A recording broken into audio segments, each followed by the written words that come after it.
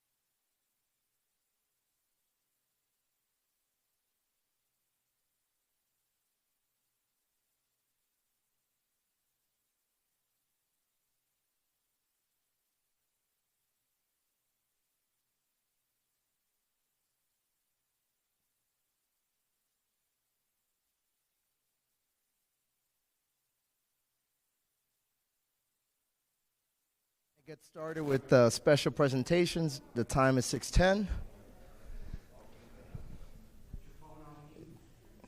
Yes, please mute your phones. Council, please come up here. Perfect. Okay, we got Councilman Fernandez coming in now. We'll wait for you to go ahead and start. So he thinks. Oh, you do?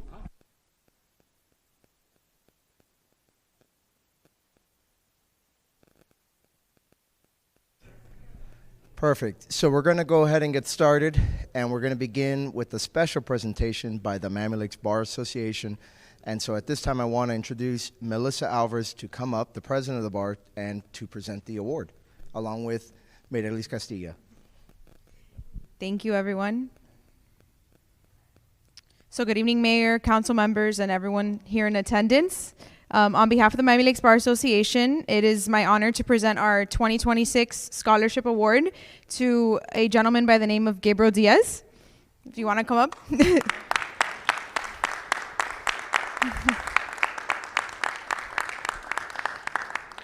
The purpose of the scholarship was to recognize an outstanding graduating senior from within our community that has demonstrated not only academic success, but leadership and commitment to their future.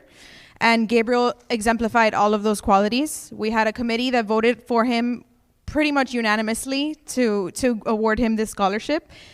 He will be attending Massachusetts Institute of Technology, so he'll be repping Miami Lakes over in Massachusetts. He plans to study computer science and environmental engineering, and we are incredibly proud to support him as he begins this exciting journey, and we have no doubt that he has a bright future ahead. Congratulations on this well-deserved achievement, and we wish you nothing but the best.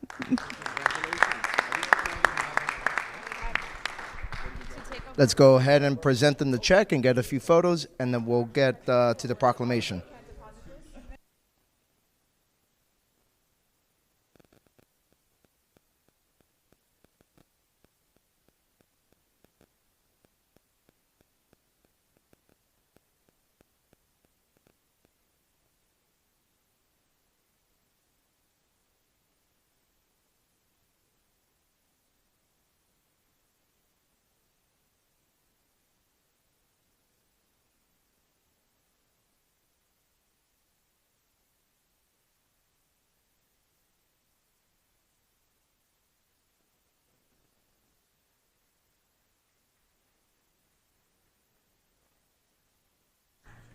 Don't spend it all at once. Or do. Well, it's his money, so. Because tuition is much more than that. True, true. Next up, I want to invite representatives of the National Scleroderma Foundation to please come up. There she is. I remember you. Welcome back to Miami Lakes Town Hall. And we have a special proclamation here proclaiming June 29th as Scleroderma Awareness Day in the town of Miami Lakes. I apologize. I may mispronounce it as I go along. But the proclamation reads, whereas scleroderma is a rare chronic connective tissue disease generally classified as an autoimmune disease where the word scleroderma comes from the Greek word sclero, meaning hard, and derma, meaning skin. Whereas a scleroderma patient's immune system becomes overactive and attacks its own tissues through an overproduction of collagen, which can cause thickening and tightening of the skin, as well as serious damage to internal organs, including the lungs, heart, kidneys, esophagus, and gastrointestinal tract. Whereas scleroderma is a highly individualized disease with the symptoms ranging from very mild to life-threatening that affects an estimated 300,000 people in the United States, including families across South Florida, and is found in every age group, with the onset frequently being between the ages of 25 and 55. Whereas prompt and proper diagnosis and treatment by a qualified physician can minimize the symptoms of scleroderma and lessen the chance for irreversible damage, but there is not yet a cure for the disease. And whereas, founded in 1998, the National Scleroderma Foundation is a 501c3 charitable organization where its volunteers work diligently throughout the month of June, recognized nationally as Scleroderma Awareness Month, to raise awareness, promote research, and support individuals living with this disease. Now, therefore, I, Joshua Dieguez, by virtue of the authority vested in me as the mayor of the town of Miami Lakes and on behalf of the town council and 33,000 Miami Lakers, do hereby proclaim June 29th, 2026 as Scleroderma Awareness Day. And I want to thank you for all your consistent advocacy efforts. Again, like I said, I do remember you, and I hope that someday we will have a cure. But I want to turn it over to you to go ahead and say a few words to those who are watching. Yes, thank you. On behalf of the National Scleroderma Foundation, Florida and Puerto Rico chapter, I would like to express my sincerest gratitude to the city of Miami Lakes for recognizing June 29th as Scleroderma Awareness Day. As a person living with scleroderma, this proclamation is especially meaningful. Thank you, Mayor Dieguez and the city of Miami Lakes for being beacons of hope for our scleroderma community. Thank you so much. We'll grab a quick photo now.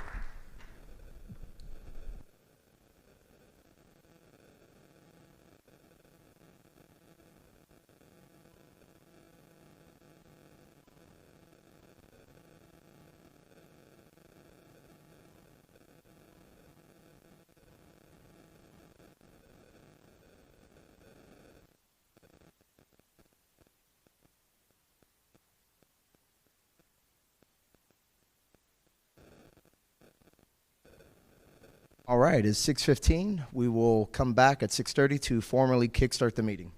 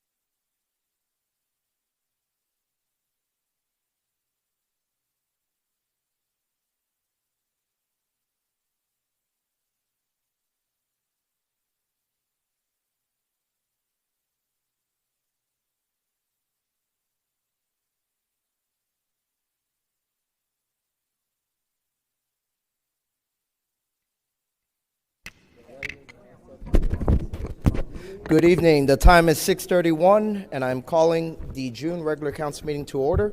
Madam Clerk, please call the roll. Councilmember Cuadra Garcia.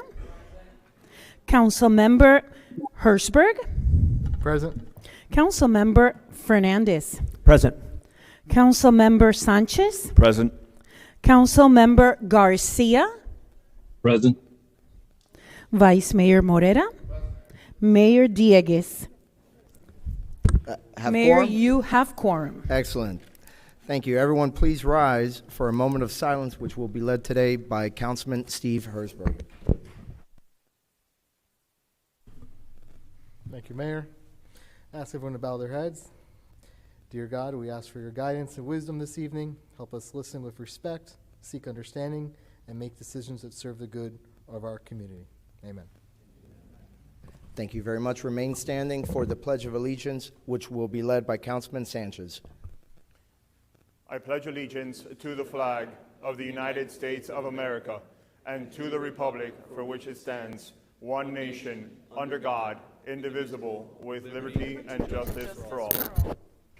Thank you. You may be seated.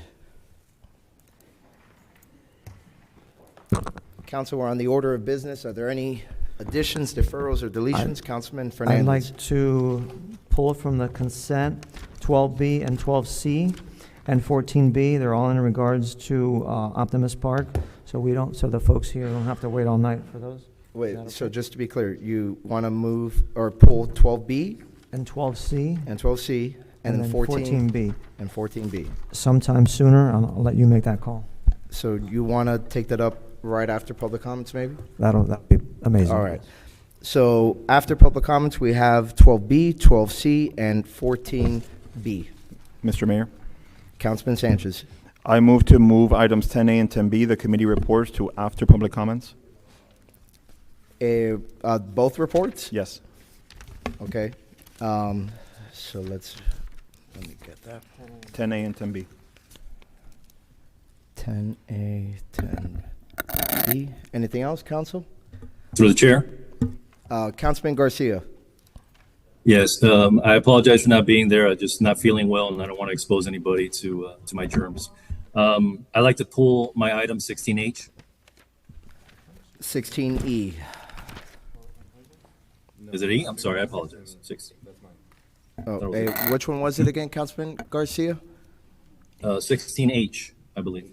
Oh, H. Yes. Okay. Okay, show that item withdrawn. And with that, Council, is there a motion? I'll I'll move. move the amended agenda. I'll second. I'll It's second. been moved and seconded. All those in favor say aye. Aye. All Aye. opposed, no. The ayes have it, and the agenda is amended as stated. With that, Councilman Sanchez, I think you wanted to be recognized for a moment of personal privilege. Yes, as we know, we lost the godmother of Miami Lakes not too long ago. She meant a lot, not just to Miami Lakes, but to Miami-Dade County and to the veteran community in the South Florida area. Because of that, I would like to request a motion on the floor to lower the Town of Miami-Dade's flag to half staff for the remainder of the month of June. Is there a motion? There is a motion to I'll lower. second. I'll second it. There is a Hold on, motion. I'm looking at the attorney, and I think he wants to say something. We just gotta double check that we can do that, as I think we have to do that in coordination with county and state officials. No, only the town Only of the Miami. town of Lakes. Miami. Only Okay, the town. sorry. No, only the town. that's fine. Okay, so it's been moved, it's been seconded. Any discussion? Seeing none, all those in favor say aye. Aye. Aye. Excellent, the motion carries. Yeah. And we are now in public comments. Madam Clerk? Good evening. Please, as I always state, please, if you're here today and you would like to provide public comments, the only thing you need to do is approach the podium, state your name and address for the record, and we will give you 3 minutes to speak. And as well, we always welcome the public that is online. If you wish to speak and you're remote, the only thing you need to do is raise your hand by clicking on the reactions icon and selecting raise hand, and IT will allow you to speak. We will as well give you 3 minutes. And if you decide to call in during the meeting, or you want to listen to the meeting and you want to participate, the only thing you need to do is raise your hand by pressing hashtag number 9, and we will allow you to speak as well. And please, as we always state, all comments and questions from the public shall be directed to the mayor in a courteous tone. And to ensure the orderly conduct and efficiency of the meeting, public comments will be limited to 3 minutes. Welcome to the meeting. And again, welcome.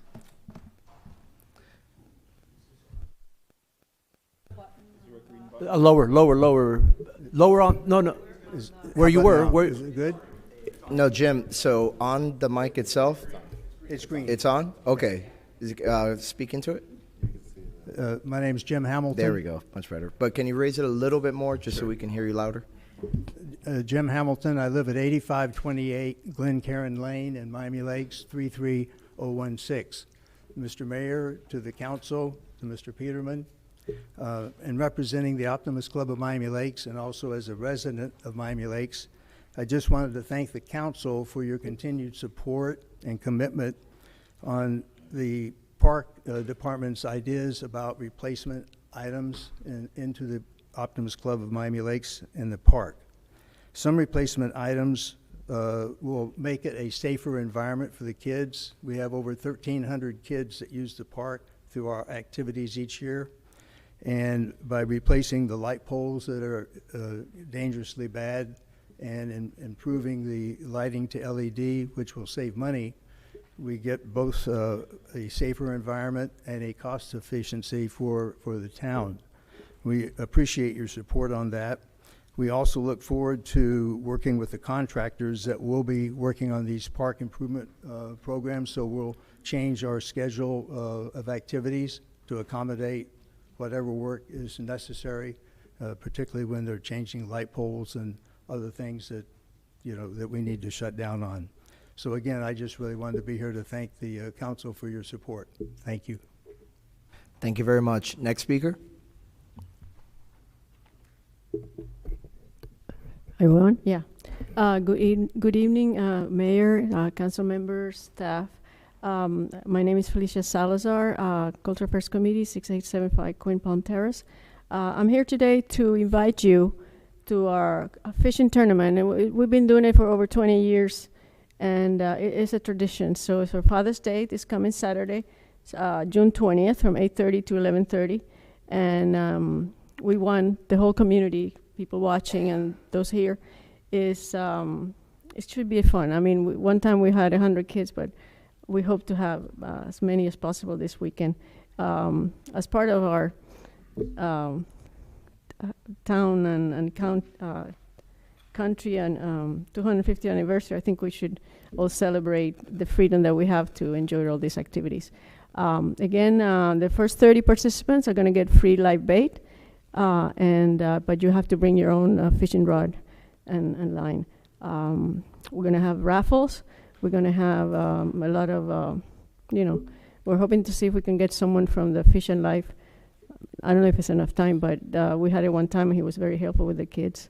And again, we're going to have raffles, goodies, food, and so forth, just snacks. And also, since we're not going to be seeing each other after that, the 4th of July, as you know, is our big event, and you're all welcome to come. It's going to be a big one. Like I said, it's 250 years of independence, and we're going to have lots of activities for everybody, young and old. And please spread the word for the fishing tournament and our 4th of July. It should be fun. Thank you. Thank you very much. Next speaker.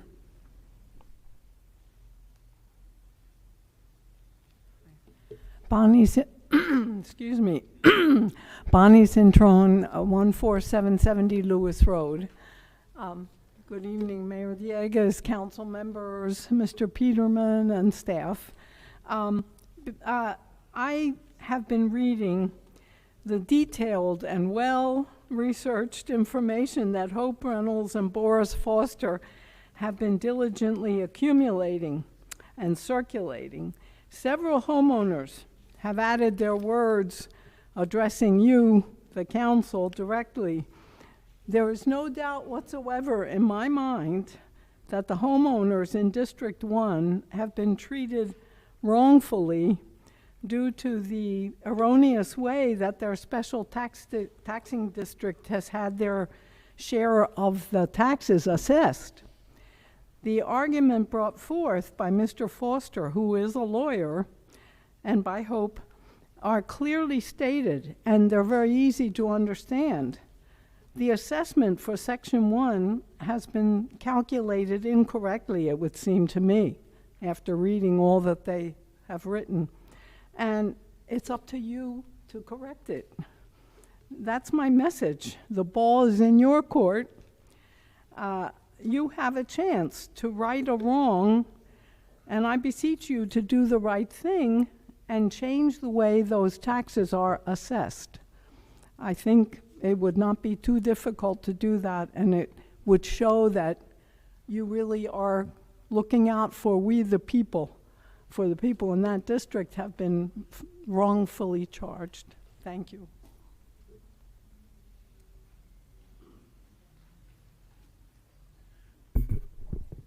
Good evening, Mayor Dieguez, Council. My name is Roman Garcia, 7664 Northwest 180th Terrace. I am one of 3 committee members that represents the MLO Flag Committee. Just wanted to give you guys a little bit of an update. We just came back from Bradenton from the AAU World Championships, and our travel team that represents our organization in 16 and under won the World Championships. Our 14 and under, 12 and under, and 11 and under all finished top 10 in the world in Bradenton, and we came back last week and played in another tournament in South Kendall. Our 16U went up against 18-year-old kids in that division, winning the championship there. And now our 16U will be representing Miami Lakes at the AAU World Championships in Iowa City, at the Junior Olympics in Iowa City at the end of July. So I just wanted to let you know we're here to support the items that are on the agenda tonight for the enhancements to the park. It just shows we want to continue to grow our program, to continue to give the kids the opportunity to excel in their fields. Thank you. Have a great night.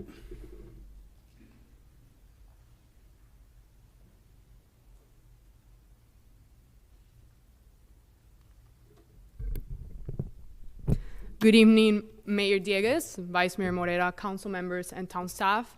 My name is Carolina Cuba, 19611 Northwest 52nd Avenue, and I'm a student here at Miami Lakes. Tonight I'm speaking in support of item 16L, the Youth Advisory Board. This is something that began in 2024 through the efforts of my peers and I, because we believe that young people deserve a meaningful way to participate in local government. I want to thank Vice Mayor Morera for bringing up this item and the council for considering this opportunity for young people. When the original resolution of the Youth Advisory Board passed in 2024, my peers and I were excited about the opportunity of having a direct voice in local government. Unfortunately, the board then was never established. And while that was disappointing, we never stopped believing in the purpose behind it. If you think of it, young people are not just the future of Miami Lakes, but we are also the present. We attended schools, participate in its programs, and we also volunteer in this community and are affected by every decision made by this council. Therefore, it is the removal of the residency requirement is crucial, as many students who are invested in the town of Miami Lakes may not necessarily reside within the town's boundaries. So removing this barrier will ensure that the board can represent the students it's intended to serve. The Youth Advisory Board will provide students with an opportunity to engage in civic life, learn about local government, and show their perspectives. By establishing this board, Miami Lakes is not only giving students a voice today, but it's also investing in the leaders of tomorrow. What began as an idea shared by groups of students in 2024 now has the opportunity to become a reality. That is why I'm standing right here in this podium today, just like I did 2 years ago, asking for your support on this item. Thank you.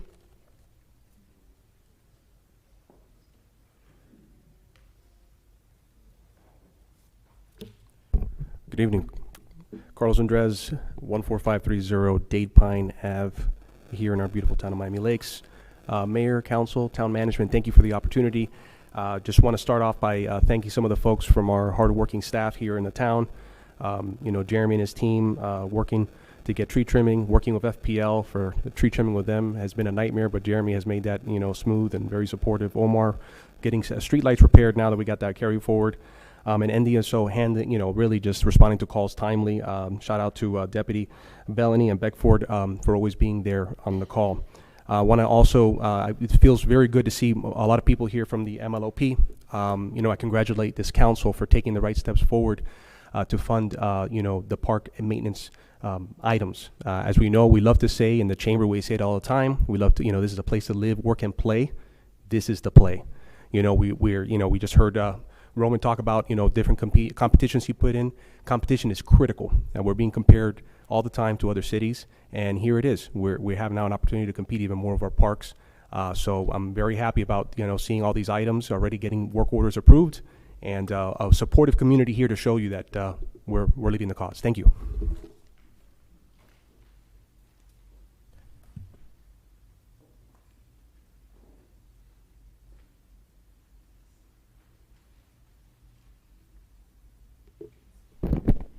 Good evening, Mayor, Council, staff. My name is Homero Cruz, 8515 Northwest 169 Terrace. Coming in front of you on item 16K, which has to do with the resident notification of HOA restrictions, presented by Councilman Garcia. Give you a little bit of history. When we did not have a town and we were part of Miami-Dade County, Sangra Development had accomplished an agreement with the county that in order for people to do an addition or do anything in their houses, they will have to come with a letter of approval from Sangra before the building department can go ahead and issue a permit. Since we became a town and we had our own building department, I've been arguing this all these years, that we don't have that. We have just a piece of paper that we give the owners. They'll read it, and sometimes they don't even come in front of the HOA. In our case, in Royal Oaks, we have an HOA and we have an ARB, and we are very, very picky on our bylaws and how people should conduct themselves. I serve on the Planning and Zoning Board. I've seen cases for a zoning hearing where we go ahead and approve them, and I know that they're not in accordance with the bylaws. What happens then? People spend $20,000, $30,000, and then the ARB or the HOA cannot approve those plans. So what do we do? What do we tell them? You have to rip it off. You can't do it. Like right now, let's say somebody wants to come in front of the building department in Royal Oaks and say they want to enclose the garage. Under the building code, there's nothing that says that you cannot do it. But our bylaw says very clearly that you have to have a 2-car garage. So you go ahead and issue the permit, they build it, they take out the garage, and then maybe a year later, they want to come in front of the ARB, or we do an inspection, or the rounds that we do twice a week, and we realize that the house has no garage. I'm asking that we should not complicate things. We should make it easier for the HOAs and for the owners. How? The same way we used to do it back in the days with Sangra. Don't accept any plans if they don't come with an approval from the ARB. And don't issue a permit. Same thing happens with the metal roofing. Under our new code, we can allow metal roofings. But there's a section in Miami Lakes where metal roofings, I know Jim Hamilton wanted to put one in his house, and he couldn't, because the bylaws there don't allow a metal roofing. But Jim did the homework. He went in front of the HOA before getting a permit. So I'm asking you to please consider having this requirement before anybody can present plans and issue any permits. Thank you.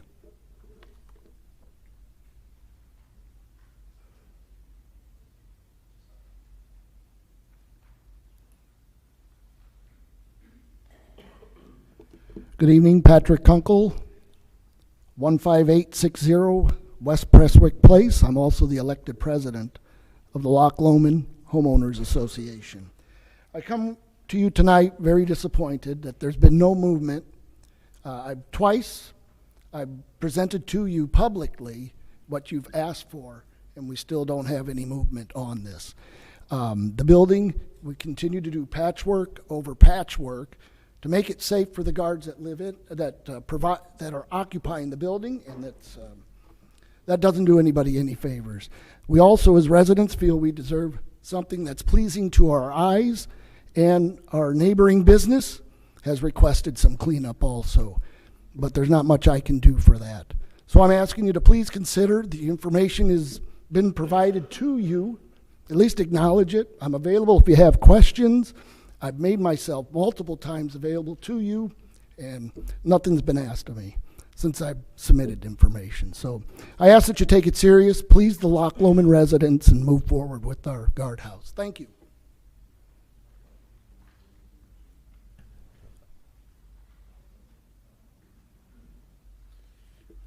Hello, good evening, Mr. Mayor, council members and staff. My name is Wayne Reinhardt. I live in Loch Lomond. I've lived there for over 23 years. I'm the past president of the HOA. I started as president back when Dade County was in charge of the special taxing district. That's a long, long time ago. And that was pretty bad because going through their procurement department, it was horrible. So like when the AC broke in the guard shack, I would just hire my handyman and go to Best Buy and buy one and put it in. I paid for it out of my pocket. Just like all the security cameras there, as well as the screen and the concrete poles holding those cameras, I put in and I paid for. Okay, so I dealt with the county, which was like almost impossible, and then you gentlemen took over the special taxing district, and I was very encouraged that now things were going to happen fast. It's not happening fast enough. It is very, very bad, that building, and I'm surprised somebody hasn't gotten hurt either going in or out of that building. I would ask you guys to please do what you can to let's get a decent building put up there. Okay, if you're short of funds, I don't know, Mr. Gustesi, you'll know, but if there's some private funds that can be raised, you know, I can raise it in Loch Lomond, but let's please move this along. I beg you. Okay, the residents of Loch Lomond, as you saw in the numbers, we pay 3 times as much as any other association. I know the main reason for that is we have a rover and all those other associations don't. So I understand why it's a little high, okay? And maybe we don't have as many homes as some of the HOAs. But we deserve this. We deserve this. And I've had many discussions about a restroom for the security guards. The Grahams, which Bob Graham used to live in the neighborhood, he committed to using those restrooms at the golf course, which is like 30 feet away from the guardhouse. And I've talked to all of them, and they're fine with walking that 30 feet. And then Charlie DeLuca at the golf course, he's remodeled them, and they maintain it very well. So the bathroom, thank God, is not an issue, because bringing the sewer line across the road and building the bathroom is very costly. So we don't have that expense. So it's pretty much 4 walls, a couple windows, and an AC unit.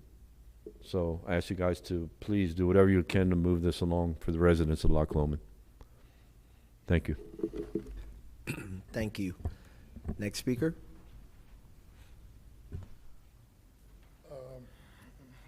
I might sound, we're here for the security guard, the gates? Eh? In this period, you can speak about whatever you'd like. Oh, okay. Yeah.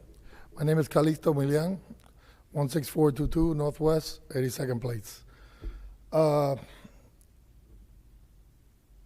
I'm tired of more money getting spent and we don't resolve anything, because those security guards don't do anything, just throw pictures all day. Those pictures, if you want a picture right now, if somebody goes to steal something in your house, that happened to me before, and I called the cops, I went to the security gate, they didn't want to give me the license, I did all kinds of stuff, nothing got done. The biggest problem we have is not even the security guard, it's the little doors that kids are riding with the bikes at night, they open all the cars, okay? They know sometimes that they can't get through the security, but they open all the guards. They just open the doors, they go through the sidewalk, and they ride around bikes at 3 o'clock in the morning. Sometimes I get up at 4 o'clock in the morning, and I see them. And they ride around, they open everybody's car, they take everybody's, glasses, phones, computers, and nothing gets done. You know, just like I ran by the security gate, I saw them putting an air conditioning on. That air conditioning cost the city $4,800, a Goodman. With $4,800, I could get a 5-ton unit out of my house installed. I spoke here a couple months ago, and I keep saying, we're bleeding money. Why are we spending all this money? You get that little air conditioner could be replaced with a split unit. It would have been $600-700. It's $300 to install it. I don't know why we're paying all this money, and money coming out, and money coming out. It doesn't make sense anymore. And now I hear too that they want to make a bathroom at the park. $800,000 for a bathroom that wants to get done at the park? It's crazy. It's crazy. Come on, you guys went to school. All of you guys went to school. I didn't go to school. I can't read and write. But I'm a self-made millionaire, believe it or not. Okay? I own 27 properties. JC knows me. But come on, man. Try to do things cheaper. Run the city like if it was your business. Run the city like if it was your business. I'm not trying to tell you you're stealing money. I'm trying to tell you you need to save money where everything in the city gets paid double or triple. Why does that happen? Why? Why? Nobody ever could explain that to me with the government. Why are we paying more money when you could get somebody to do it cheaper? We don't need those guard gates anymore. We don't need them. All it creates is traffic. Everything is traffic. You don't resolve anything. You know, I don't know, I can't fix the city, but I'm just trying to tell you to think before, you guys do something. Because I can't understand, a couple of years ago, $1,800 for a fan. Now $4,800 for Thank one you, sir. unit. For a 1.5-ton unit, $4,800. I don't know if both of them got replaced or four of them Sir, got I'm sorry, your replaced. time has expired, and I have to be fair to all the other individuals that want to speak. But Councilman Cuadra Garcia has made a motion to extend the gentleman's time by 30 seconds. Is there a second? Second. It's been seconded by Councilman Fernandez. Madam Clerk, please call the roll.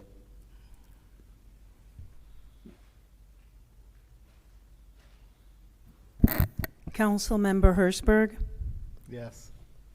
Councilmember Fernandez, Yes. Councilmember Cuadra Garcia, Councilmember Garcia, Yes. Councilmember Sanchez, Yes. Vice Mayor Morera, Yes. Mayor Dieguez. Yes. The motion passes. Thank you. You have 30 more seconds. Madam Clerk, please put that back on the clock. And for those that already spoke, you have 30 additional seconds should you choose to come back up. You ready? So, it's all I'm asking is, man, come on. You guys have a college degree. I know how to run a business. I can't even read and write. I'm not embarrassed to say it because I could do anything in my life. But it's embarrassing when you get somebody like me up here, and tries to tell you guys, how to run something, Look at Bukele. He's running a country that nobody's stealing money. He's doing the right thing. You guys could do it too. Find somebody. Carlos got my number. Find somebody. I have an air conditioning guy I called before I came here. He would have Mayor, done that job for $2,800. 30 You know? seconds, I'm You sorry. gotta save They're the up. city. The 30 seconds are up. Thank you. Thank you. Mr. Mayor, if I may for 1 second. Okay, and then I'll jump in after you. Just to maybe it was the same thing. This issue, the special taxing district is a public hearing, is it not? So they'll have another opportunity to come up and speak if anyone, just to make sure everyone's Yes. aware of that. Now, before we go to our next speaker, I did want to take and this is very rare. Normally, I'm not in favor of this because it holds us up. But I just want to explain to you that, because, as we've explained to Councilman Cuadra Garcia before. Huh? I'm not trying to disrespect anybody. No. I'm not taking I'm trying offense. to face my opinion. I have my opinion. If I understand, but let me speak, please. I know, I'm trying to answer your I'm- question. I'm trying to answer your question. I don't want to embarrass. I'm not No, trying. nobody's embarrassed. I'm not trying to tell you guys that I'm better than you guys or anything. I'm This just is- trying to tell This is you. normally why we don't engage in back and forth, but I'm trying to answer your question, right? Things in the government are naturally more expensive because by law, we are required to put a bid out for the services and materials that we receive. we can only select from those that are ultimately go through that process. So it's not as simple like in our everyday lives with business, trying to go to a retailer to try to get a unit or to try to get additional office supplies. It's not that simple, and that's usually what drives up the cost a little more, because there's only a couple vendors perhaps that are willing and able to do the work or can meet the requirements to be able to bid on the work in the first place. So that's usually what happens. So I just wanted to clarify that it's not as simple as what at times Councilman Cuadra Garcia has stated, that we just go and find a contractor from a friend and then we just hire them to do the work. I just wanted to clarify that does, for all governments, add to our costs. Just wanted to explain that. Can I say one more thing? Just one more thing. If- I have friends that work in the government, and they work for ICE, and they work in the government. And when October comes around, they have to spend all the money that's there in the bank, because if not, next year they get less money. That's why the government pays more money. What I'm trying to say is, you guys need to, trying to fix the problem. You guys need to fix it. Thank you.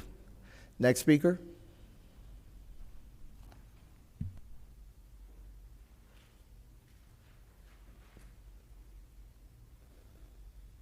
Mayor, Councilman, Eric Sanchez, 9030 Northwest 162nd Terrace. Wanted to come here because I think it's a great opportunity, since the Optimist is here, to ask for money for works. There's a very big problem happening at the Optimist, and I think the council needs to know about this. There are coaches that are allowed to coach who are assaulting umpires, assaulting other coaches, and when there's reports made about these things happening, they reprimand the person who reports it, being me. I gave them a lengthy report detailing things that happened with a coach, and as a result of that report, without insulting anybody, without calling anybody any names, simply laying out the facts, I was dismissed. And I think that there needs to be pressure on the Optimists that this cannot be allowed to happen, because it's a liability issue for the public, for coaches to be allowed to be a coach when they're assaulting umpires, and not only assaulting umpires, assaulting other coaches, and berating their own kids, dropping F-bombs. You can see the kids, how they react to how the coach demeans them on a daily basis, her own kids. So, and as a result, and as a reward, the Optimists decided to name this coach an all-star coach as a representative for them to represent. This is what Miami Lakes is about. So I think that this council, I ask that they hold the Optimist feet to the fire and ask more questions and demand more from them. Thank you. Thank you. Next speaker. Anyone else in chambers? Okay, Madam Clerk, anyone online? Yes, we have several participants. I'm going to call them as I see them. Mr. Abel Fernandez, I see you have your hand raised. Welcome to the meeting. Please unmute yourself.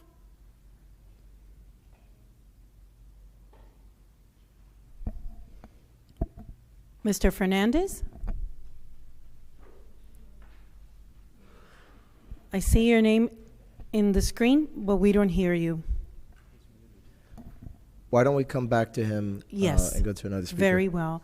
So I'm going to call Mr. Adonis Sardinas, who also has the hand raised. Welcome to the meeting.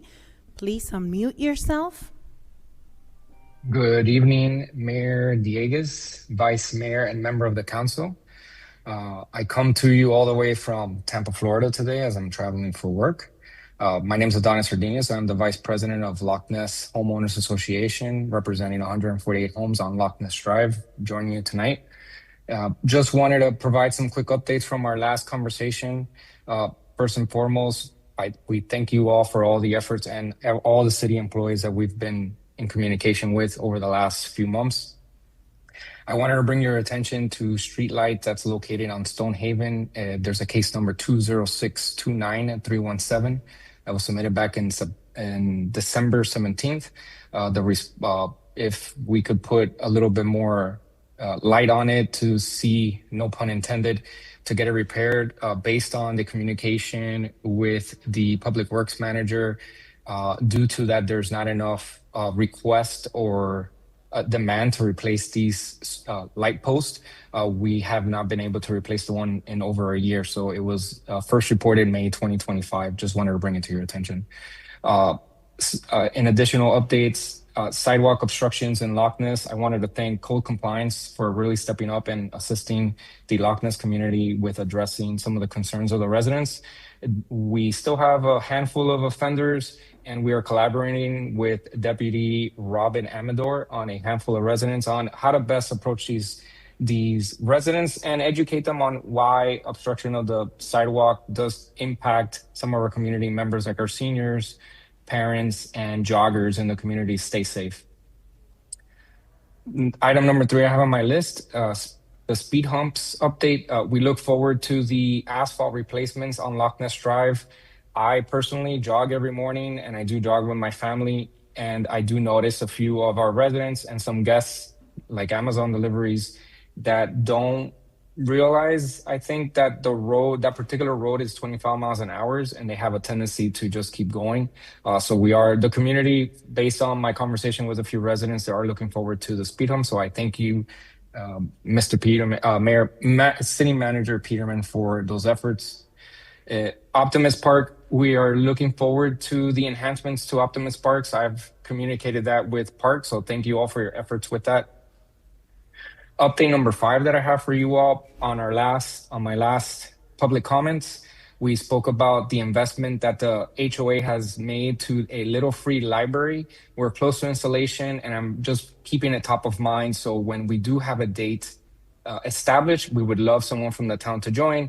And in closing, thank you all for your continued partnership. The Loch Ness HOA is engaged and very grateful for the town responses. With that, Adonis Sardinias from Loch Ness HOA, and I wish everybody a good evening and a happy early Father's Day and a happy 4th of July for everyone in the chambers tonight. Thank you, Mr. Sardinias. Next public comment. Yes, another participant that I see with a hand raised, Michelle or Michael Benitez. Welcome to the meeting. Please unmute yourself. Hi, Michelle Benitez, 16422 Northwest, 82nd Place, Royal Oaks. I wanted to bring up to the attention of the guard gates. I know Mr. Calixto Milian spoke about the guard gates earlier. The guard gates are basically useless. I got hit by the pole of the guard gate, and when insurance companies asked for videos, there was no videos. There's just nothing. The security company we have right now, it's not the best, I would say. And communication-wise, Town of Miami Lakes was very good. Now, with the security company, it was horrible. We just got a paper now that our HOA was going to be raised. How is our HOA going to be raised when we have that new community that they're building in the back with those $2 million cookie cutter houses? Yeah, it's the same thing with the air conditioner. How can an air conditioner cost $4,800 when it's impossible to just keep on bleeding money, and the HOA really here doesn't do anything. Anything has to go with Town of Miami Lakes. Yes, you could have a metal roof with Town of Miami Lakes, but no with Royal Oaks. So something has to happen, either getting rid of the guard gate and the HOA period, or, putting better systems in place. But something needs to work because, for example, the accident on my car, I had to pay out of my pocket. Because there was no video, there was no proof, but it was my fault. Yeah, I would have run that pole, and I bet you anything that video would have appeared in a quarter of a second.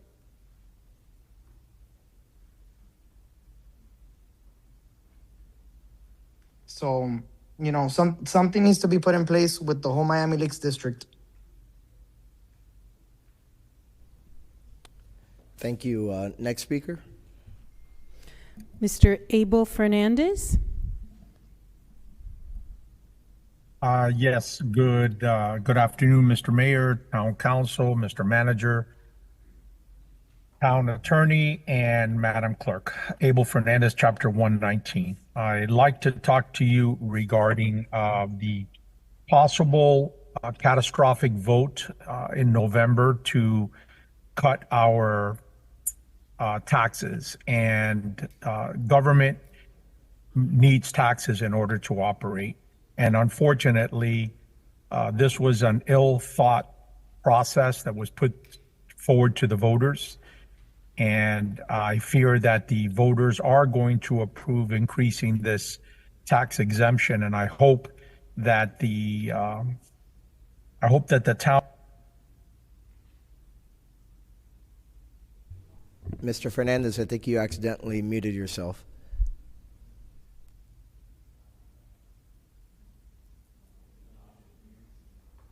Not allow.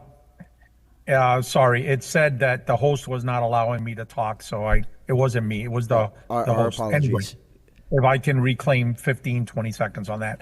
Mr. Mayor, I am sure that you're concerned, as many of us are, because critical services need to be funded. I think our budget is lean. You guys are doing a great job. But cutting our taxes is going to be catastrophic. It's beyond belief that our senator for the state, for our area, Mr. Brian Avila, and our House Representative Tom Fabricio both voted for this disaster, and shame on them for what they did. In regards to Councilman Garcia asking police officers to carry Narcan, that is not necessary.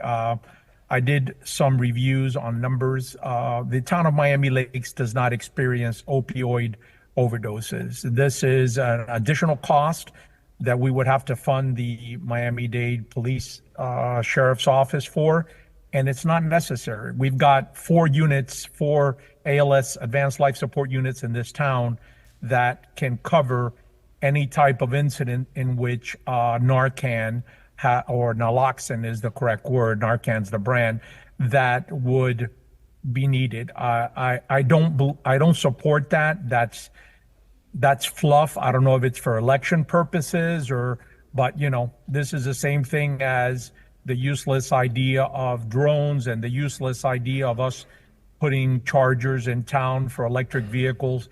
I ask that you try to get Councilman Garcia Ray Garcia to concentrate on real issues like broken sidewalks, lights out, and then these ideas that just add to our expenses unnecessarily. Thank you for your time, Mr. Mayor. Thanks for the great job you are all doing. I am concerned, as I said, about what's going to happen with the tax in November. Thank you, Mr. Fernandez. Next speaker. Next speaker is in the screen with the name of AM. I only see the initials AM. If you want to participate and speak, please unmute yourself now.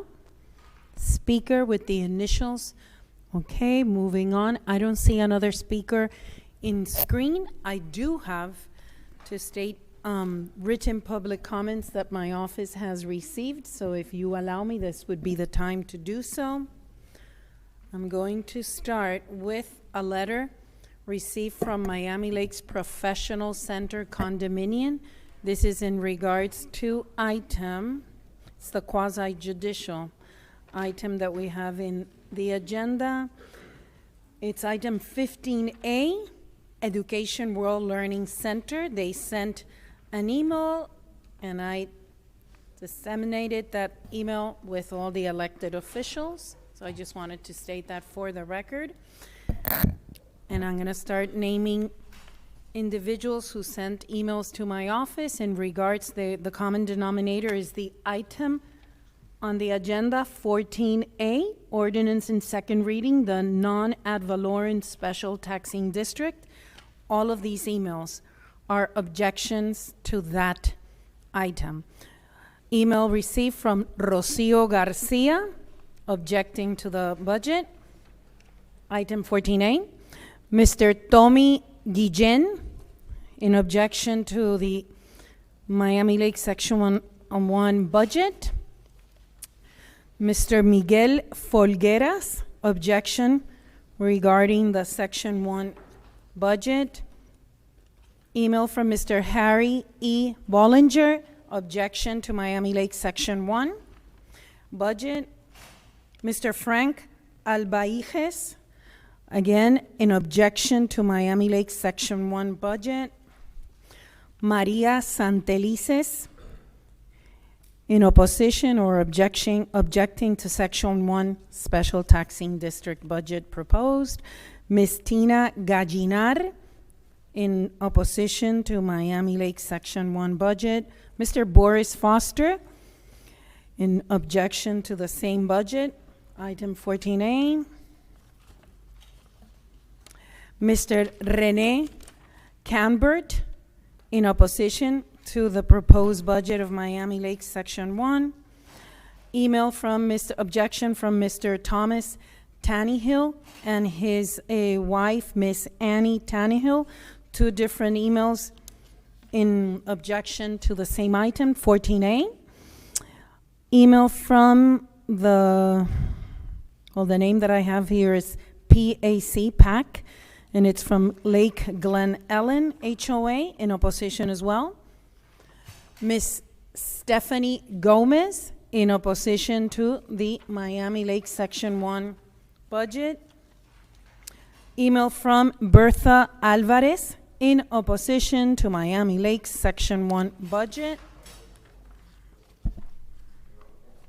Ms. Susana Herrera, in objecting to the calculations done regarding same item, 14A. Mr. Albert Aguiar, in opposition to the calculations done to the Miami Lakes Section 1 budget. An email from, in opposition, of course, to Miami Lakes Section 1, item 14A, of Ms. Hope Reynolds. And in said email was included the opposition or the objection from Ms. Bonnie Cintron and from Mr. Pedro Gonzalez. So let the record reflect that all these individuals objected to item 14A. Thank you, Madam Clerk. And before we move on, I want to acknowledge a special guest who is with us in the audience today. We have Judge Christopher Benjamin with us. Sir, please stand and be recognized. Thank you for joining us today.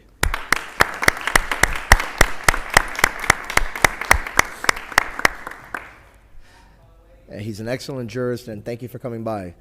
With that, we are now going to the combined items 12B, 12C, and 14B. I'm aware that 14B is an ordinance on second reading, so at this time, I'm going to ask the attorney to go ahead and read the ordinance into the record. 12B, correct? Well, on 14B, that's the ordinance on second reading. 14B, okay. An ordinance of the Town of Miami Lakes, Florida, amending the town's fiscal year 2025-2026 budget established by Ordinance 25-346, providing for expenditure of funds, providing for amendments, providing for repeal of ordinances in conflict, providing for implementation, providing for severability, and providing for an effective date. Thank you, Mr. Attorney. This item is a public hearing item, so I'm going to go ahead and open it for public comments. This is 14B. Anyone in chambers wishing to speak? Seeing none, Madam Clerk, anyone online? Again, 14B. Again, the individuals, the participants online, if you want to participate and provide comments, item 14B, which is an ordinance in second reading regarding the budget amendment, please unmute yourself now and welcome to the meeting. Okay, seeing none, public hearing is now closed. And now, council, I'm going to go to the manager to go ahead and introduce the items before we go to a motion. Yeah, this is the item you saw last month. It's unchanged from last month. It is moving the money that we have in park improvement impact fee funds, moving it into the MLOP capital account to fulfill the list of items that the council approved at last month's meeting, to move forward with the improvements, primarily safety and ADA compliance improvements at the Miami Lakes Optimist Park. I'll move it. Okay, it's been moved and seconded. Any discussion? Okay, and again, this is for 3 items, but Madam Clerk, go ahead and call the roll. Okay, so regarding motion 14B, budget amendment. It's for all three. Okay, but because it is an ordinance in second reading, item 14B, Yeah, in I think addition. You prefer that we take it individually? Okay, because the motion initially, when we were amending the agenda, was to take them up together. I think the After- vote on after the public ordinance has to comments. be separate. Yeah, I would vote on the ordinance separate and then vote on the resolutions or procurement items separate. Mr. Okay, Mayor. so I let's would let's go bifurcate. ahead and vote on the Because, and I'll on explain why. 14B. The ordinance is a public hearing, the other ones are not. Okay, all right. So 14B, Madam Clerk, please call the roll. Yes. Ordinance in second reading, item 14B. Councilmember Garcia. Absolutely, yes. Councilmember Sanchez. Yes. Councilmember Fernandez. Yes.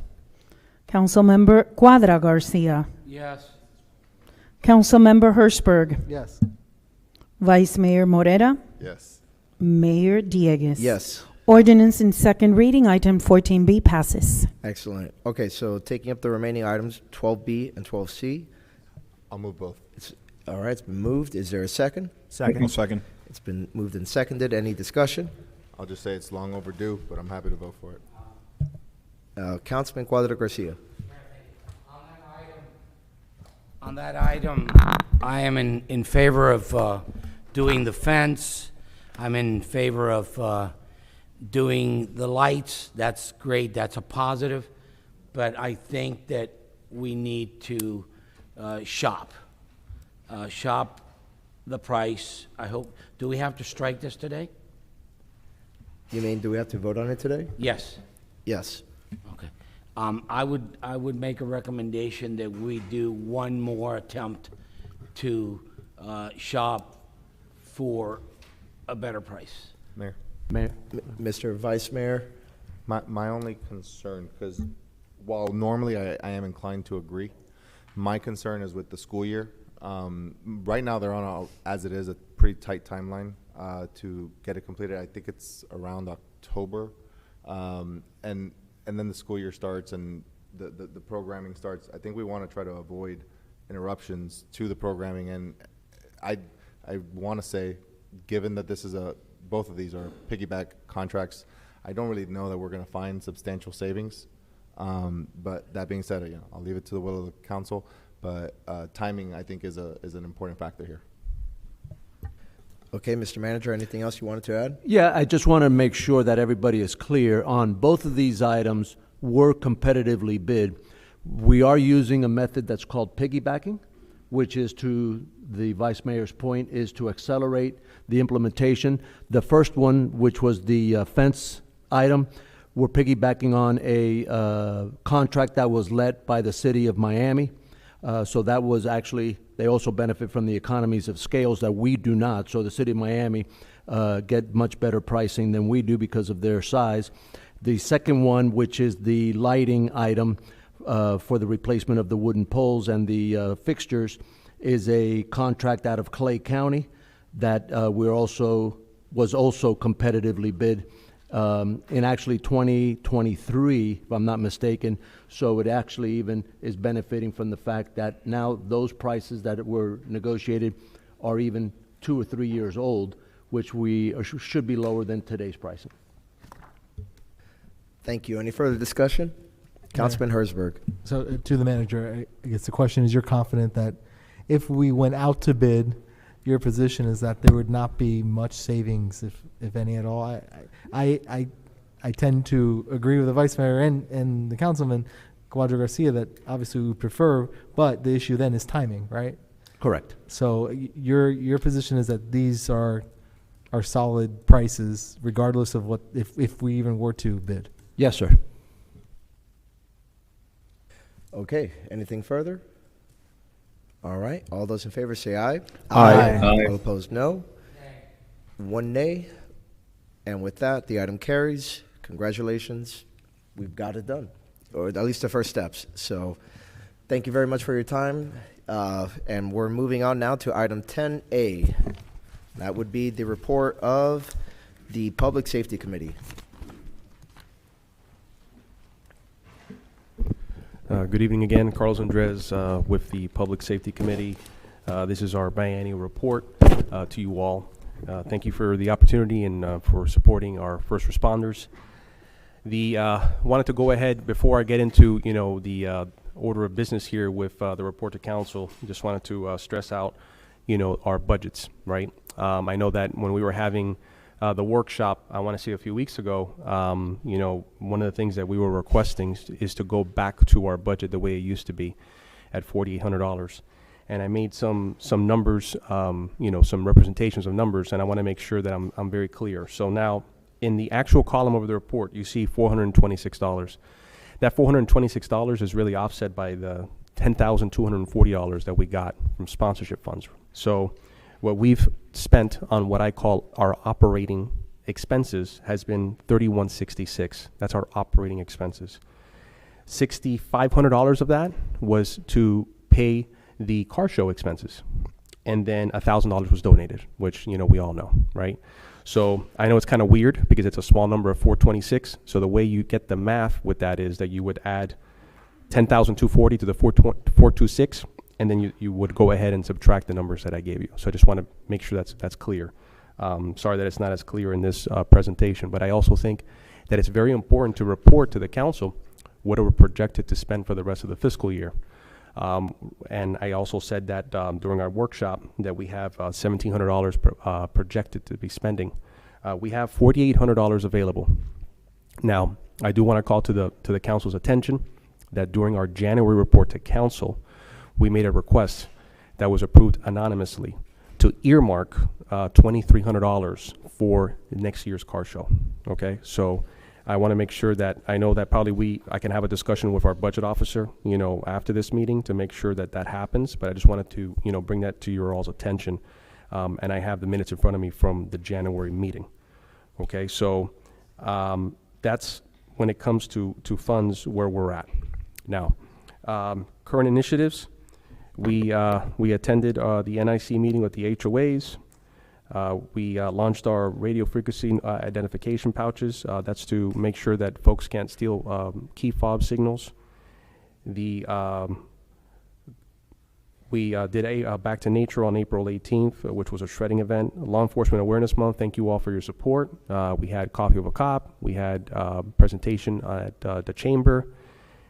We launched our Slow Down yard signs, which has been a very good campaign. We've received nothing but positive feedback from the community. Lots of requests from different folks around town to get it at their parks, at their homes, and just very happy overall with the support for that campaign. We were, correctly, I actually just gave our major the golf cart public safety, or let's just call it public golf cart safety tips for now. We'll call it that. And essentially what this is, and I even remember our town attorney Gastesi speaking about it, is we're going through the ordinance that established the golf carts, going over some of the requirements in place, and just making it very proactive. We're working with the golf cart, Miami Lakes Golf Cart Club, to make sure that we get it out there, and just putting a lot of stress on safety. That some of the concerns we've been hearing from residents, like kids riding in the carts without car seats, people overcrowding carts, people riding on golf carts on sidewalks. So we want to make sure to bring that attention, especially now in the summer, to the community. We are going to be partnering up with NIC for the Life Ring demonstration PSA as well. And then what we have going on right now, I actually just, I want to say last week, received approval from, the Grams on the summer safety tips. What we do for that is just, bring up 4 examples of summer safety issues that we keep having, put it on the Miami Laker, put it out on social media. We have a swimming lessons initiative that I'm going to be asking for the support of this council on in the organization here of our new report. We have the annual deputy and fireman recognition in September, National Coffee or Cop in October, and we have our Cars for Heroes on November 14th. So we actually moved it up a little to November. It's going to help out a lot with the weather. Now, new initiatives, going down here in the order of business. So the Miami-Dade County has what is called the Zero Drowning Prevention Program.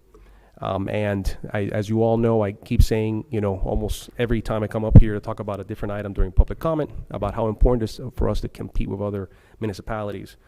So we felt in public safety, and this was actually something Johnny Torres thought of a few years ago about, having swimming lessons. So Zero Drowning is a program. They work with a lot of municipalities, and they want to talk to us. So I don't know what it would cost. I'm hoping it's free. because it is the county that's doing this and reimbursing us for any expenses. But we want to instruct staff. I already have an email that was introduced to Jeremy and to also to Claricel to start the conversations with this program. Might not be in time for this summer, but we'll get it lined up for next summer.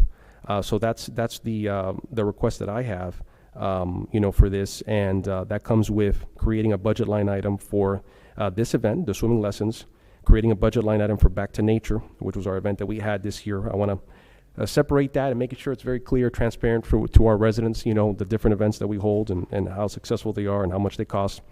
And that's essentially what I'm doing here. And the estimated amount that we have for the current fiscal year for the Back to Nature is $400. Might be a little more expensive next fiscal year because they helped us out this year. And then the last item on our list here is the Communications Department has requested that we present to you all our new public safety logo. Essentially, it's what we have right now, just a little modernized. We tend to love it. But yeah, those are essentially, the items that I'm presenting to you all, and I'm open for questions. Thank you, Chair. Any questions or comments? Councilman Sanchez, you're recognized. Mr. Chair, thank you very much for all the information. I very much appreciate everything that you've put forward, everything you've done, and everything that you're going to continue doing. You know that I've been a very big supporter of the Public Safety Committee. Safety just not in our homes, but in our streets. With our businesses, it creates a great ecosystem that is Miami Lakes. However, on the other side of that coin, we know what might happen in November of this year, and we have to be, save a penny for a rainy day. Being an accountant, you know that very well, which is why at the day that we had the budget conversations with all the committees, we stated that we were going to leave it flat. I wholeheartedly support the swim initiative. That would obviously be for next summer. I would have to recommend tabling that for now, putting it on the back burner per se, just until we see what the results are in the November ballot for the tax, the property tax reduction that they are proposing in Tallahassee. And we hope for the best, but prepare for the worst. And this is one of those situations this year. It's an outlier type of year, but I applaud that initiative, and you can count, I'm pretty sure, on all of our support to continue helping the Public Safety Committee, even if I myself have to help you with sponsorships for the car shows or anything else. Right. We have to start seeking other avenues of funding just because of what's coming down the pipeline. But I thank you for everything that you've done, from the car shows to the Coffee with the Cops to the first time ever, the open house at Station 64. I applaud all those efforts and know that you have our support, but we also have to live in that world where we don't know what's going to happen come November. Right. All right. Thank you, Councilman Sanchez. For my own part, seeing no other comments at the moment, I guess I want to echo first and foremost Councilman Sanchez's points, but I also wanted to ask, the amount that you're requesting, this $400 for the Back to Nature event, is this a line item transfer of money you already have, or are you asking for additional funds? No. Not additional funds, just to have a separate line item so that we can identify Back to Nature. Which line item would you take from then? I think it would be under possibly the events public safety. So it's account 548. Yeah, they're all 548. So yeah, it would be the one that has that says 13905. Yeah, bifurcate the 13905 right to 400. Okay, Madam Budget Director, is there any issue with that?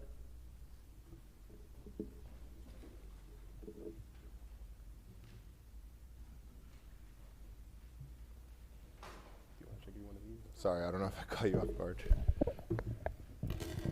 Good evening, Mayor, Council. In the last correspondence that I had with Mr. Andres, I do believe we discussed that there are some line items that he have that are overexpended, and he needed to make those whole. After those are made whole, whatever is left over in his events line item, he then would be able to cover. Okay. So in that case, thank you. What I would recommend is I'm gonna follow what Councilman Sanchez said. Let's just not even table it, because I don't even want to put a timeline or anything on this coming back. Right. Figure that part out. Make sure that all the ducks are in a row. As far as moving money around, I really do think that the committees should be given the discretion to do as they deem best. That's why we put you in that position. So I'm not going to have a problem with this, but what scares me a little bit is that we think that we have a certain amount of money and we might actually not have it, is what I'm hearing from the budget director. So let's get that resolved, and then once that's resolved, come back, and I think we'll probably view that favorably. Yeah, I mean, right now, we do have available budget of $48.39. That was just to bifurcate the $400. But we do have to meet as a committee, because it happened after our meeting, to discuss the budget carry forward and what the allocations are going to be. To the budget director's point, there's going to be some transfers that I guess at that point the town manager will present to you all, and to do a reallocation of funds. As far as the logo, I think it looks fantastic. My one little caveat that I throw in there is I would not like to see us spending a ton of money just for the sole purpose of replacing the logo. Meaning, if we still have material with the old logo, I don't want any of those materials thrown away. Let's expend what we have and then naturally replace it with the new logo as we run out of materials. I'm referring to, like, for example, the cell phone or the car key. Yeah, holder, the RFID pouches. Those things that have the old logo. I don't want to see those things end up in a garbage bin just because we switch the logo. Okay, let's use what we have and then eventually replace. Did you have a comment? Councilman Hertzberg. Thank you, Vice Mayor. One thing, though, about the swimming lessons, we did this last time. I don't want to hold him back from moving forward and figuring out how much it costs, if it's free. So we did it for the car show last time. I would move to approve it, subject to coming back if there's a budget item, and if it's at no cost, then let the committee do it. Because I don't want there to be confusion that, oh, the council didn't approve it, so now you can't go ahead and move forward. I want the committee to be able to figure out what it costs, reach out to the county, whoever they need to reach out to, but with the caveat, if it costs money, you got to come back. If it doesn't cost the committee any money, move on forward. So I'll make that motion to approve that new initiative, subject to it being a zero line item or coming back to us if it requires money. I'll second that. Seconded. Any further discussion? Seeing none, those in favor say aye. Aye. Those against say nay. Motion passes unanimously. Anything further? I think, do we need to approve I don't remember council's approving the logo. Do we need to approve that, manager? I would say that's honestly up to you guys. I think it looks great personally. No, me too. I remember during a briefing someone said I suspect that over the years, sometimes they've been approved formally by the council, other times not. I'll just say, to the extent that it's required, I'll move to approve the the new logo. Seconded by Councilman Fernandez. Any discussion? Seeing none, those in favor say aye. Aye. Against say nay. Motion passes unanimously. Thank you. Thank you. All righty, we are on to YTF. We're on item 10B, Councilman. Good evening, Vice Mayor and council members and town staff. My name is Heidi Prieto, Chair of the Youth Activities Task Force Committee. I come here to just kind of reflect on what the year that we've had so far. We've had our Spring Fling event that went fantastic. I did have a medical emergency, but the rest of the committee members did fantastic. We did have, the same hiccup that we have every year of the the eggs. But I think over the years we are having more of a handle on it. Our next event officially that we are looking forward to is the Halloween event, which will be on Halloween night on Saturday, October 31st. As for attendance, we have been fantastic on attendance, as you can see attached on page 88. There hasn't been any problems with attendance. I did want to bring to your attention that on our website for our page of the Town Miami Lakes Youth Activities Task Force, it does say the third Thursday of every month we have regularly scheduled meetings. If you look at page number 92, which is the meeting minutes from August 21st, 2025, we have under item 6A, committee meetings, I motioned to move the committee meetings to the third Wednesday of the month at 7 p.m. The motion was seconded and passed unanimously. So I just want to stress that our next meeting is going to be on the 24th Wednesday. Thank you, Ms. Prieto. Before I jump into any comments or questions, I did want to ask our communications director, Ms. De Caldenas, number one, does that cause any issue for the liaisons, for the town providing what needs to be provided to the committee? Is there any issue with them moving their meeting? None whatsoever? Okay, perfect. And then also, obviously, your office has been informed about the change for purposes of the website? Yes. Perfect. Okay. Any other comments or questions? Keep up the great work. Thank you. Thank you. With that, we are on to, I think back to manager's report. well, right before manager's reports, there was one resignation. Mr. Rodriguez from, it doesn't even say the committee. So there was one resignation, there's no appointments. And then now we move on to manager's reports, starting with the monthly police report.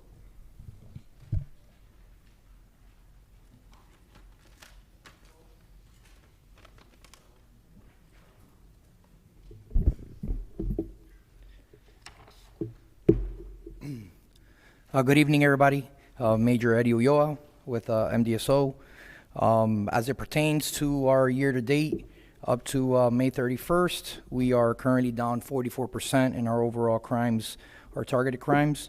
Most notably, I know it was mentioned earlier in reference to vehicle burglaries, but we are roughly at 59% decrease in that crime.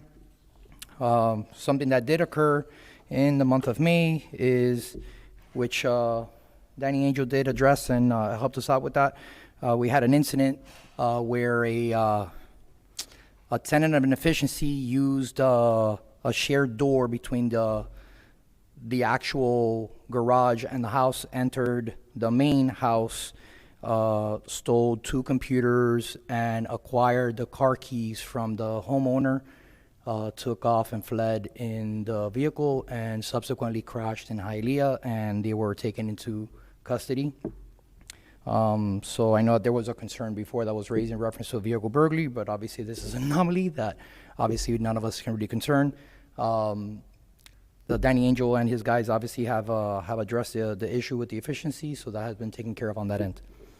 Additionally, in reference to the traffic statistics for the month, we issued 199 citations, issued 25 written warnings, 52 verbal warnings, and 18 parking tickets, to include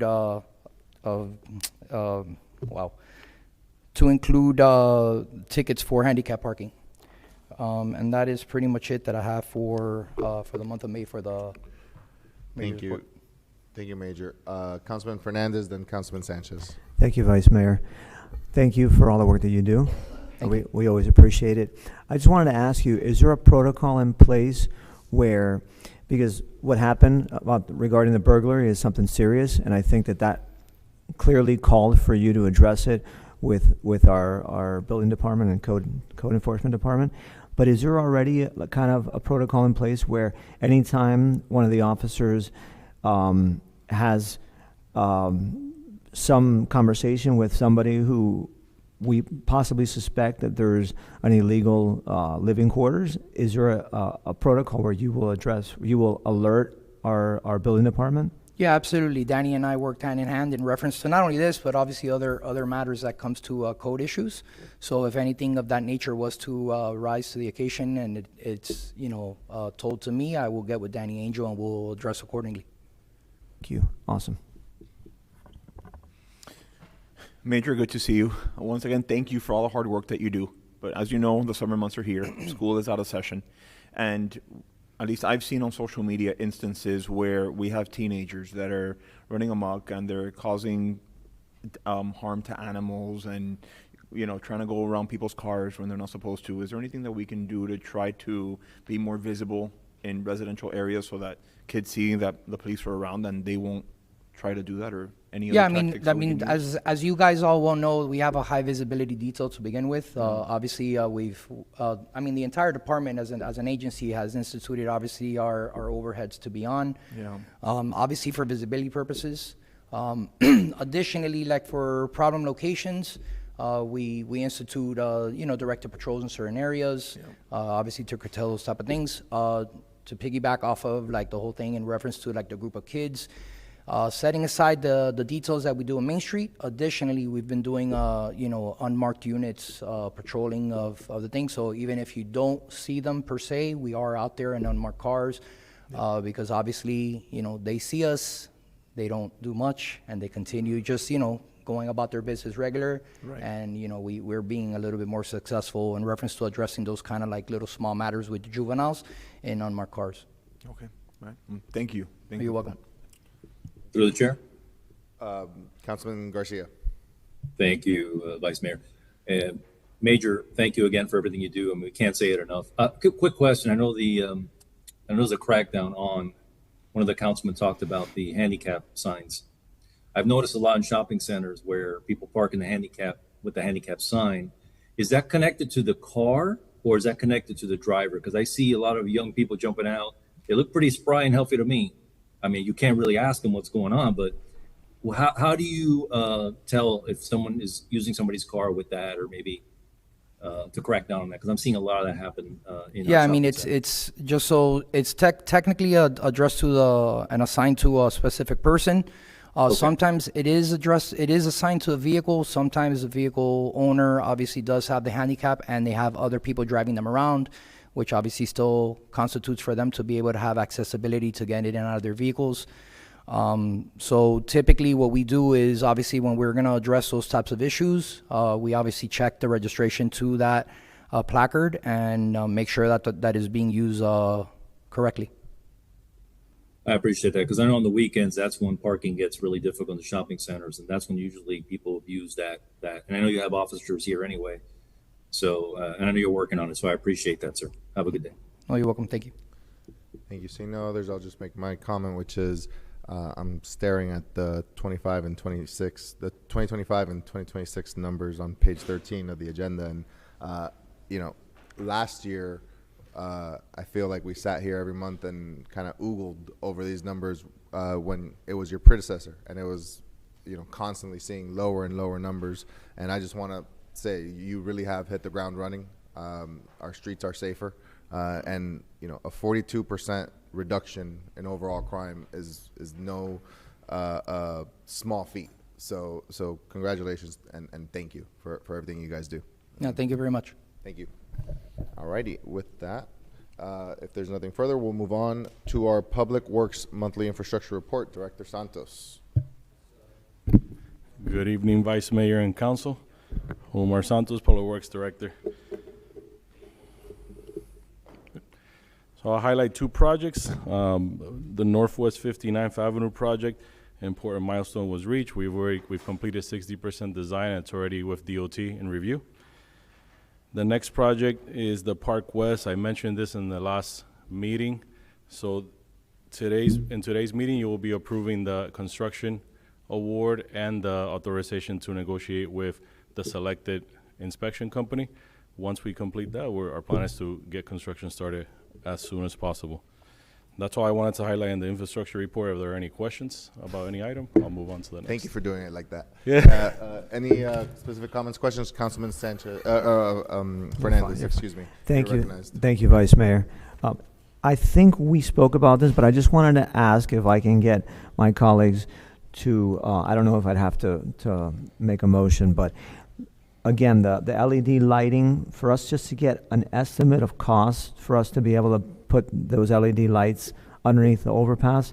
Did we, I know that we spoke about it last meeting. Does anybody remember what we actually approved? I can't recall off the top of my head. I think if you'd like, you can ask them to come back to us. So. I don't think it was last meeting. It was the previous one. A committee came, from what I recall, there was a committee presentation and that was discussed. But Okay. we're just waiting to wrap up with DOT the project we have under the Palmetto. Construction is pretty much completed, but we're still doing the closeout as far as documentation. So we don't want to introduce anything else until we have final approval from DOT for that project. If I may, Vice Mayor. 1 second, Councilman Cuadra Garcia had his hand up first. To our director, and JC's question, Is that the underpass here where we just did the bricks and all that? Yes. Okay, so basically DOT has money. If we reached out to them, they would be very happy to entertain moving those non-efficient lights and bringing an LED to those. But you got to ask. You know, they say the Bible says, "Ask and you shall receive." So that's what I recommended. You reach out to them, and I'm sure they'll be willing to put some. The ask is a little different as they want color. They want Color? adjustable color LED lights. No, now you're asking for too much, young man. Who wants adjustable color? Well, I understand that was the committee's proposal, and that's Oh, something we're going to got be it. working on and see if it's even something that the department will allow under that bridge. For aesthetic Got purposes. it. Understood. Councilman If- Herzberg. If I recall, I think the number was pretty big. It was don't because you had remember. there was some estimate in that. In For that that one, committee I report. don't recall. I want to say it was a few $100,000. That's what I recall. I remember saying, okay, well that idea is dead. But obviously lighting's important, and it's FDOT's bridge, right? Yes. So they should light it, should they not? They'll light it with what they have What they available. have, right? I get Anything the in point. addition to that would be right. Well, if they put in lighting, can you just change the bulbs? Like, what's so complicated? No, I don't know. I don't know. I don't think it's that simple. Lights are lights. Sanchez. So, for the last 2 years, I drove north on the Palmetto from Coral Gables, Monday through Thursday, except for the nights of the council meetings and other times that we had to be here. And right at the interchange of 836 and the Palmetto, they have those types of LED lights that change colors. Is that FDOT or GMX? That's GMX. That's GMX. from what? Yes. So is there a chance that we can, through FDOT, piggyback off GMX on whatever contract price they got on those lights and I think it's possibly two different add those? two different organizations. All right, but I mean, the same way that we piggyback off other government entities, maybe we can, like, as a three-party. Yeah, and like Omar explained, once the project that we did, the lane extension with the bricks and all that, that project is done and closed out, we'll explore different options, because I understand what the council's asking for. It's not necessarily lighting to light it up, but lighting for aesthetics. Okay. Right. And just as an aside, related but unrelated, is we had a meeting last week with GMX, an internal meeting just between staff and staff, about the project they're going to do on 67th Avenue. And we already planted the seed with them about doing aesthetic lighting at 67th Avenue and the Gratney. So they already kind of, they didn't say yes, but they they didn't said, say no. we can look at that. I think that's something we can do. One of those, Okay. you know, so we're already looking at that. Maybe uplighting on some of the columns that are east of 67th Avenue between there and the curve. Okay. So we're looking at that, and we'll introduce that. And I think that, you know, we know somebody who sits on that board, so that could help to push it along. Absolutely. And then I have one more question about the construction project on the expansion of the lane. Obviously, construction comes with dirt and grime and things like that. Because of that, do you think a ripple effect from FDOT is that they would clean the underpass of Miami Lakes Drive, so that way our nice white walls, let's say Miami Lakes growing beautifully, can be as resilient as they're meant to be, and we can stop getting phone calls from So- residents telling us it's very dirty? So we actually wash those, soft wash them, approximately every 2 months. It's just it is very old at Well, this because of the point. construction, I'm assuming that they got dirty much quicker. Not much more, but after the next wash, what I'll do, I'll let you know through the manager. Yeah. But there is some wear to it just as because of his age. Maybe because of their, maybe their budget cycle. And I'm just saying, take that one cycle off of our books so that it goes on. Remember on- that the on construction theirs. project was ours. Yeah. The extension F- of the lane, I Right. mean, it was funded through FDOT, but it was our project. They gave us the money through they managed the money. It was a state appropriation, they managed it, but we're the It's a ones town who project. And did is cleaning, post-cleaning part of the scope? it would have been For the direct area, not the slopes, because again, the town does wash those on a bi-monthly. Bi-monthly is the right term? Every 2 months. Every 2 months. Yeah. Do you remember when was the last time it was cleaned? I would have to check. Okay. But again, there is We'll some assess it. just We'll natural reassess it. wear The next on time it. that we wash it, we'll Okay. reassess it and say, is there something more that needs to happen, whether it be a Okay. touch-up painting or whatever, and then we'll come back with ideas and Right. recommendations. Okay, sounds good. Alrighty, any other comments or uh, questions? Yes, I have one more I'd like- item that I needed to discuss about the report. 1 second, Councilman Cuadra Garcia, go ahead. Yes, with regards to the Robert Alonso Community Center generator, I understand that there's been some issues with getting designs approved. Is there anything that we can do as the elected body to put some proverbial fuel to the fire to get this generator up and running, since now we are in hurricane season? So what essentially slowed down the design was something unforeseen. So when the design was begun, it was identified that in the footprint there was an existing easement for WASD. Because of that, it had to be relocated. Relocation was easy to find. It's just there's additional scope with geotechnical and survey. Yeah. We went ahead and made the ask to the state, and they funded that extra. So the town didn't have to get additional funding. So Okay.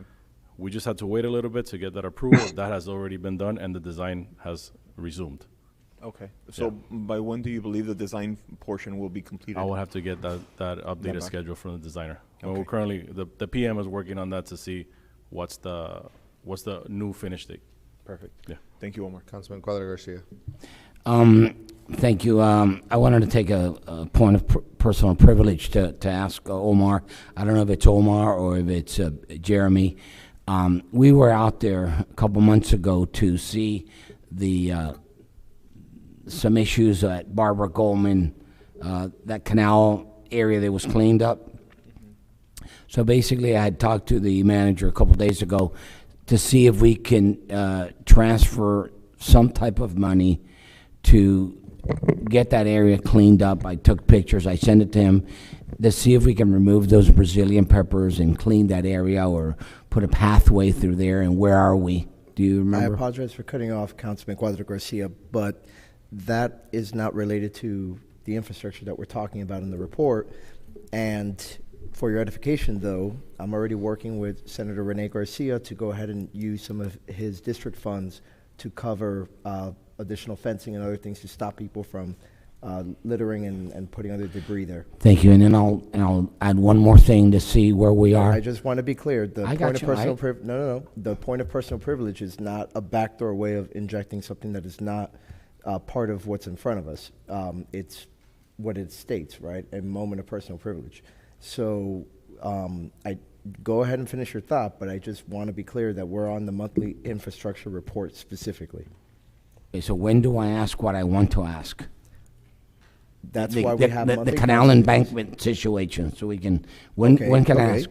go Can I ahead. ask it now? That, yes. Okay, great. So basically, where are we with the canal? We seem to be extending phase one, and then we forgot about phase one. Now we're on phase two, and we're forgetting phase two. So now that we have the attorney here in front of us, what can we do, legal, to get these contractors, because I feel strongly that the product they gave us, we know that we lost warranty on one. We need to concentrate and see if we got something alive on 2 and 3. Because we keep forgetting, and it just keeps, we keep forgetting it and forget. So I need to bring it up so we can remind it. So where are we? Okay, a couple of times we've had meetings. Brief response. Yeah, Thank we've you. had meetings, scheduled them in our office. They've had to be moved. For the most part, we are time barred in those complaints. It's just that simple. These things, depending on which one and when they were installed, we are time barred. But if you want to sit down with me, I've offered to sit down with you, I've made the appointments, I'm willing to go through them one by one, or give a presentation to the council. I'm hesitant to do something like that in open public all the time. This is the one part of my job that I don't like, is that I have to give away my strategies and have some of these discussions in open public. I'll do it if I have to. But I've tried to set them, I've set up meetings with you to come to our office and discuss it. I really have. Okay. We'll do it that way. The short end of it, I think we're time barred. We'll do it that way, but I'm just I don't want time to keep passing, and I'd like it to go away so I never have to bring it back. But this has to be taken care of. This is a serious issue. Thank you. Thank you. Anyone else? Questions of staff? Okay, seeing none, we're moving on. Next up is Still me. item 8D. Omar. Yes. Oh, did I skip? Oh, median expansion of Northwest 77th Avenue and Northwest 154th Street. My apologies. 8C by Omar Santos. Okay, Go so ahead. I'll be brief. The introduction, the details are on the report, but this is an item that was introduced by Councilmember Sanchez last year. He asked staff to look into modification to the median on the 154 near 77th Avenue to improve traffic in the area. We went ahead and produced estimates, and those were presented, and we're bringing these up to the attention of the council for discussion and see if, there's anything you want to do. Councilman Sanchez, go ahead. So thank you very much for the information, Omar. And I'm very happy to see that we can fund this through PTP 80 as a possible funding source. So I'll move to approve this project to extend that median with pavers at the price allocated, estimating that it's still the same as compared to last year. But putting it on the budget for next year as a possible, not a guaranteed, within the PTP 80 fund.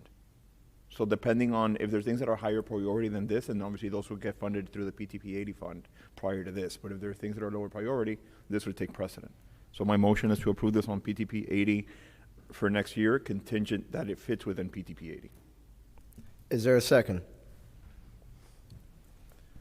I'll second. It's been seconded by Councilman Herzberg. Go ahead. I guess I just want to confirm because I don't see a huge need, and maybe you can convince me. But you're saying let's have that discussion during budget season. Yes. You're going to convince me to put it on, to pay for it or not during budget season. But, so just so the motion is really that just ask staff to put it on the budget, and then we can decide if it's there. I mean, obviously we can always decide if we cut something from the budget, right? I just want clarification what you're asking for staff. Councilman Sanchez. I want staff to go ahead and proceed with the design if it's approved at the budget, once we go into budget season. So after October 1, continue with the design, because the amount of cars of traffic that completely ignore that right turn only sign and eventually can cause accidents in that intersection or have caused accidents is an alarming rate. And it's very difficult to enforce that no right turn when there isn't really an area for a police officer to stage to see when they're doing it. So we have to have a physical impediment, a physical barrier to ensure that that policy of only a right turn at Northwest 77th and Miami Lakes Drive has a barrier, the same way they have it in other municipalities like Coral Gables. There's a lot of medians in Coral Gables that you can't turn but only one way in order to be able to use it. So. Councilman Cuadra Garcia. I'd like to emphasize something here. If this road was designed by an engineer, by the county, I understand that we don't, I guess there's no, people are not supposed to make a left there because of traffic there. Okay, so my recommendation would be to put real nice decorative delineators on there that are removable. You can remove them whenever you want, and you can put them back whenever you want. Just don't close it, because what happens if you have an emergency vehicle going through there or coming through there? If you have those delineators, they can run over them. And again, they're not ugly.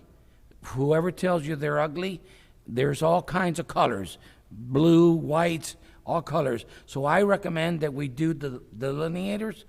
They're better, and they're going to be less expensive. That's my recommendation.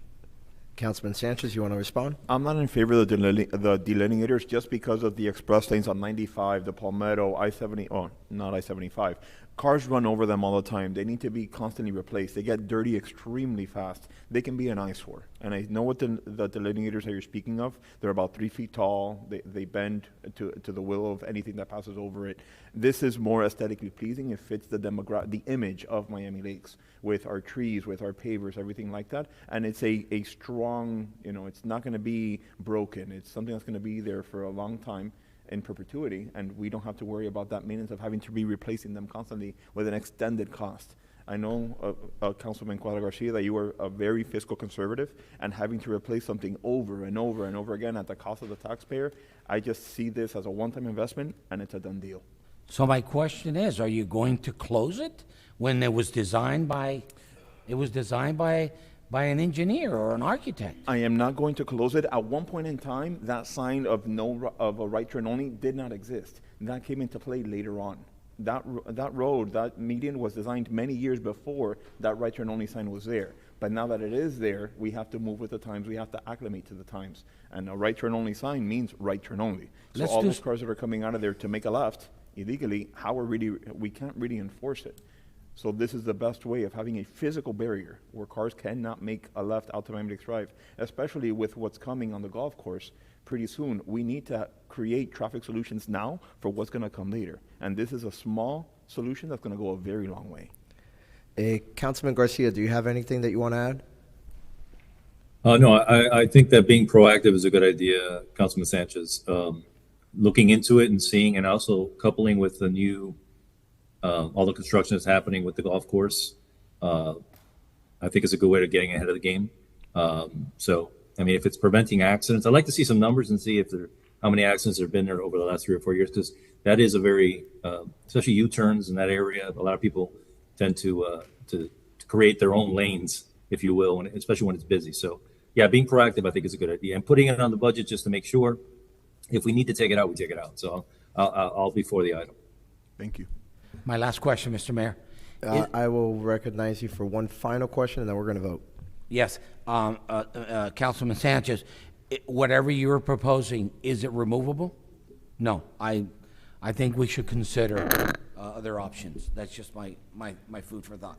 Thank you. All those in favor say aye. Aye. All opposed, hold on, you got to wait for me to call it, and then you go ahead and vote. Now, all against? Go ahead. Okay. So 1 nay, Madam Clerk. With that, the motion carries, and we are now on item 8D, report on Lock Isle Bollards beautification. All right, so this is a report in response to Mayor Dieguez's item from our last meeting. The request was to bring back some proposals to improve the aesthetics of the bollards that are currently protecting that Lock Isle exterior sidewalk and the pedestrians are walking through there. So in coordination with our Parks Department, we came up with 2 solutions. The first one would be incorporating some Green Island ficus plantings. We have our best shot at a rendering for attached, and also a rough estimate. The second is using the existing bollards. They sell essentially slide-on covers that have a nicer finish on the exterior. So that's another option that we propose, and I know the rendering might be a little smaller, but I can provide a zoom version of what it looks like. But that's the second option. As far as funding, I didn't really put recommended sources since we're entering the budget cycle. So my thoughts were that this is something that you can discuss in the upcoming budget workshops for funding. I'm going to follow Councilman Sanchez's lead and propose similarly that option 1 be our choice, and that we discuss it during the upcoming budget. And again, if for whatever reason we can't fit it in, we take it out. But again, I think it would be a nice little improvement to that particular area. So that is my motion. Is there a second? I'll second. It's been seconded. Any discussion? Councilman Herzberg? Well, I'm going to say it anyway. It's not mulch. Well, no, I do see mulch on the bottom there, so that's number 1. No, number one looks so much better. That's the than rendering's fault. Number It's just 2. automatic. Because I saw the mulch, I got to say today, I did get a call from a resident today complaining about mulch, so it's not just me. Okay. We didn't put the Hertzberg prompt in there, so it didn't. I did get that call. No, option 1 looks great, so agreed. Option 1. Perfect. Yeah. Anyone else? All right. All those in favor say aye. Aye. All opposed, no. The ayes have it. The motion carries, and we are now on item 8E, report on transportation surtax PTP fund alternatives for future transit options. By who's going to present it? Susanna. Okay.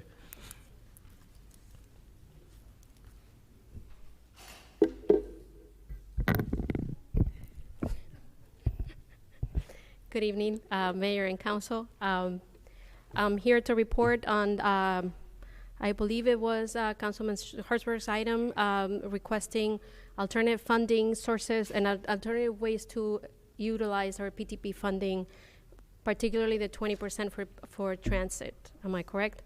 That's what I'm answering. Correct. Yeah, it was the 20%. The PPP Did a little funding. bit of research, and as you understand, we receive some funding from PTP funds every year. They're based on population, is a percentage based on the number of residents that we have that the CITT allocates to the town, and we are required to utilize 20% of that minimum for transit purposes. So we get to use 80% of that for transportation projects. We use it as not as collateral, but as a grant matching funds for other projects. We use it for a lot of other things, but that 20% has to be reserved only for transit. Right now, our 100% of that 20% is going towards freebie on-demand services. We are preparing to go out for an RFP for the freebie service, for the on-demand service again. So we're about to evaluate new types of on-demand service, but at this time, that is the option we have. In addition of the 20% of the PTP funding, we also have some grants from the state that also subsidize partially our freebie operation. Now, that being said, in order to answer your question and help you sort of think about these things a little better, we went and I looked at some of the cities that have similar population sizes and similar funding, and what do they do with their money, right? I've attached all of their 5-year plans so that you can see what kind of breakage they do on their, because they have to report this to the CITT. One of them, their report is really old. I think it's Hialeah Gardens. I requested to see why there wasn't an updated version of Hialeah Gardens, and I didn't get a response from CITT, but seeing how they use their money, I think I know why. It's basically because they're Hialeah Gardens, which is the smallest municipality I was looking at, they're pretty much using all their PTP funding to basically contract out with the city of Hialeah so that they can extend their transit services into Hialeah Gardens. So that's probably why it's not very difficult for them to prove out what it is that they're spending, right? The next one up then in population is Sunny Isles Beach, and it's a very densely populated area, and they have 2 shuttle lines in Sunny Isles, and they do not have freebie service or on-demand service in Sunny Isles. They do have service from 8 a.m. to 7:50, so about 12 hours worth of service a day in the orange line, and then the blue line is a little bit less, it's like only till 3 o'clock in the afternoon, so it covers like school time hours. Palmetto Bay, the next one up, it has a shuttle to Dateland South at peak times, which is a shuttle, sort of like a fixed time shuttle, and then they have freebie service with on-demand. So it's a pretty similar operation to what we do, because we also have a shuttle to the Palmetto Expressway. Obviously, they're going to Dayland South, which is a lot closer to them than Palmetto Expressway is to us. So their methods are probably a little more efficient than ours, but it still is a very similar setup than what we have in the town of Miami Lakes. And both the on-demand service and the shuttle are provided through contract with Freebie. So Freebie is providing the entire thing. Aventura has 3 routes of shuttle, about 13 hours a day, Monday through Friday. And on Saturday, they have 13 hours as well, but they start a little bit later. They don't have service for the shuttle on Sundays, and they have Freebie on top of that. That being said, Aventura chooses to utilize much more of their 20% for transit. They use somewhere around 35 to 40% of their allocated funds for transit, and choose to use a smaller percentage of their PTP funding for transportation only. And their transportation projects are basically bikes, share bikes, and like micromobility and that other stuff, which really is not even real transit, it's not really transportation projects. They're not building roads, they're not fixing sidewalks, they're doing other stuff. North Miami Beach, the last one that we looked at, it's quite a bit larger. It's almost 50% larger than the city of Miami Lakes. And they have 3 routes, and they also have freebie. And their 3 routes seem to be managed by the city itself. It doesn't seem like it's under contract from freebie, but I am not sure about that, as to who actually manages those routes. And Councilman Herzberg. Thank you, Mayor. So it looks like most cities just use freebie. as an on-demand like service, this monopoly. everybody that has an on-demand service in the county in Miami-Dade County right now is utilizing freebie. The county itself, Miami-Dade County, has Metro Connect, which is a different service that they use as a sort of on-demand to give people rides to Tri-Rail. So that's the other, hopefully one of the services that I see that we're hoping to see come in as response to the RFP. We're hoping to have at least 3 or 4 respondents.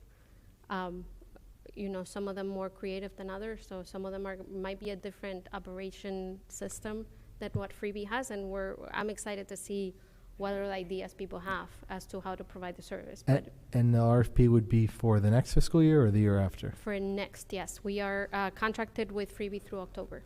Okay. Is it your opinion that really just on-demand service is the best use of these funds? There's no other better use? Or it depends on seeing what the RFP comes back? It is what we have right now. I am not gonna say it's best, better, or the only thing. You never close doors. So I'm always reinventing. It's Freebie. Their Freebie's model is free service. So by nature, they don't have any systems to be able to charge even a nominal fee for a ride, which sort of constrains basically the envelope of what we can do, because this is how much money we have. They have to pay their people, they have to pay their expenses. This is how much it costs to operate. So how many riders can we fit into that is how efficient you're gonna make, right? You're just trying to maximize the riders. Other operators may have different funding mechanisms to which, instead of being a completely free service, and that's what I'm hoping to see out of the RFP, is maybe there's systems where we can sort of nominally charge, if it's free for like less than a mile, but if you're going from east to west, then it's $1, or I mean, I'm making it up right now, because obviously I'm waiting for them to sort of propose, but. When do we get the RFPs back? Do you know?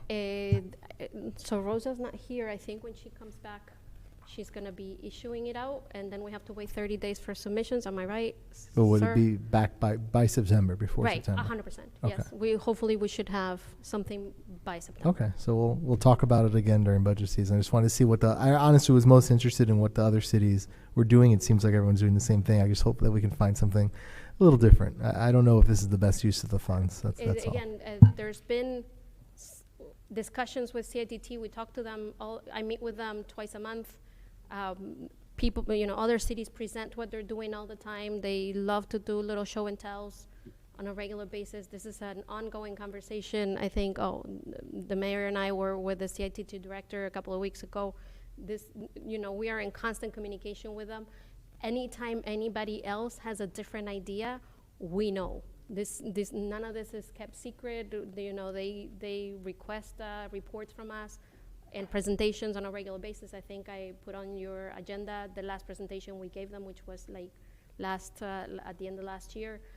They're going to be asking again soon, and I'm going to be presenting all the projects we're doing, all the things that we spend our money on, because they want to know what we're spending their money on.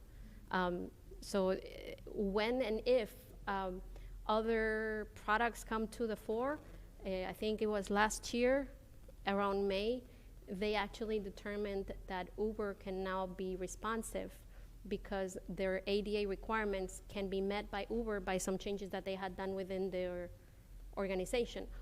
No city has implemented an Uber deal yet, but you never know. We may be first for that one, right? Councilman Sanchez. So, thank you, Susana. It's a very thorough report, and I very much appreciate it.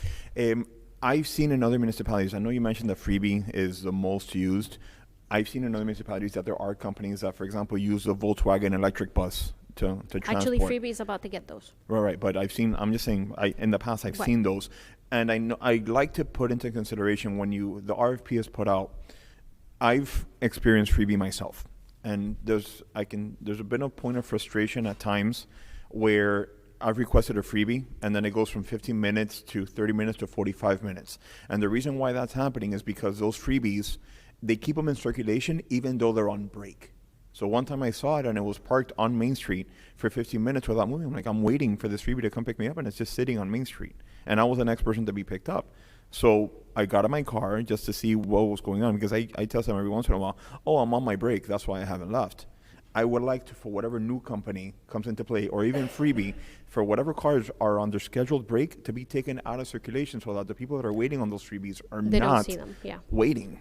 You know, they don't see their wait time go from 15 minutes to 30 minutes to 45 minutes. So just so you know, that there's a lot of frustration that I have personally, that me and Justin have with the way Freebie operates their.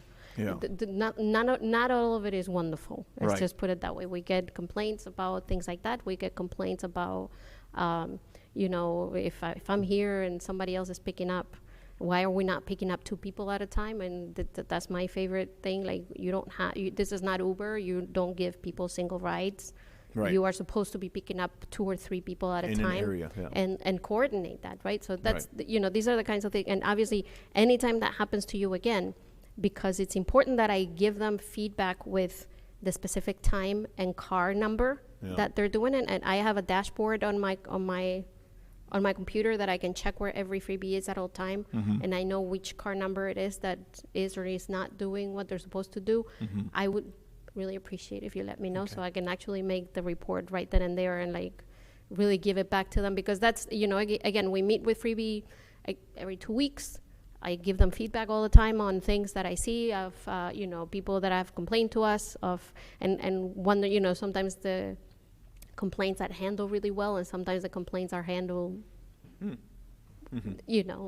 less to my satisfaction. Right. But I would appreciate that if you give it to me right away, as in no filter, straight out. Absolutely, I will do. And you know me, I do. no 100%, filter. yeah. So, but no, I know Freebie was the first one, but I'm sure that competitors have come out since. Thank you. Anyone else on this item? Councilman Yeah, Cuadra for the Garcia. chair. Thank you, Mr. Mayor. I apologize. Okay. Councilman Garcia, we'll come back to you. I'm going to let Councilman Cuadra Garcia go first, but we'll come to you right after. I'll make it real brief. Actually, had the same identical issue as Councilman Sanchez. I was coming to my briefing with Ed. I called Freebie, 15 minutes, half an hour, 45 minutes. I said, cancel the Freebie. I'm getting in my golf cart. And I came to the briefing in my golf cart. So had a real bad experience. Again, you got to realize that especially if we have 4 vehicles, that's all we have. If one of them is taken to go to the Palmetto, now we only have 3 vehicles out in the ethersphere, right?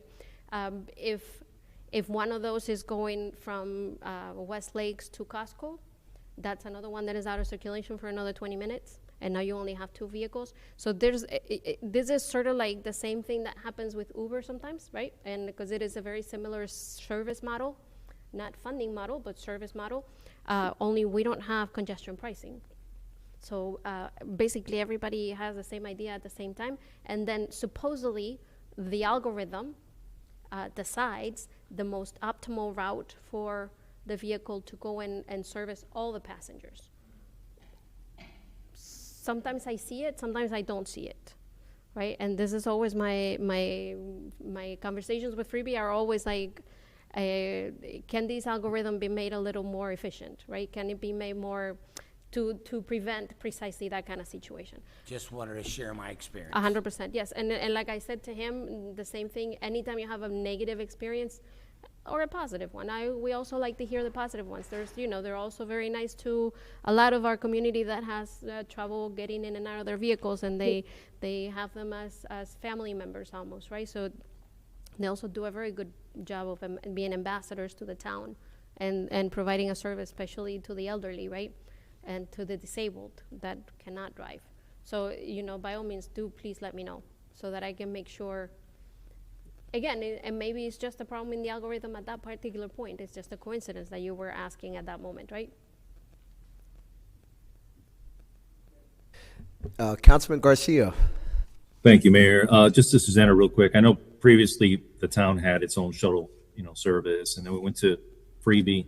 But I know we spoke about this many times about working with our sister cities, and you just mentioned that Hialeah and Hialeah Gardens have an arrangement.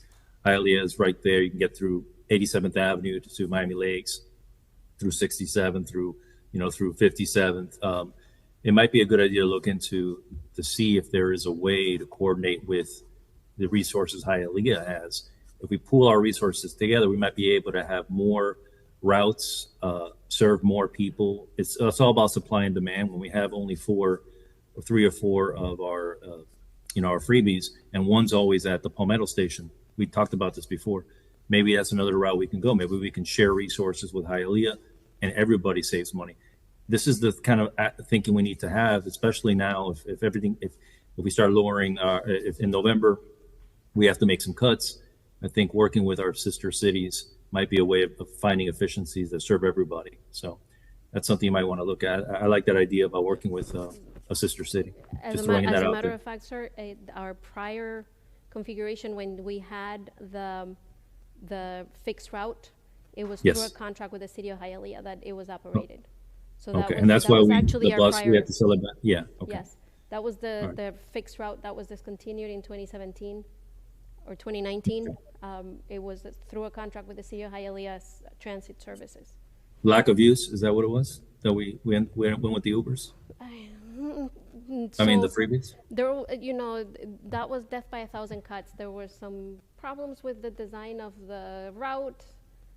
Some problems with the buses actually needing to get serviced throughout, like from 12 to 2 in the afternoon, which is really your busiest time.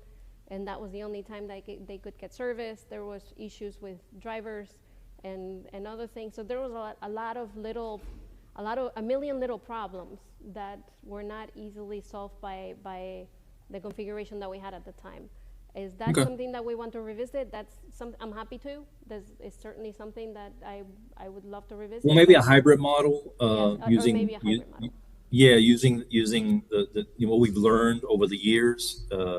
You're a genius when it comes to that. So all data that's come in, maybe we can find a better way. But it's true what both councilmen say. I've had to cancel that as well because it's been 40, 50, 60 minutes. So I would rather have a more efficient system than one that's inefficient for everybody. If most people have to wait 30, 40, 50 minutes, that's not really an efficient system. Although it's free, and I get it. You have to wait longer than Uber. But yeah, if you could look into it, we'd appreciate it. Thank you so much. Thank you. Anyone else? Okay, we're moving on then to item 8F, alternative locations for Miami Lakes letters.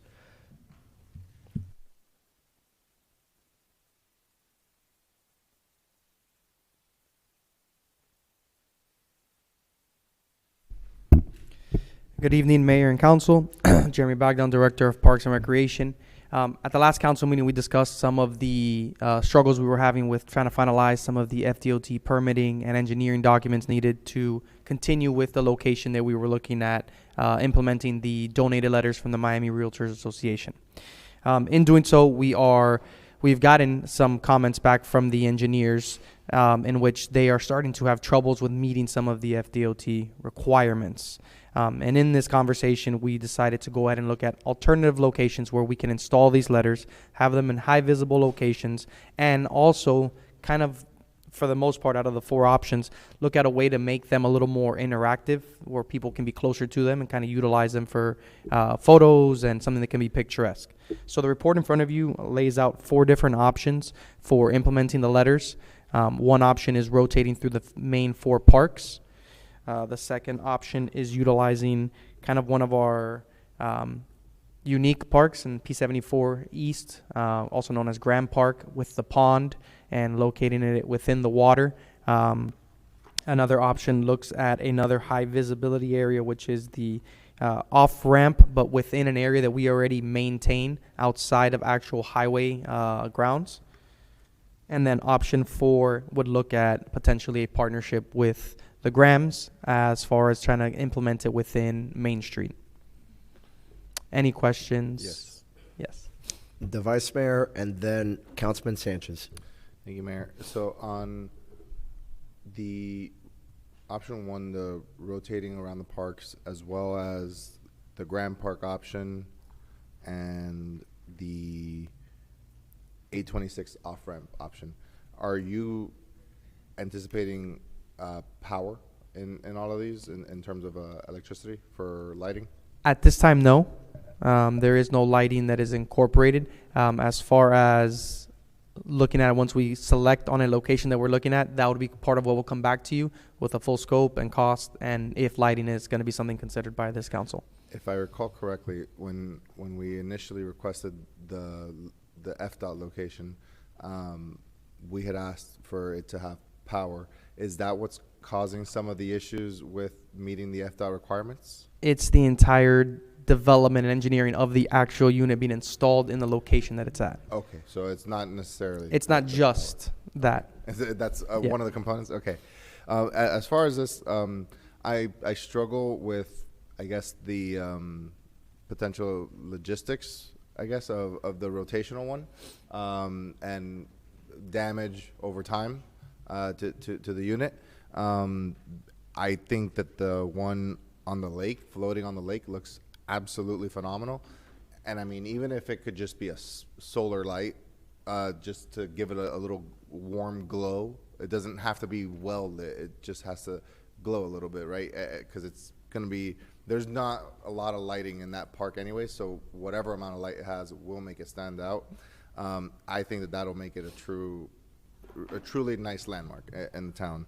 And then the only one that I really don't like is the Main Street partnership, only because it's not our land and they already have a monopoly on all the cows. Let's put some stuff elsewhere. Councilman Sanchez.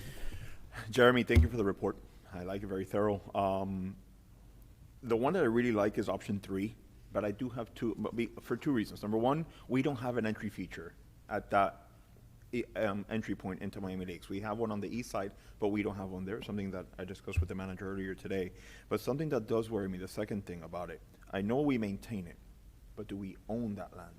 Or is that somebody else's land? It's still FDOT maintained by us as far as the actual grounds maintenance. So it would still be something, but it is no longer in the highway portion. So the restrictions are not as heavy. We would look into it. If that is the decision of the council, that is something that we would then pursue and talk with both the designer as well as our FDOT contact. Okay, yeah, because this will be a very high visibility area.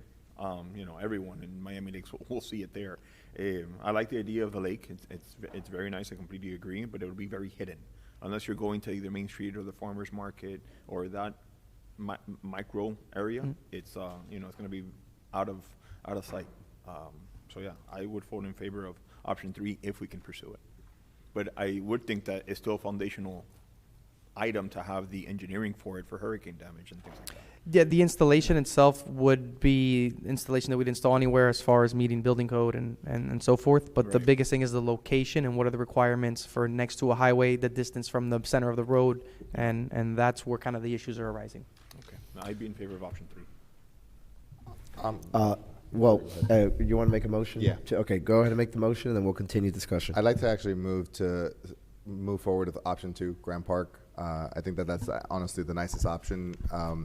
And I agree with Councilman Sanchez on the issue with there not being an entry feature on 826. I'd rather find another solution for that than this one. I don't think that this one should go there. But the Grand Lake one is great, so I'll move that one. Second. It's been moved and seconded. Councilman Herzberg, you wanted to discuss it?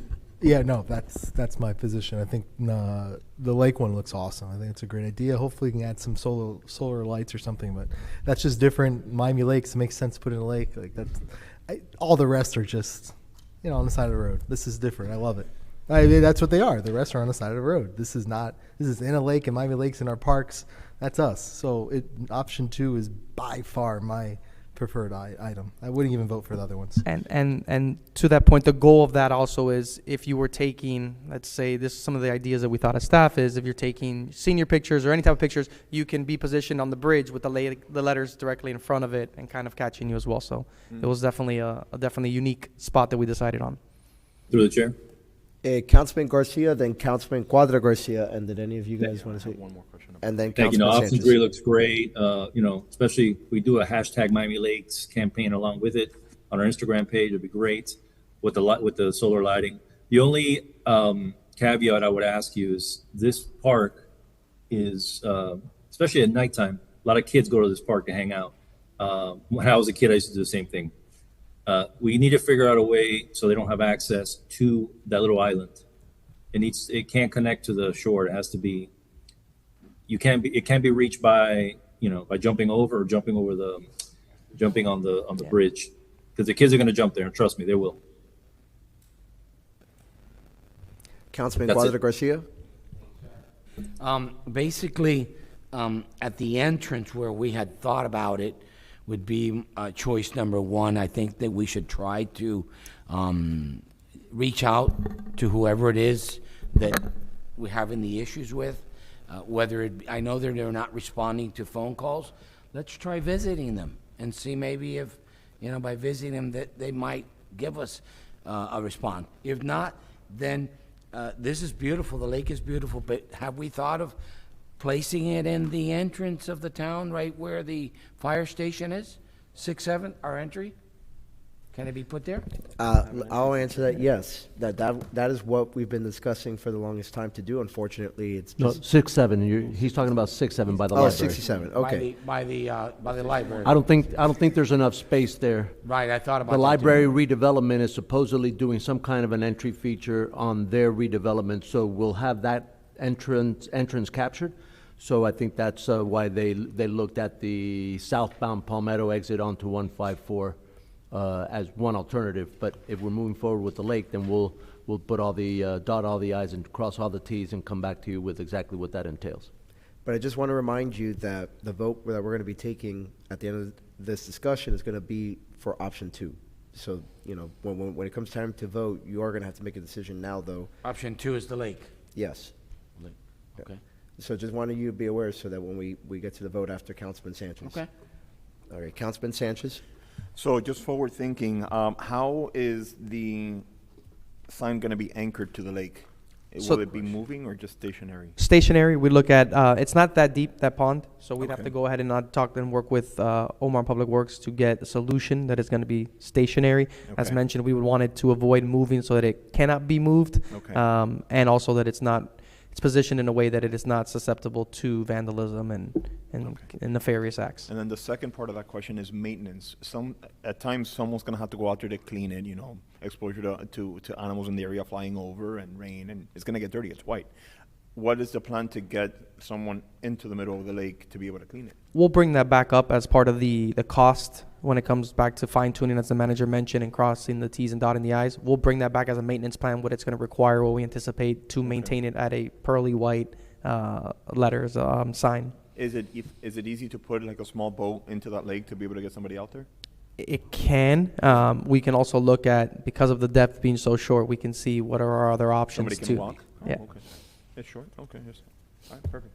Mr. Mayor, Okay. one more. Last one. 2 seconds. Okay, last one, but we got to move.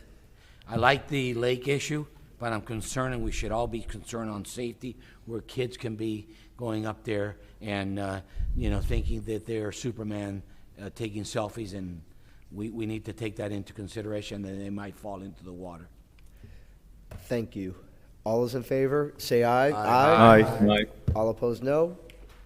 The ayes have it. The motion carries. Option 2 is the direction. With that, we're now on 8G, MLOP pickleball report. So in light of the previous council meeting in which we looked at and heard about some of the demand for pickleball and kind of in a niche time in the evenings where the demand was exceedingly higher than the courts available, yet there were some tennis courts that were still being underutilized, staff came up with a plan before you that looks at kind of instituting a hybrid pickleball program that essentially operates 2 additional dedicated courts in the off times of tennis on a tennis court. So it'll grant us 2 more courts to meet more demand without foregoing an entire tennis court in its entirety. So the program you have in front of you is to essentially line 2 new courts on the existing tennis court just to the east of the pickleball courts. Without having to touch any of the tennis net. It'll actually act as a divider between the 2 courts, activating those 2 courts in the specified time within the report, and then any time outside of that, it would remain being a fully available tennis court, which we are in this process. We kind of went out there and saw that mostly tennis is played weekdays during the morning times, not when the peak pickleball times in the evenings are occurring. So you have the report in front of you. There is a cost associated with the item. We discussed, and one thing can be it would be absorbed within the capital improvements of Optimus. Mayor. Vice Mayor. I'd like to move to have the recommendation from staff here adopted and implemented by the staff. Is there a second? I'll second. It's been seconded. Councilman Sanchez, discussion? No, I am completely in favor of this. Pickleball is an overwhelmingly popular sport right now, as long as it's done in a proper manner by all of the users, that, you know, without any foreseeable issues of fighting and discussion among them that or tearing down of our rule signs or anything like that. So I am in favor of it, but we have to also keep in mind the rules of these. Anyone else? Can I just mention something, Mayor? Sure. Yeah, and if this motion can also include spending, let's say, just to be safe, I was just up telling the to mayor that I have a up follow-up to no motion. more than $2,000 from the Miami Lakes Optimist capital account. Mayor, do you want me to amend my motion, or do you want me to just make a follow-up motion? That'll be easier. Just go ahead and amend it so it's the authorization and the funding. I'll amend my motion to authorize the funding of up to 2,000, 2,000 from the MLOP capital account. I'll second that. It's been moved and seconded. Any discussion on the amendment? Seeing none, all those in favor say aye. Aye. Aye. All opposed, no. The ayes have it. The motion is amended, and we're back on the main motion. Further discussion? Seeing none, all those in favor say aye. Aye. All opposed, no. The ayes have it. Item 8G carries as proposed. Next, we're on 8H, Building Department Technology Modernization and Digital Permitting Update.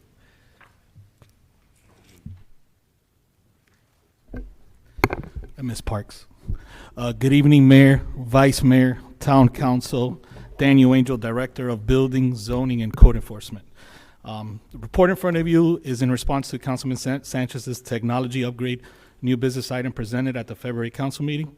This report represents the culmination of a multi-year technology modernization effort within the building department. It began with then Councilman Diegues' 2021 Convenient Business Licensing Initiative to allow businesses to apply for and renew licenses online, and was further guided by the recommendations of the Building Ad Hoc Committee to improve technology, operational efficiency, and customer service.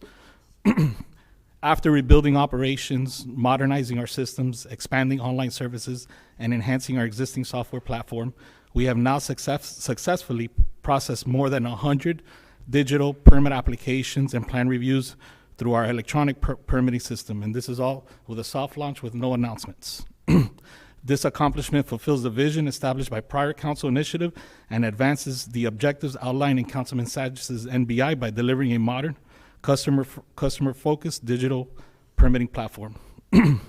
Also attached to this report is a draft scope of services for a digital plan submittal and electronic plan review program, which serves as a reference document and framework for the type of functionality contemplated by the NBI. Staff's assessment indicates that most, if not all, of these capabilities have already been implemented or are currently being implemented through the town's existing software platform, allowing us to continue modernizing services while maximizing the town's existing investments. And I'm sure you guys read the report, so if you guys have any questions, feel free to shoot them my way. I'm going to go straight to Councilman Sanchez to kick us off. So, Danny, first and foremost, 7 pages is very in-depth. You know, there's a lot of information in here. There's a sample scope, everything like that. And I appreciate the work that you did. However, it's not what was asked for by this dais. What this dais requested was the last 2 pages of this report, and this is a sample. We wanted to see what was this I understand that 100 reports have already been received, but I also wanted to see what other software and something that we didn't have before. We didn't have the ability to have software plans submitted digitally. So this was a good way of having a trial run without having to replace systems and take 9 to 18 months and spend all these funds. It wasn't a replacement, it was a new system that gave us an opportunity to see what was out there for procurement that could be more cost effective, that could be more user friendly. For all we know, based on the system that we have, that is on an annual renewal. It's not a 3+2 1 years. It's an annual renewal that we've had since 2019. It's just, it's doesn't give us the opportunity to see what else is out there that could be cheaper, like I stated, that could be more user friendly. And that now is what's in front of us, something that you ran with when this isn't what was asked of this council. I would still like to see that procurement process go through with an actual scope that shows bigger monitors that are needed, that shows this is the type of software that we need. Because this was presented in February. It's been 4 months that it was presented, and we don't have what was requested. So I get it, you went with the company that we currently have, but we don't know if there's something better out there. We don't know if there's something that is easier to use. So I still insist on having that scope developed so that we can put it out to bid, so we can see if there's something that can save us some money, save your department some more money that you can reinvest into other technologies and keep going that way. For all we know, we're running Windows 3.1 in a world that's running Windows 11. We don't know that because all we know is a software that we have right now. And I'm not saying that the work that you did went in vain, because 100 people did get helped and we see the ability to do it. But I want to continue down that path of going through the procurement process and seeing what else is out there, because it's something new, something that we didn't have before. So I move to continue on the path of creating that scope and putting it out to procurement when a proper scope is presented and not a sample scope. There's a motion on the table. Is there a second? I'll second for discussion. Seconded by Councilman Garcia. Councilman Garcia, any discussion? Vice Mayor. Mr. Manager? Yeah, I just, with all due respect, I beg to differ with Council Member Sanchez. The motion that was passed when the NBI was to come back with a scope of services, and we've done that. So I think we have complied with the NBI, which was to provide a scope of services. We have also, we are responsible for providing and providing this council with as much information as possible so you make educated decisions. So the fact that we also highlighted the fact that we have been able to, with our current software, accomplish the digital plan submittal, and it was a project that was well underway for many months, probably over a year, between the building department and our IT department. So that's it. If the council decides to move forward with the RFP and put it out, we're more than happy to fulfill that wish of the council.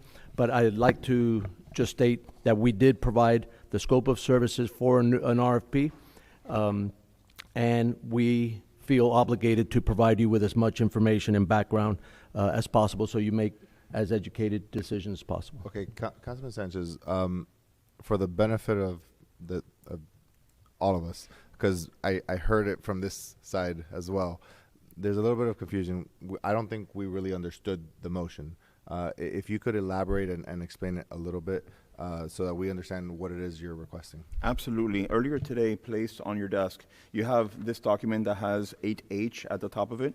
It's the actual NBI that did not have amendments, did not have any changes. I motioned, Councilman Hertzberg seconded. Without any discussion, it passed. And it states, it was recommended that staff return at the March 17, 2026 regular council meeting with a project scope to begin the procurement process for the technology upgrades needed to implement the ability for architectural plans to be submitted digitally instead of printed paper. Right out of the gate, to be able to read those plans, hardware-wise, you need larger monitors. Right out of the gate. This sample scope has nothing about hardware. Has a few things about software, but nothing about hardware.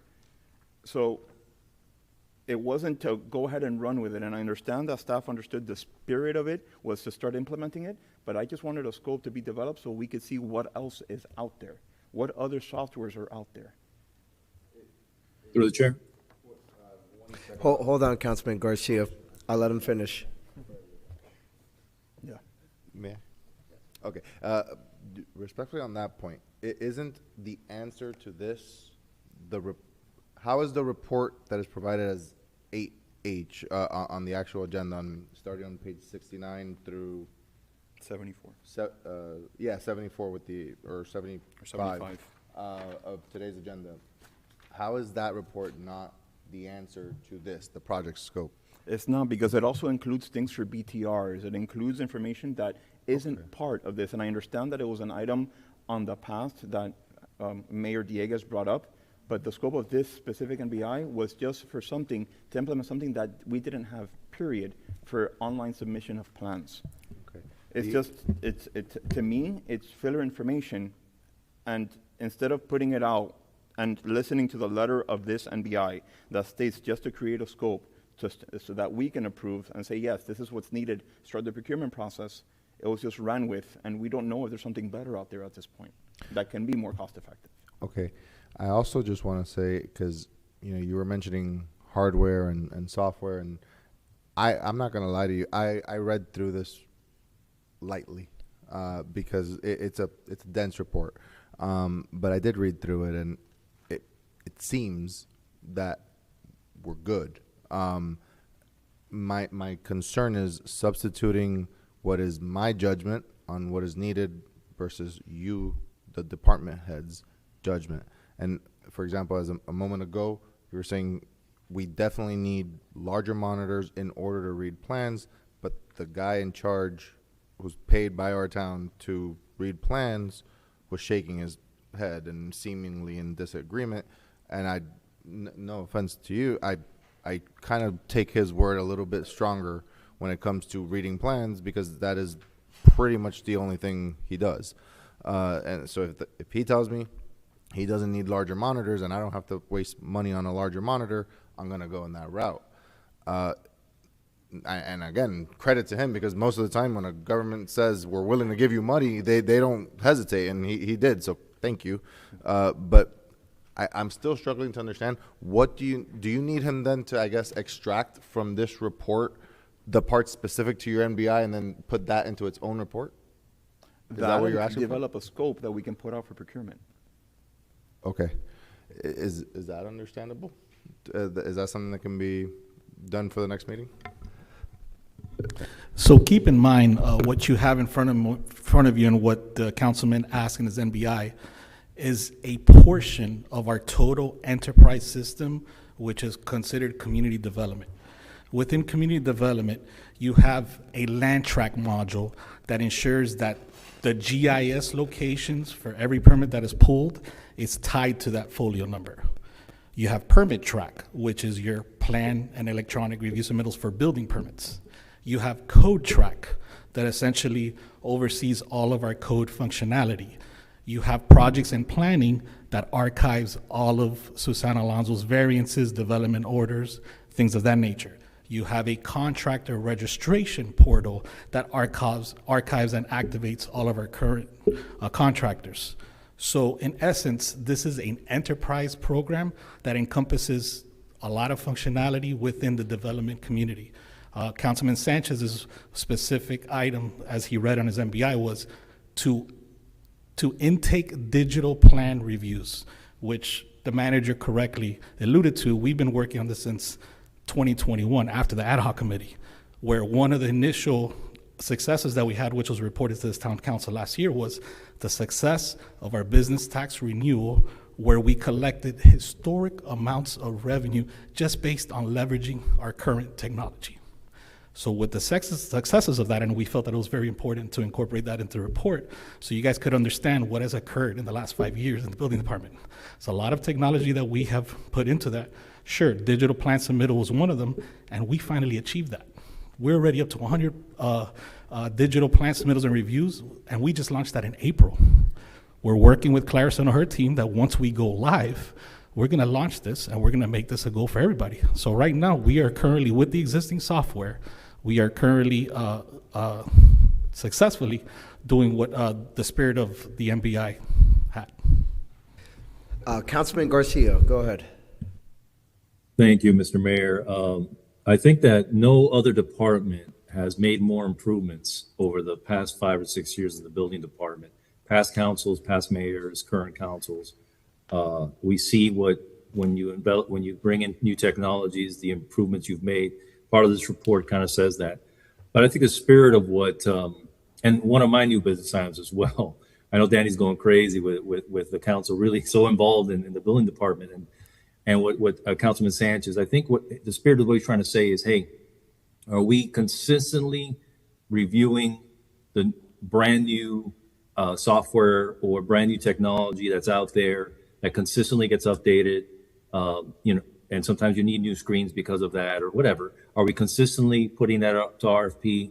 And that's something we should do in our departments, honestly, because we really need to just make sure we're looking out what's we have a scope, create the scope, but are we consistently looking out to see if new stuff have come along that can save us time, effort, manpower, make it more efficient, and in the end, bring better customer service to our business clients and also our residents, right? So in that spirit, I agree with Councilman Sanchez. We should always be looking for what's the next thing, what's the next thing, what's the next thing. But you can't deny that you've made incredible improvements with the software that you've implemented and all the things you've implemented. But we do have a budget that doesn't mean we have to use it. But if there's a brand new technology that's coming at the forefront, you're the professional, you're the SME in this, you know what's coming. Just keep an eye on it. Constantly putting it out there, maybe something comes up. And I know this is an enterprise system, has a lot of different moving parts, the permit track, community development, all the planning, the portal you have for the contractors, super important. They all have to work together. But I think the spirit of what he's asking is, hey, are we continually asking, are we doing the best? Is there better out there? That's all. I think that's why I'm nothing against you, Danny, and your department. You're constantly improving. I just think we just continually need to ask every year, hey, are we doing the best we can to find the most efficient software at the best cost?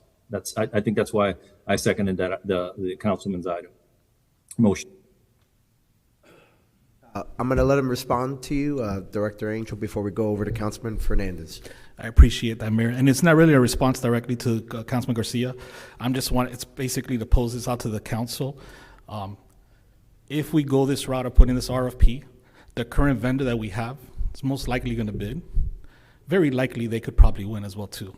They're currently being used by Pinecrest, Palmetto Bay. And again, I'm not trying to say this is the one and all, but there's nothing right now in the current South Florida market that is above the rest. What I will add to this council is that there is something around the corner that we've been in discussions with Miami-Dade County to basically unify their current system with all the municipalities. You're starting to see that push in Tallahassee with the current bills that's coming out of Tallahassee, where they want to make building departments uniform, and they're leaning more towards that private provider. One of the things that's starting January 1st is that Tallahassee has to come out with a uniform building permit application. So it goes to show you that they're in line with just making one-stop shop wherever you go. It doesn't matter what city you go to, and that's what happens. A lot of challenges and a lot of frictions come with, you go to one city, you have one software. You have another city, you have another software. But I can tell you right now, in South Florida, there's not one that's above the rest. They all have the same. Yeah, they keep on flirting with the idea of AI. Right now, I could throw any set of building plans into any LLM model language, and it could read the plans. It's not specific to a specific software. So all that to say is, and it was part of my report, is we're a lean, mean fighting machine downstairs in the building department. I have been part of two software implementations, here with the town of Miami Lakes and with the town of Miami. And I will tell you, it is a labor and a labor of love to implement new technology. It could take 9 to 18 months, and that is not a lie. And again, I just asked this council, at what time are we going to be implementing this software? Our doors are open from 8 a.m. to 4 p.m. We're front-facing operation. I'm just trying to figure it out if this goes through. Yeah, Councilman Fernandez, and then we'll go to Councilman Cuadra Garcia. I mean, to be honest, I know nothing about building and permitting and anything like that. You guys, you're the expert. I'm just curious from Councilman Sanchez, are you aware of software that is superior to the one that we use? I'm not, but it doesn't mean that it doesn't exist. I agree. So it could. Business software is very different than consumer software, But at the same time, for example, the app that we have, this is not the first iteration of the Miami Lakes app. This is the second app that we have. We used to have a former vendor. We no longer have them, and now we have a new one. Doesn't mean that there isn't something better, but we won't know unless we open that procurement process to see what is out there and if it can be more cost effective. The more money we keep on our side, especially with what's coming down the pipeline of the tax referendum, we don't know unless we start that process. If it's something, because yes, on the back end, there are a lot of departments that deal with it, but we also have to think of the consumer side, the residents. Is it easy for them to use it? The contractors, is it easy for them to use it? We don't know if there is something easier out there. Is it Windows versus Apple? You know, we don't know. There used to be a system, I don't know if it's still around, maybe it's on the business side, at Linux. I think it's now used mostly by businesses, but we don't know what's out there, which is why I want to start out this process to see if there was something better and cheaper out there. Councilman Cuadra Garcia. I didn't know that we had to be geeks also, computer geeks. Anyways, if I understand this correctly, basically it's simple. It's basically we want to go digital. Is that what it is? Okay. I mean, our sister. We currently are digital, Councilman. That's Our part of the sys- report. We currently are digital.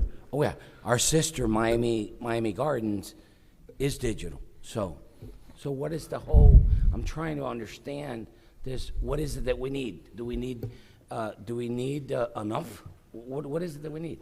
The whole purpose of this was to see if there was a better solution out there, another software company that can come in and say, we can do your online submittals. We can take care of that. The software is X amount of funds, the hardware is X amount of funds.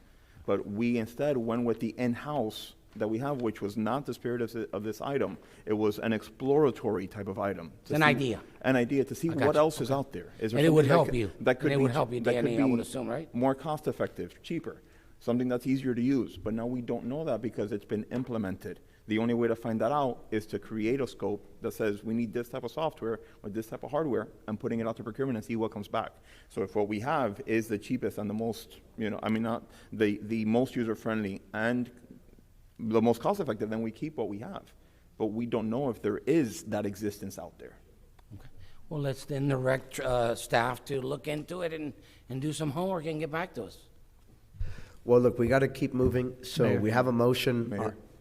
Is that, Mr. Mayor, is that a good idea? Have staff look into it and come back? Steven Herzberg. Oh, okay.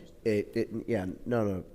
We're discussing the options that are before us. Again, if you have other ideas, you have plenty of time to get with the attorneys and the manager. But I'm going to go to Councilman Herzberg, who has not had an opportunity to speak yet. Thank you, Mayor. I mean, reading this, I just want to get your position clear. Are you saying that the town is already accepting digital plans and you don't see a need for another software? Is that basically your assessment? What I would suggest and recommend to this town council as my professional opinion is to continue to entrust me. Just to remind this council, I assumed that role in 2021. That department was in pure chaos. We were able to bring it to where it's at. And I just asked this council, each individual, do you guys get complaints during the permitting process? Do you guys get complaints during the code process? Is there a specific complaint that we need to address? And I'll just use the words as Councilman Cuadra always says, if it ain't broke, don't fix. What we're doing now is we're continuing to, when I took over that and it was part of the building ad hoc committee, that software that they had in that department was only at 30% full capacity. I want to say right now I've already brought it up to at least 80%. And they continue to bring out software releases, and they continue to bring out software releases like the iPhone. Every time there's a new software release, it fixes a bug, and we're going to get there. And all I'm saying is that we're going to go through this round of RFP, and I think we've suffered from this as a town in the past, is we go out to bid, we pull the bid, then when we go out to bid again, nobody's bidding because they know that the town is not serious about bidding. When we go out to bid, let's be fully serious that what we want to bid and we want to acquire, we're going to attain. Because we have a reputation here just like everything else. So my recommendation is continue to entrust me. We will bring it up to standard, and we'll make the building department the best building department in Miami-Dade County. Continue. But and sorry for the cross-examination here. Your department already accepts, because the MBI says he wants, the councilman wanted to go start the process to make sure that we can get architectural plans submitted digitally, which is true. Definitely something that I think the town should be able to do. Which we have since April 1st. And this is not something that I just turned on a switch. One of the things that we started doing in light of then Councilman Sanchez, and I'm sorry, I keep on saying, Councilman Dieguez, which is Mayor Dieguez, he wanted to modernize the building department. This was back in February of 2021. We're already doing that. And because we're doing that, we're like, no, we got to make everything digital because it's not just a want, it's a requirement. Florida statute now requires that we have to accept digital plans. So this is something that has been in the works for the last 3 years. We've had consultants. We've been working on it just to make sure. And we talk about cost efficiency. Right now, we're paying $45,000 a year for that program to maintain it because we own it. We go out to bid and we acquire a full enterprise system, $500,000. Okay, so I'm going to call the vote, but first I'm just going to state now that Councilman Sanchez, I respect the spirit in which this item was proposed. I obviously supported it last time. As I'm thinking about it now, my concern is just the response that you gave Councilman Fernandez, which is that you're not aware of another company that handles this, and yet, and you and I both know that both of us are intelligent people that go out and do research on these items, and we could absolutely, if there was one, I think you would have found it, right? So my concern with just putting it out there is that it might be just spinning our wheels, spending inordinate amounts of staff time on something that we may not get anybody to bid. So that's my concern. So just wanted to put out on the record that I'll be a no on this, but let's see what happens. But I respect where you're coming from, and I want to continue to remind staff that for me, I'm always going to support the council's prerogative. When we give direction, I want it followed exactly as it was passed. If you're going to go in a different direction, I've always been an advocate, and normally the manager works with me on this too, but if there's an alternative direction to go in, you speak to us, to the sponsoring council member first, before proceeding with that alternative direction. So I just want that noted for staff. But with that, Madam Clerk, please call the roll. Councilmember Sanchez. Yes. Councilmember Hertzberg. No. Councilmember Garcia. Yes. Councilmember Fernandez. No. Councilmember Cuadra Garcia. No. Vice Mayor Morera. No. Mayor Dieguez. No. The motion fails. Mayor, point of order. You're recognized for the point of order. I'd like to make a motion to reopen the agenda. All right. Is there a second? Second. All right. It's been moved and seconded. All those in favor say aye. Aye. All opposed, no. The ayes have it. The agenda is reopened. What is it that you would like to move around? Thank you, Mayor. I'd like to bring 16L to immediately after 8H, so next, so now. And other than that, that's it. Okay. So with that, Vice Mayor Morera moves to move 16L to the next item. Is there a second? Second. All right. It's been seconded. All those in favor say aye. Aye. Aye. All opposed, no.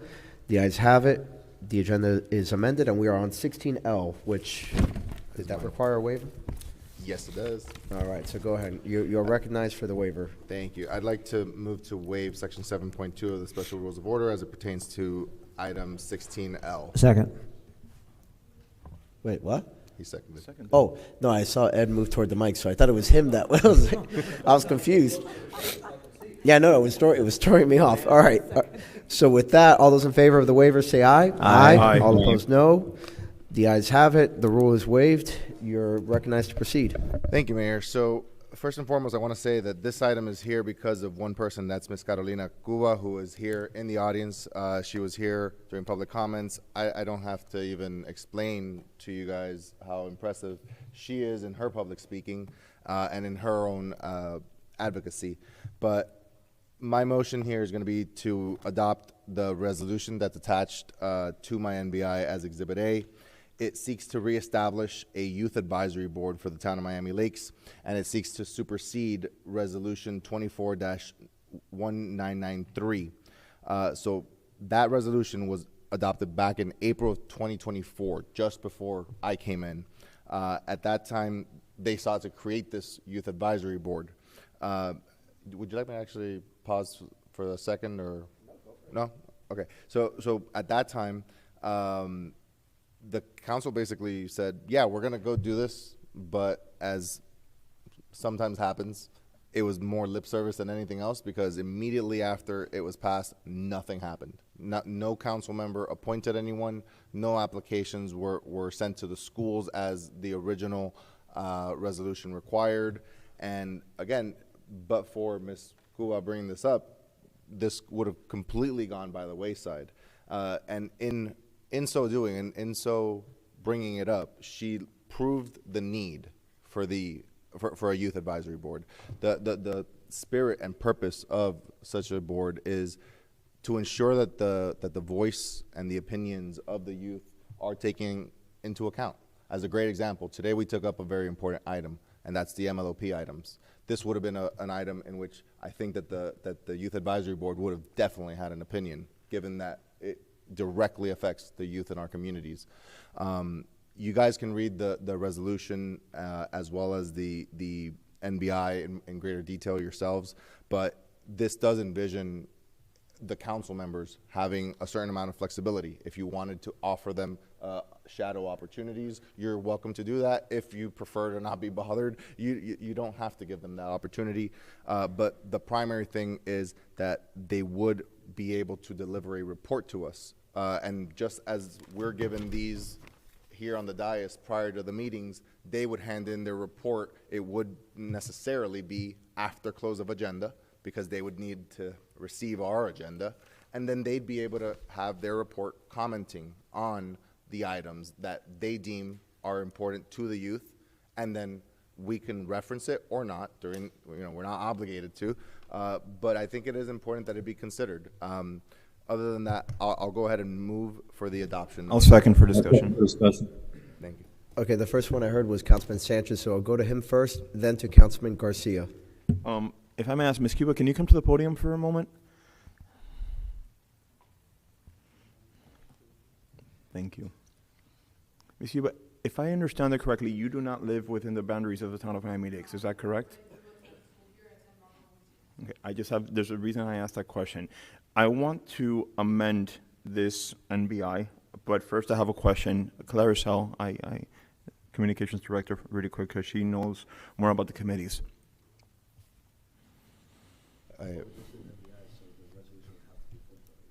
I submitted it with a resolution. I could probably answer his question before he even asks it. Do we have any committees where that residency requirement is waived and it's not grandfathered? So, for example, Blasting Advisory, we have the chair of the Blasting Advisory isn't a resident of Miami Lakes, but I believe he has been grandfathered in. Good evening, Mayor and Council. Yes, all the committee members that were already serving on the committees and did not live here have been grandfathered in. The only committee that has a waiver for that rule is Blasting Advisory Board. Okay, so it's not unheard of to be able to add a stipulation to the resolution for this committee that they do not have to be residents. Well, Blasting has it, so yes, you're correct. Okay, so I wouldn't be breaking new ground by introducing it to this one. Well, it's up to you and your colleagues. I just introducing Yeah. is what I would be doing. Okay, thank you, Clarissa. You're welcome. Okay, so I move to amend the resolution to remove the residency requirement. There's no need. I'm sorry. I don't know. I thought that my proposed resolution was included in this. I had submitted one along with my submission. I don't have it. My proposed resolution had a very simple requirement. It actually intentionally removed the Miami Lakes residency requirement and instead simply created a requirement that they attend one of the schools in Miami Lakes, including HML as well, since that's outside. If that's HML. already in the resolution, then I fully support it. I just didn't see it. Yeah, I'm sorry. I actually NBI didn't realize it description. wasn't included in the digital agenda. Okay. I'll circulate it actually to the manager so that he can circulate it to everyone. Okay. Then Councilman Garcia. Thank you, Mayor, Vice Mayor. Again, you're absolutely correct. If they're if they're attending our schools, then the waiver should be waived. And again, I want to apologize to Ms. Kua for dropping the ball, for not jumping on this quicker. But you just showed that your voice works.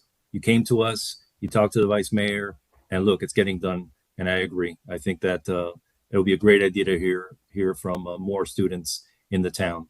So I'm 100% for this item. hasn't. Yeah. Okay, Councilman Herzberg, and do you want to say something, Councilman Fernandez? Okay, so Herzberg, Fernandez, that'll be the order. Thank you, Mayor. First of all, again, thank you for, I saw your emails come in. We spoke briefly, and keep pushing it to make sure someone got it on the agenda. I don't know what happened, why this didn't, Mr. Manager? Mr. Manager? Mr. Manager, Ed, you're being asked a question. Is there a specific reason why nothing happened for all this time when it was approved previously? It just, I think only one person submitted an application when we put it out. We advertised it, we put it out. Clarisol can speak better about the efforts that we did, but we did put it, like a newly constituted thing, and only Ms. Cuba, I think, was the only one that. So to you, I hope that we can get people to apply and be interested. I don't care where they live or where they go to school. Yeah, honestly. we're going to need help. Right. I mean, but again, getting the enthusiasm going, or just letting them know. Exactly. The resolution makes sense to not have the residency requirement. Anybody in the youth that wants to get involved, I'm all for it. So it's a good item. I hope we can get it going. The only question I have then to the Vice Mayor is, your idea is what, for them to meet like on the Thursday after the agenda post? How do they advise us? In my head, it's like that. It's that they meet after agenda posts. Ultimately, I would actually leave it to them at the date that they believe makes the most sense for them. What makes a lot of sense to me is that it's after agenda posts so that they can comment on the things that are on the agenda. I was able to pull up the resolution that I submitted along with this NBI, and I did just forward it right now to the manager so that he could disseminate it to all of you guys. The requirements are to qualify, prospective board members must, 1, be a resident of Miami Lakes or be enrolled at one of the following schools, and then it goes Miami Lakes K-8, Bob Graham, Miami Lakes Middle, Our Lady of the Lakes, Miami Lakes Educational Center, Barbara Goldman, or Hialeah Miami Lakes Senior High. I think I got them all. They have to have an unweighted GPA of at least 2.5 and submit a completed application. One of the major differences, which is I think the reason why there wasn't a lot of interest in the past, or we didn't get back many, is, and that has been changed in this version, is how the applications are sent out and received. In the past, it was done through the schools. Basically, we handed the applications to the school, and the school decided who they were sending us. I didn't like that for 2 reasons. Number 1, it allowed the schools to play favorites, and we all know that it happens. And number 2, I didn't like it because it almost forced upon us who was on the committee. We had almost no voice in who was in the committee. It was just the schools. Each school had a representative. So Miami Lakes Middle had a representative, K-8 had a representative, et cetera. And so if there was a vacancy, I can't just select the person who I think is the most qualified. I had to select the one who why are you making faces? the one who goes to the school that has the vacancy. So I didn't like that. So we got rid of it. Like I said, I sent the resolution to Ed. Feel free to take a look. Thank you. I know I had said Councilman Fernandez, but I looked at the time, and we really got to get moving. We're falling behind, and thankfully, the conditional use approval, decided to defer. So, my one question to you is: this is going to come back to us, right? I don't know. Yeah, if it passes tonight, it's a new business item, so the resolution would have to come back, Sure. even though you had attached it. I think so, yeah.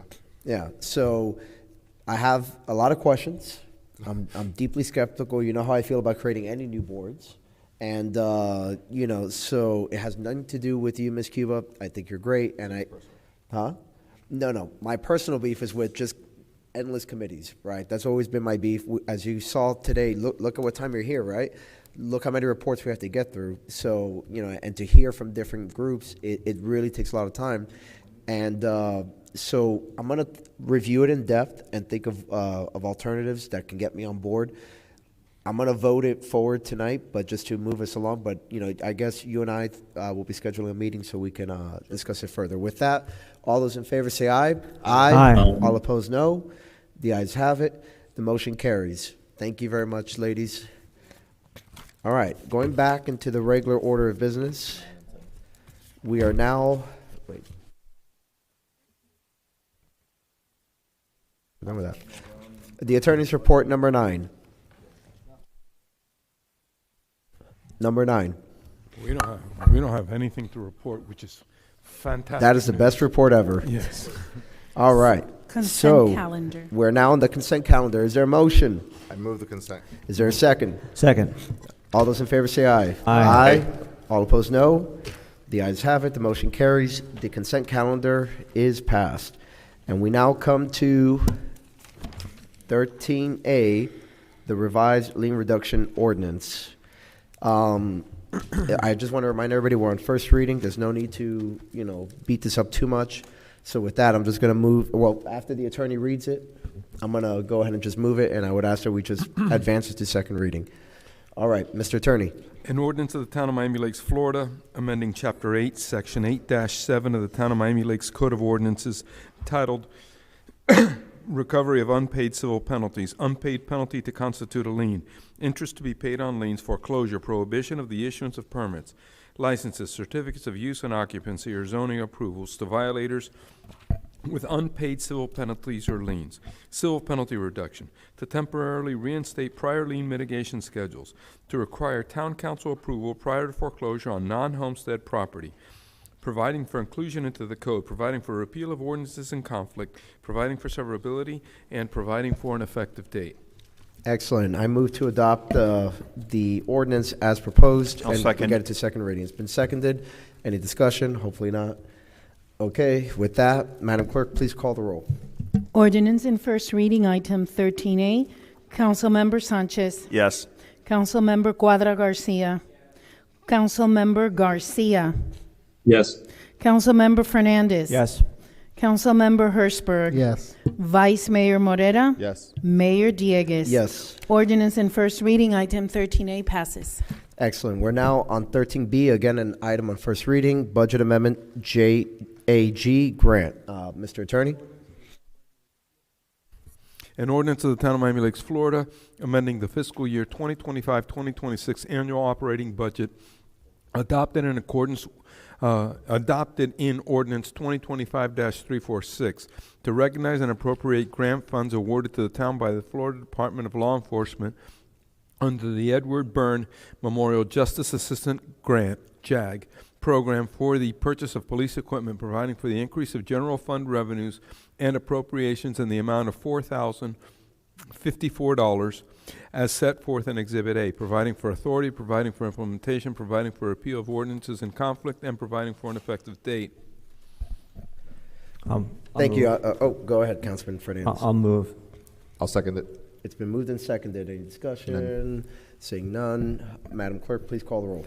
Ordinance in first reading, item 13B. Councilmember Fernandez. Yes. Councilmember Hertzberg. Yes. Councilmember Sanchez. Yes. Councilmember Garcia. Yes. Councilmember Cuadra Garcia. Vice Mayor Morera. Yes. Mayor Diegues. Yes. Ordinance in first reading, item 13B passes. Excellent. We're now on 14A, non-ad valorem special assessment rates for security guards and lake maintenance special taxing districts. Mr. Attorney, go ahead and read the ordinance. Ordinance of the Town Council of the Town of Miami Lakes, Florida, approving adopting a non-ad valorem assessment role for special taxing districts, approving adopting and ratifying special assessment district rates for special taxing districts, including but not limited to security guard and multipurpose maintenance, providing for severability and providing for an effective date. Thank you. And before we continue, this is a public hearing, so I'm going to open the public hearing. Are there any members of the public wishing to speak? Seeing none in chambers, Madam Clerk, anyone online? Participants, I see two. I see one, actually, I'm sorry, Mr. Adonis Sardinas. If you want to participate now. 14A, ordinance in second reading. Welcome and unmute yourself. Okay, so going once, going twice. The public comment period on this item is now closed. So with that, Mr. Manager. Yeah, this is the setting of the assessments. It's not the approval of the budgets, but it's setting of the assessments for the non-ad valorem special assessments for the security guard and lake maintenance special taxing districts. for next year. Thank you. So with that, is there a motion? I'll move it. It's been moved by Councilman Herzberg. Seconded. It's been seconded by the Vice Mayor. Discussion. Sure. All right, Mr. Vice Mayor. Okay, so to be clear, as you clarified, we're voting here on the rate, not on the budget. As far as a lot of the public comment that we have received on this, we did receive some strong objections from homeowners living over in Miami Lakes Section 1. They oppose, generally speaking, because it's a lot that I'm trying to synthesize into a short statement, they generally oppose the way in which the direct costs are calculated. They deem that it lays a heavier burden on Miami Lakes Section 1 than on others. With respect, I know individually pretty much every single one of those residents that commented, so with all respect to them, I do respectfully disagree with them. Everything I've seen seems to actually indicate that on a per home basis, the residents of Miami Lakes Section 1 actually pay less than the residents in other special taxing districts. Moreover, at the same time, I empathize with their objection. I understand the way that they're seeing it. They're seeing the overall picture of, because we are a bigger community, we are saddled with larger numbers of, with a larger number as a community. I think that is flawed for the reason I already stated, in that on a per home basis, they are actually getting a better rate. But additionally, because ultimately, while I did hear a lot of the objections and considered them thoroughly, I didn't see a valid or feasible alternative. And in the absence of that, I kind of have to go with what I have. So that being said, I am still open to hearing a valid, feasible alternative between now and the budget. But at this rate, as far as the rate is concerned, I will move or vote to approve the current rate. Should we determine that there is a better way between now and budget season, I am happy to reduce the direct costs and allocate more to the contingency funds and then give them a savings next year. I'm happy to do that. I'm open to them. I want them to know we are listening, and we did hear, read, and consider all of the objections that were raised. But ultimately, at this time, I don't see a convincing reasoning to go with something different. All right, we're going to go to Councilman Herzberg, then Councilman Fernandez, and then Councilman Cuadra Garcia. That's the lineup for the next three. Thank you, Mayor. And I share your viewpoint to an extent, Vice Mayor. I've spent an hour of staff today going over these numbers and the history, how they got there. The way the numbers that work is 100% Section 1 has the lowest per household, right? Their issue is that the percentage of the budget is disproportional, right? But the other ways that I discussed and how it could be done, this is a compromise. This makes the most sense, because at the end of the day, it's going to be paid by somebody. And there are more homes, more residents asking for service. There's actually even four gates that are there? So there's even 4 gate guards. Each gate has issues. Each gate gets broken down. And when I'm speaking with staff, my understanding is Section 1 has a large amount of calls for service, right? If you want to come up and talk about what your findings were in that. Yes, so we were able to go ahead and pull a report for all guardhouses and take a look at guard gate issues as well as guardhouse issues. And in the report, by guardhouse, Section 1 does have the highest reports through the reporting system of SFM for guardhouse and guard gate issues. Overall, even looking at districts as a total, they are barely beaten out by total overall reports other than Royal Oak Section 1, which does have 2 guardhouses, but it's a difference of 3 reports. Right. So the idea that there's more residents, then there's going to be more time for staff. That makes sense. And that's where staff's position came from on how to do this. I looked at the numbers. I tried to see where the numbers would flow. Based off one of the suggestions from one of the residents, I saw the difference of about $21 a year, $22 a year. It's money, but it's not something that's going to move these budgets much. I will say, though, from one thing from Mr. Foster's email that I 100% agree with, and I discussed that with staff, was if a district does a big capital improvement like Loch Lomond's been discussing, that capital improvement needs its own admin fee. Because no district, it doesn't matter if it's Section 1 or Royal Oaks, should be supplementing the amount of time and staff time it will require to build a new guard gate or renovate a guard gate, right? So that's something I think we should all discuss up here. And the third thing, which doesn't have to do with Section 1, actually, Loch Lomond, which we had a brief discussion now with the president of the HOA, and Vice Mayor, maybe you can help me. I know Loch Lomond has come up and asked for approval to get plans and improve their gate guard. Do they need to get a voter petition, or can we just add that to the budget? Is the HOA is saying they have approval from their HOA? That's what I'm confused about, is how do we get that moving if they're asking for it? Mayor. Director Bagdown, do you have an answer to that? So with regards to the item of Loch Lomond, under the current status where there is no defined capital improvements, this would require the budgeting authority through the council and approval to go ahead and start the planning phase for the Loch Lomond redevelopment of their guardhouse. So it would be a function of the budget process and approved by council. And how much was that money? How much does it cost again? So it's in the report under the Exhibit C that lists all the additional items. It is a total, it's phase 1 of planning, of design and permitting. It's $55,000. It comes out to $308. It's on the report. I can't remember off the top of my head right now, per unit. And as spoken with the HOA president, they have no concerns with the one-time increase for that $308. But they do understand that then they're going to have to pay for the building, right? Correct. And then in the report, you also have our preliminary estimate, working with Public Works as far as redesigning that road and creating the guard gate in a position that will alleviate a lot of their issues they're currently having. And based off that very preliminary budget and using state labor rates and state estimates, it was around $400,000. That number obviously we'll know more once we get into design. So maybe a question for the budget director.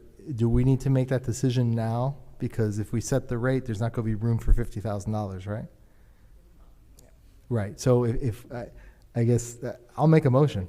I'll make a motion to add that line item because it seems like the Loch Lomond HOA is requesting it, and my understanding is that that's the only STD that we're supposed to listen to the HOA. That's my understanding. So I'll make a motion to add that line item to Loch Lomond. Yeah, no, I know it's an amendment. Well, let me see if it gets a second, and then we'll go to you. Yep, I'll second.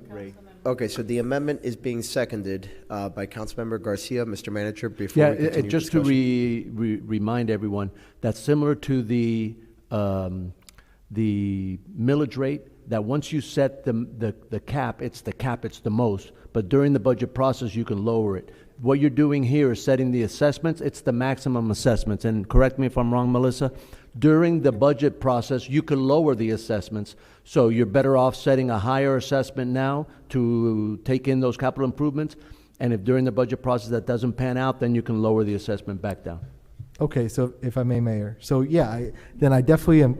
I had the conversation with the HOA president. I'm definitely comfortable doing it because if we get feedback all of a sudden that's not what the residents of Loch Lomond want, it doesn't seem like that's the case. It seems like they want this. So let's set it, keep it high, and then let's get the feedback and confirm that's what they want. But I'd rather have it in here now so they can start that process because it's going to be a 2-year process. Okay, so that's an amendment to the amendment. Is there a second?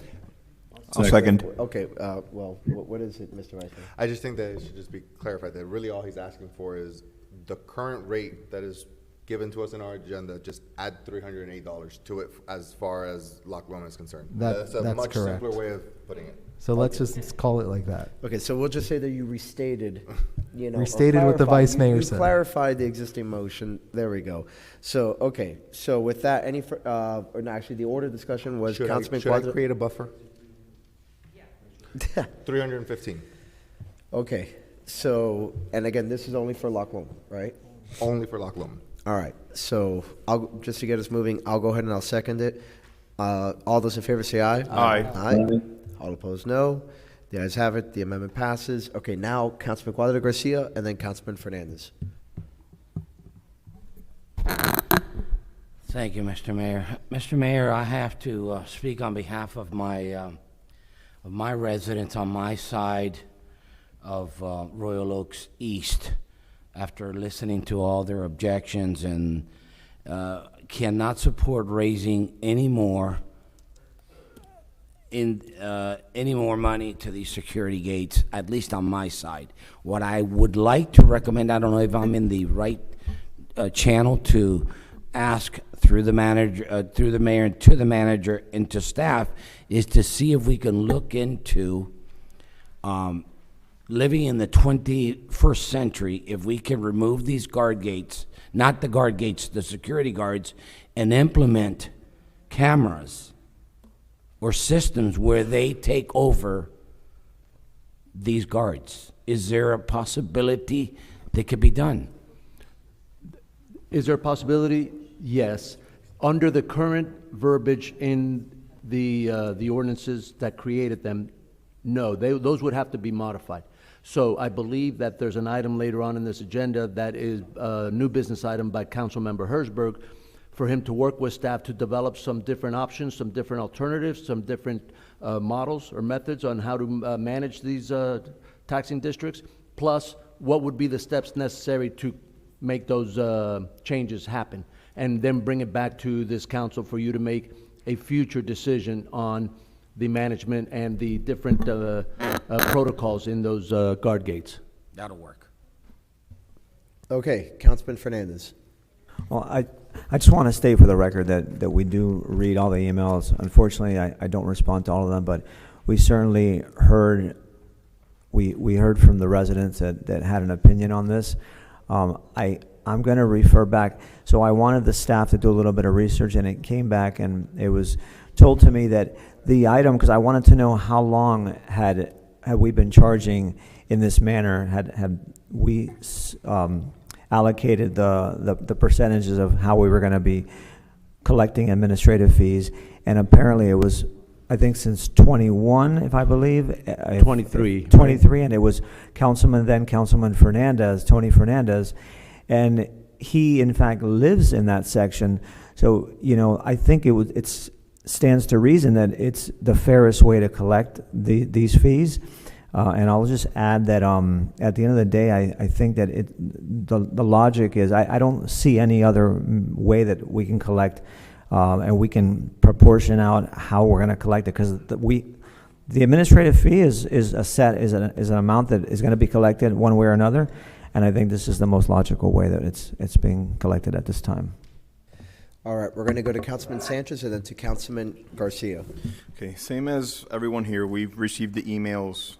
We received a plethora of email, overwhelming. The scale is overwhelming to the negative, and specifically about one line item on this budget, the expenses, account number ending in 513011, management and monitoring. So I went through, as I do with my Excel spreadsheets, as every budget season I try to do this, and added up all the homes in every single section, every single special taxing district, how much in management costs, and divided that to see what the total cost would be. It costs $41 per household for that one individual that handles all the homes. So Section 1 doesn't have just their token individual for just Section 1. And Royal Oaks doesn't have one just for Royal Oaks Section 1. And there aren't foreign employees, there's one. And all four, every household shares that. If Section 1 would like, they love to state how they are their own body, they have their own laws. If they would like to have their own person, then I would pursue that, but their price is going to increase exponentially to have a dedicated person just to them. You're talking salary, benefits, taxes, everything that goes into it. So all four are sharing that one individual at a cost of $41 per household. Actually, Loch Lomond pays $42 per household on that one line item, which is what's being discussed here. The emails that we received are on one line item. It's not on the entire budget. It's on the first line item of expenses. So it's very fair. It's $41 per household for one individual that handles everyone. And for what I understand, the lion's share of attention that goes to Section 1 from that town employee is his time, the lion's share goes to Section 1. So it's extremely fair, and I just don't see where the science, the math is mathing on the side of where the disputes are coming from. We actually had one email from a resident of Royal Oaks that voiced exactly what I'm saying. And it's the one that was on the other side. So I get it, there was powers and numbers and they were against it, but it's fair to pay a proper fare, a proper rate to the individual that's handling all, how many? Yeah, so almost a little over 2,000 homes, a little over 2,000 homes. So I don't see where that is adding up. So I agree that this is proper, and I agree at setting the millage, I mean, at the rate, at the new rate that includes the, for Loch Lomond for their security guard gate. Mr. Mayor. No. Remember that next up was Councilman Garcia. Councilman Garcia, you're recognized.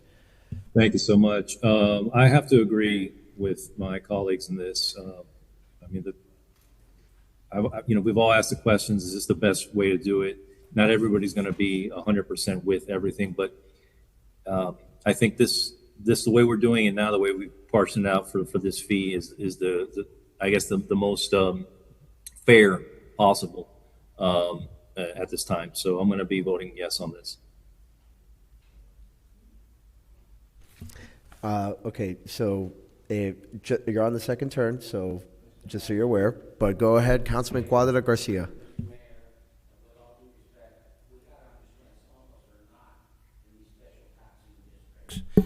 And if you look, my district is being penalized the highest. Look at it. Royal Oaks East is the highest one punished. So therefore, because of that, I cannot support this. Well, and I'd like to know why. How do we get there? How do we get to these numbers? I would. It's a simple question.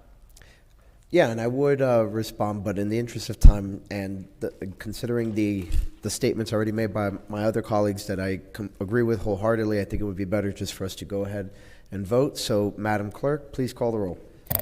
Mayor, and just to make sure that I didn't lose a motion, we have a main motion, which was made by Councilmember Hertzberg, seconded by Vice Mayor Morera, and that's the main motion to approve the ordinance in second reading.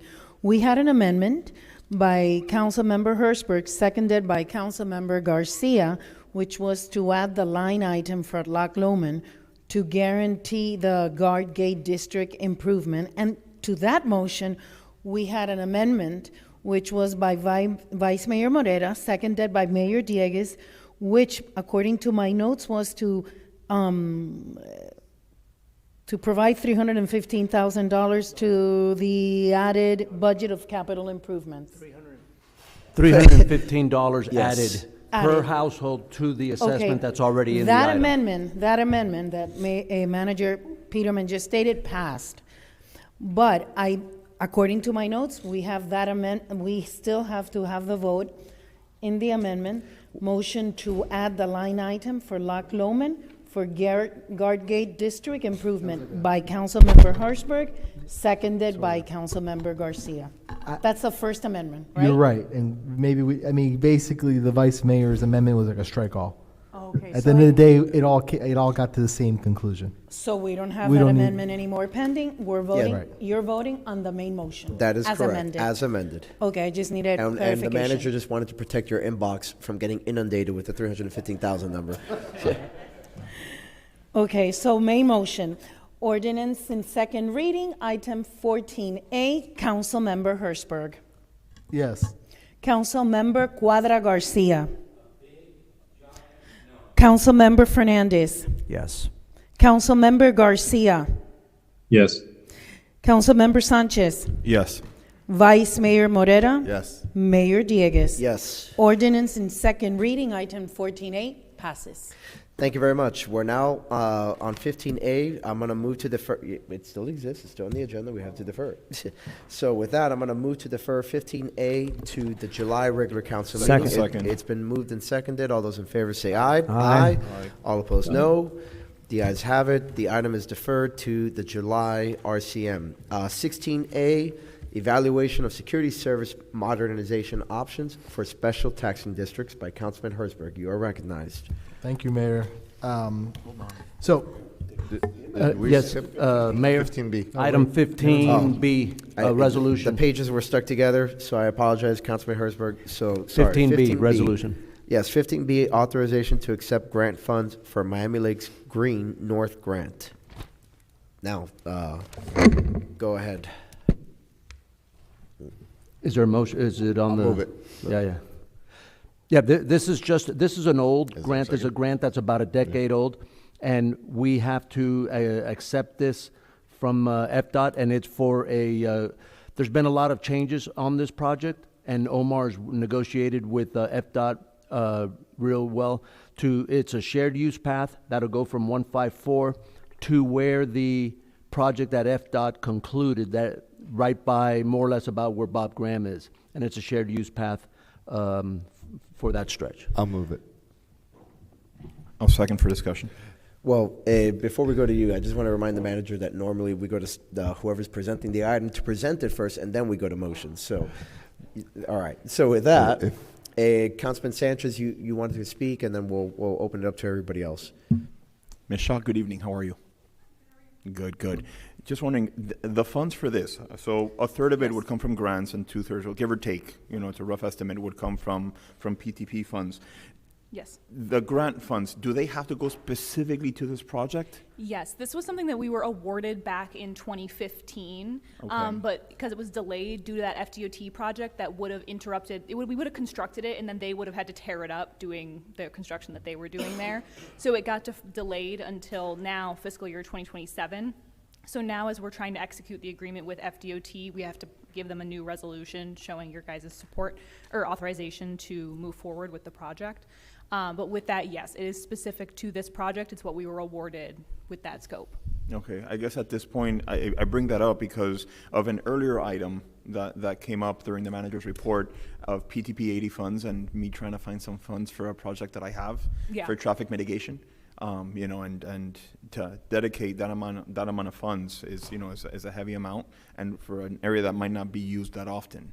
Yeah, I mean, the goal with the project is, again, as it will connect the area next to that school with 154, we're hoping that the shared youth path will help both parents or students or anybody, again, utilizing or that works in that commercial center that's right there, that can walk or bike to work from the residential community or, again, that local school. Obviously, they're not working there. Yeah. But to have people be able to walk and bike more safely in along that area. So we do think there is a user population there that we hope will be big, but yeah, unfortunately that was decided back then when they proposed it. But we currently have a sidewalk that already connects to the new addition that was added by FDOT in August of last year when they completed that project, where it comes down North 77th and crosses over just north of Bagram Educational Center, where they created that new sidewalk where parents used to park for the middle school pickup. Yes. And that connects to the sidewalk that goes all the way out to Miami Lakes. So this project would really just widen that sidewalk to create that shared use space, correct?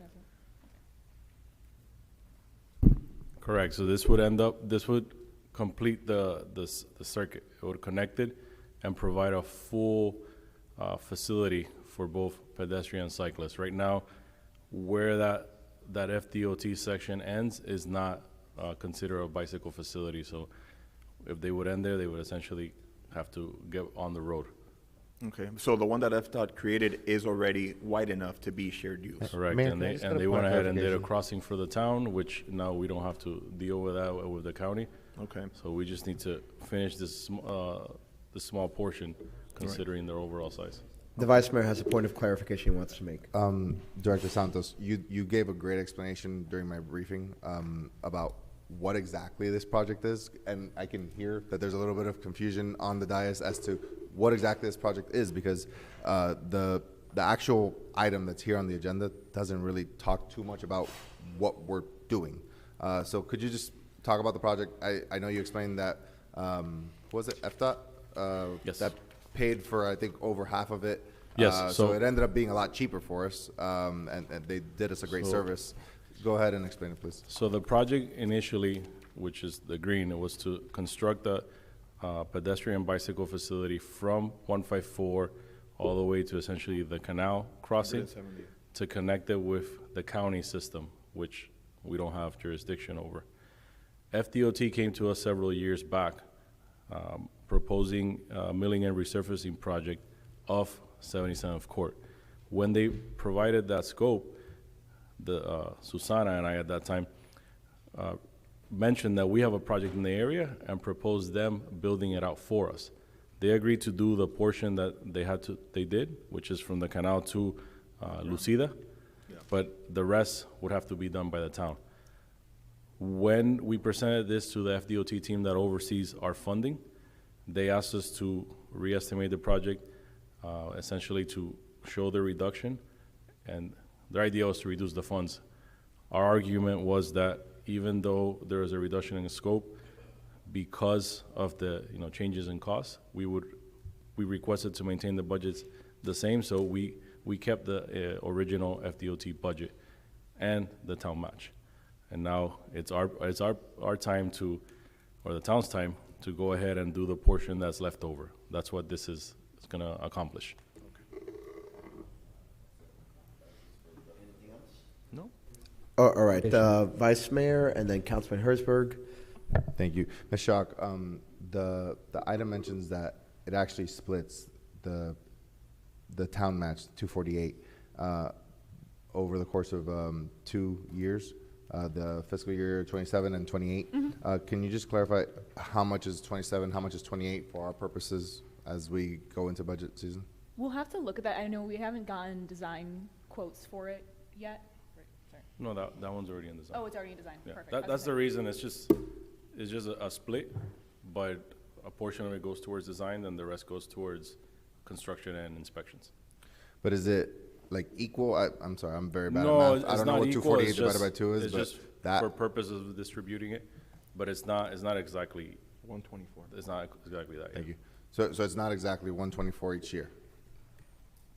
For that component, yes, but the cost may not exactly be that. We would have to respond back. Yeah, what I want to know is for budgeting purposes, as we get into that season, I don't want to allocate, as we've been discussing up here pretty much all day today, PTP 80 funds that are already locked up for this project, and then later on we, I don't know, bite ourselves in the foot. I don't know. So that's my main comment. Yeah, we'd be paying for 62.5%. These are from the Lucida. Councilman Herzberg. Thank you, Mayor. So to the director, so looking at Google Maps or whatnot, I see that FDOT made the larger dual use lanes, right, on 77th Court. Yes. So this connects the two, because right now if we voted no, we would just have this random two-use lanes that's connected to nothing. That's what I see, because you have to connect the southern side and the northern side. So this connects them, so then the work that FDOT did actually gets used, and there's a connection there. So that's the purpose And this of would be for the construction, so we're already on design. Right, okay, got it. So you already spent money on design? We spent money on design. Okay, all right. Personally, I'm a big, in Miami Lakes and South Florida in general, I don't know how much use these bike lanes honestly get, but work has already been done, money's already been spent, and right now there is a path that's not connected to anything, basically. And remember, this is all, because we've got this question, what you just mentioned. This is all part of a larger greenways and trails master plan. I know. So we have to start in pieces as through our areas, and as we expand the system, you'll get that larger connectivity. But if you don't do anything, then you No, won't have I it. mean, what's getting me on it was, one, money's been spent, but then two, if you go onto Google Maps right now, you see that FDOT made a dual-use lane already. So if we don't complete this, it's just this random dual-use lane that's not connected to another dual-use lane, right? And the section they did, it was one of the most complicated parts, because Right. it does include that crossing. And there's no at the north sidewalks end. on the north side to connect to it, so it's just, is there? Or no? There is. You have to It cross. continues with the county system. You have to cross, which right, is right, why right, it's right. important that FDOT did that crossing for the town. Right, okay. Yes. Yeah, I mean, we can talk about the master plan a different day, but this seems to make sense. Anyone else? Wait, before we go to any follow-up, Councilman Garcia, do you have anything you want to add? No, not at this time. Okay. With that, Councilman Sanchez for follow-up. Just a rebuttal for Councilman Herzberg. It already connects just a single wide sidewalk instead of a double wide. So it's inaccurate when you say that it doesn't connect to anything. It does connect. It just goes from double to single. And that sidewalk goes all the way out to Miami Lakes Drive. That's it. All righty. Anyone else? All right. This being a resolution, all those in favor say aye. Aye. Aye. All opposed, no. The ayes have it. 15B passes. And now we're back on 16A. Councilman Herzberg. Thank you, Mayor. So this item, coincidental timing, honestly, but when I was looking over actually, I guess it wasn't coincidental timing. When I was looking over the budgets of the special taxing districts, I realized how much money was how large these budgets really are, especially on the Royal Oaks side. And you heard it today. You've heard it from Councilman Cuadro Garcia. I don't know with updates to technology how much there is a need for a human labor in these special taxing districts anymore. So this is very preliminary, but I would need staff and legal to start working on it, is looking at what other alternatives there are. The alternative I like, and I've spoken to residents and they seem to like this too, but again, we need to discuss how we get there. And this really would only be for the Royal Oaks sections because they have the money. Section 1 doesn't necessarily have the money for my idea. Is you can remove the guards, you can automate the gates, we can have our own license plate reader, not a law enforcement one, our own. And there's enough money there, I've done the calculations, I believe, to hire a police officer, 1 or 2, to patrol the neighborhoods at night. The money's there from basic calculations. I can't guarantee it, so that's what we need staff. Because the biggest cost in all these districts is the labor. You remove the labor, we can either save residents a lot of money if they don't believe the actual human being is necessary, or potentially provide a much better security service with a hybrid model. So my idea is just to have staff start working on it, reporting back to us, and also have legal start working on what we would need to do to modify anything in these districts, which I believe the first issue which we do need to do is adopt the ordinances for these special taxing districts, which I don't know why we haven't done it already. We should do that, and maybe that's something the manager can bring up at a next meeting if you want to discuss that. Well, I guess let me make my motion. That's my motion. I'll second for discussion. Oh, great. All right, it's been seconded, but let's get some clarification from the attorney, then we'll start with Councilman Sanchez. Thank you, Mr. Mayor, Council.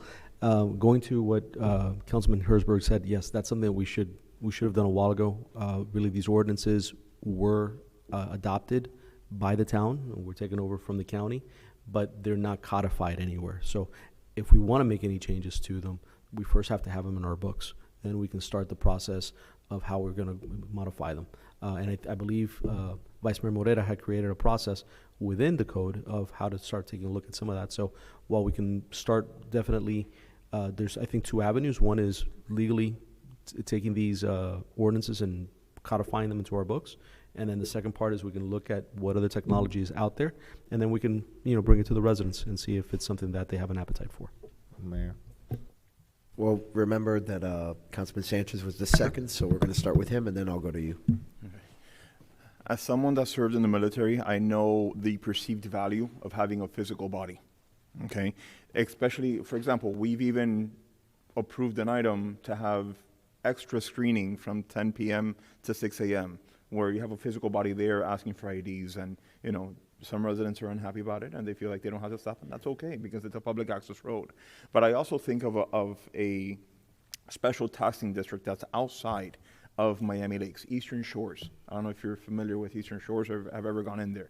They have the same thing that we have here in Miami Lakes with a guard gate. The difference is that it's manned 24/7 by North Miami Beach police officers. And as soon as you pull up, right in front of the guard gate is a Miami Beach police car with the police officer inside of the guard gate. But to move, so within Section 1, there is an HOA that is implementing exactly what you're stating that they have is now a kiosk, is the Anchorage. is a kiosk, and I know it's because my dog sitter, resides in there, and every time I go, I have to slide in my ID, and eventually, after a couple minutes, somebody comes up over the intercom and says, "Please tell me who you are, where you're going." But it's different. It's not having a human, physical body there, but that is an HOA is very different. If you don't get access, you don't get access. And ours, you have to get access. And having that physical body there is the same as having a sign in front of your house that says, "Hey, I have an alarm." So it's a deterrent. And yeah, I like to see other ideas, absolutely, but at least foundationally, having a person there, I think, is something that is needed. Mr. Vice Mayor. Thank you, Mayor. So I respect and probably agree with the spirit and the intent of your item, and I want to say thus far I'm probably supporting it, but there is an important caveat, and I think it's just phrasing, the way that it is phrased. The item of, for example, switching to an automated gate service or things like that, that violates some of the existing STD ordinances. It definitely violates Miami-Dade Section 1. I'm pretty certain it violates both of the Royal Oaks special taxing districts, which require a 24/7 manned guardhouse.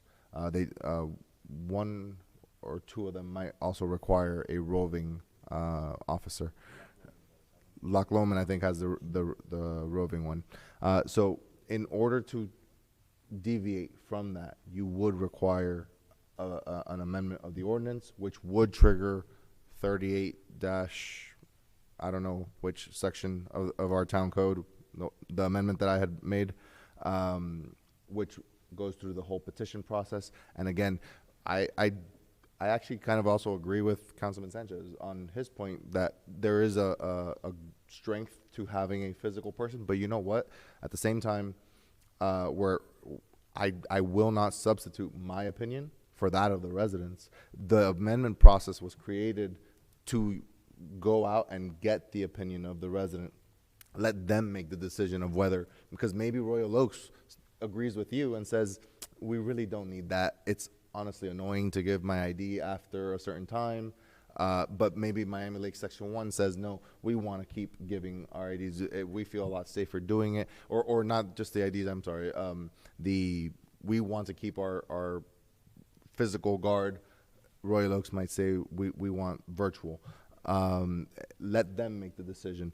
So insofar as really what you're seeking here, as I understood it, was let's generate ideas on how we can modernize these ordinances. That I do agree with, and I'm happy to support. And I guess what you're asking for is for the staff to come back? Right, if I may, Mayor. Correct. There's no absolute direction. There's no timeline here other than staff coming back and working with staff. And that's actually one of the questions to the town attorney. What needs to be done for us to amend the services? Do we need to go back to the voters? What are the procedures to do that? We look at your ordinance, we look at the original ordinances. Those are exactly the discussions. All this is getting staff back, but I believe I think there is a want, and I think the councilman will agree with me, at least on these sides, that we're not really sure how useful the human capital is on taking pictures of guards, and a bunch of you had discussed the nighttime IDs. That's not happening. It's rarely happening. I go in and out at night. It doesn't happen. It just doesn't. So I really believe if we went out to vote to the owners of the Royal Oak sections and we told them we can automate the gate and provide you law enforcement at night, I'd rather have that personally. But that's exactly the questions to discuss. And then, depending on what we need to do, of course we would have workshops, send it out to residents. We need resident input. This doesn't happen without resident input. And potentially, I don't know, I take a different position. I don't know if it needs a resident vote, but that's something for the town attorney to tell us. The issue is, Councilman Herzberg, is that you need to have a process at least to have the resident input, because this is a tax on them specifically. And I think that's something that Vice Mayor Morera's, we'll call it the Morera Act, that's in our code, accomplishes. So, we can follow that, or we can tweak that in the future if we want to, but definitely it's going to require a resident input. I think the only exception is Loch Lomond, based on what we were just discussing. when the county created these special taxing districts, they basically stated that, and it's in the ordinance, that they could go to the HOA, Loch Lomond HOA, and whatever the Loch Lomond HOA requested, they would follow. It was advisory, so they didn't have to, but they in all instances they did. Why? Because the HOA and the STD is one and the same. Councilman Fernandez. So, I something to think about. I've been, this is my second home in Royal Oaks. I started on the west side, across the street from former Vice Mayor Roberto Alonso, rest in peace. But when this came up back then, I was scared. I said to my wife, girlfriend back then, I'll move out. If we get rid of the guards, I'll move out. Like, you know, to me, I like knowing it's kind of a feel-good thing. The prestige, you know, that was me. But now with technology, I've been thinking about it. I've actually thought that maybe there's an alternative that we can save money. The part about the police, we have to think about that a little bit further, because as a taxpayer, I'm paying for police anyway. So why am I going to pay again for more police when we would probably have a roaming police officer at one point going through there? I don't know. Would it deter them to not go through there if there was already an assigned police officer? You know what I mean? Like, that's something that we'd have to think about. But I will say that I'm open to hearing what alternatives are. That's it. That's what it's about, the alternatives. I will say, though, my law enforcement idea is that officer's only there. They are roving those specific streets 6-8 hours a night. That's a completely different level of security. But we'll see. I don't know what the cost is. We got to determine that. It's just a matter of getting these processes moving forward. And as the town attorney said, we need to move forward and taking that ordinance and codifying it. Next speaker, Councilman Cuadra Garcia.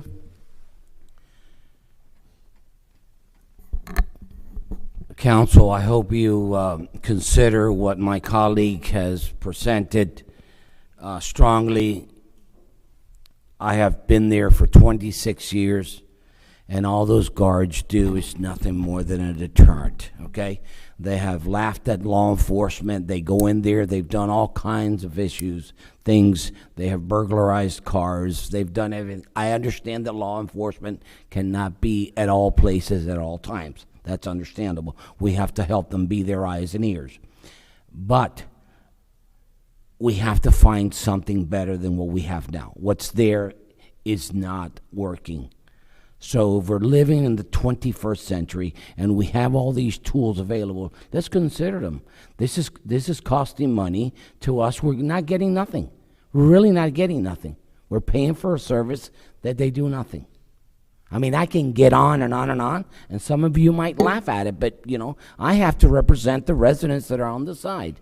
On that side, there's a better idea, and there's better tools that we can use than that live body. So please consider it. Councilman Garcia, to bring us home. Thank you, Mayor. I think anytime we can take a look at alternatives. I know the Anchorage uses a automated entrance to their gates for a while now, and they also have customer service. You can talk to a live person if you need any issues. So the technology exists, and looking into it, at least seeing if it's an alternative to certain districts, I think is a good idea. So I'll be for the item.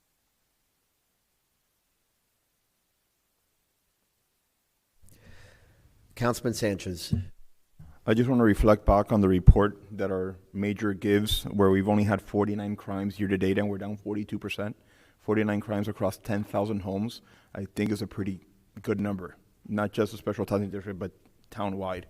So, and I think the deterrent is a good portion of that. Is a good reason as to why our numbers are down, in addition to our police officers. That's all. All right, this is coming back to us. So all those in favor say aye. Aye. Aye. All opposed, no. The ayes have it. The motion carries. We are now on 16B by Councilman Sanchez. 16B. So, Miami Lakes has an estimated population of 35,000 people. We have, for hurricane seasons when they come, we have 2 urgent cares and an ER. In order to expand that, CCMS, which we are all familiar with, Mario Espino, we gave him a proclamation. He is the CEO and president of the company, has offered he has these mobile units that go to homes in order to help residents with, or the elderly community with needs that they might have, might it be a regular checkup, x-rays, anything like that.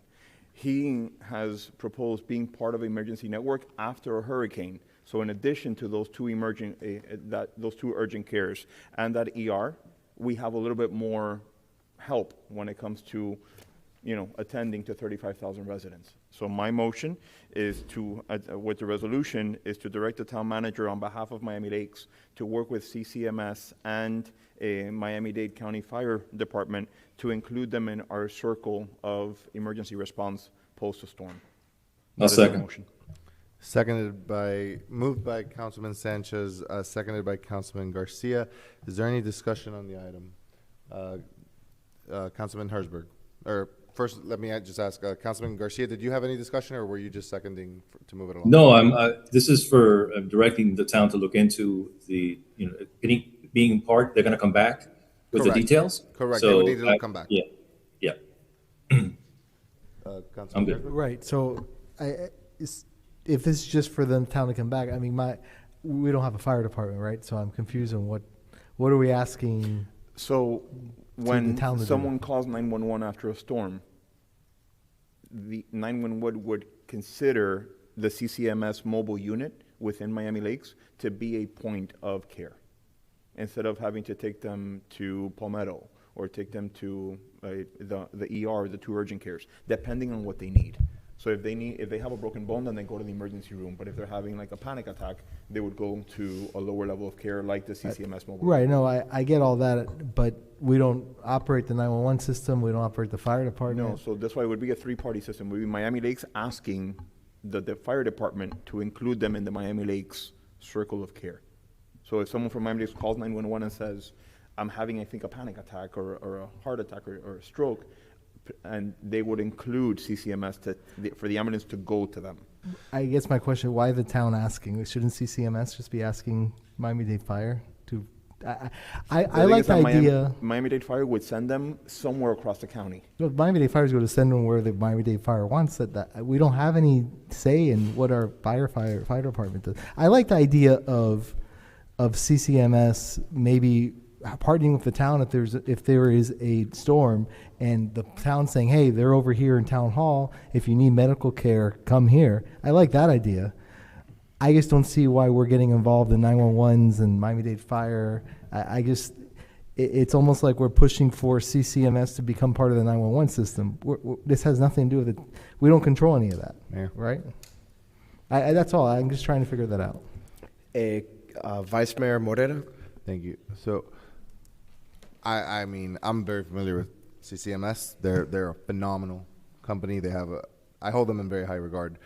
My one issue is I do see a little bit too much of government promotion of a single corporate entity.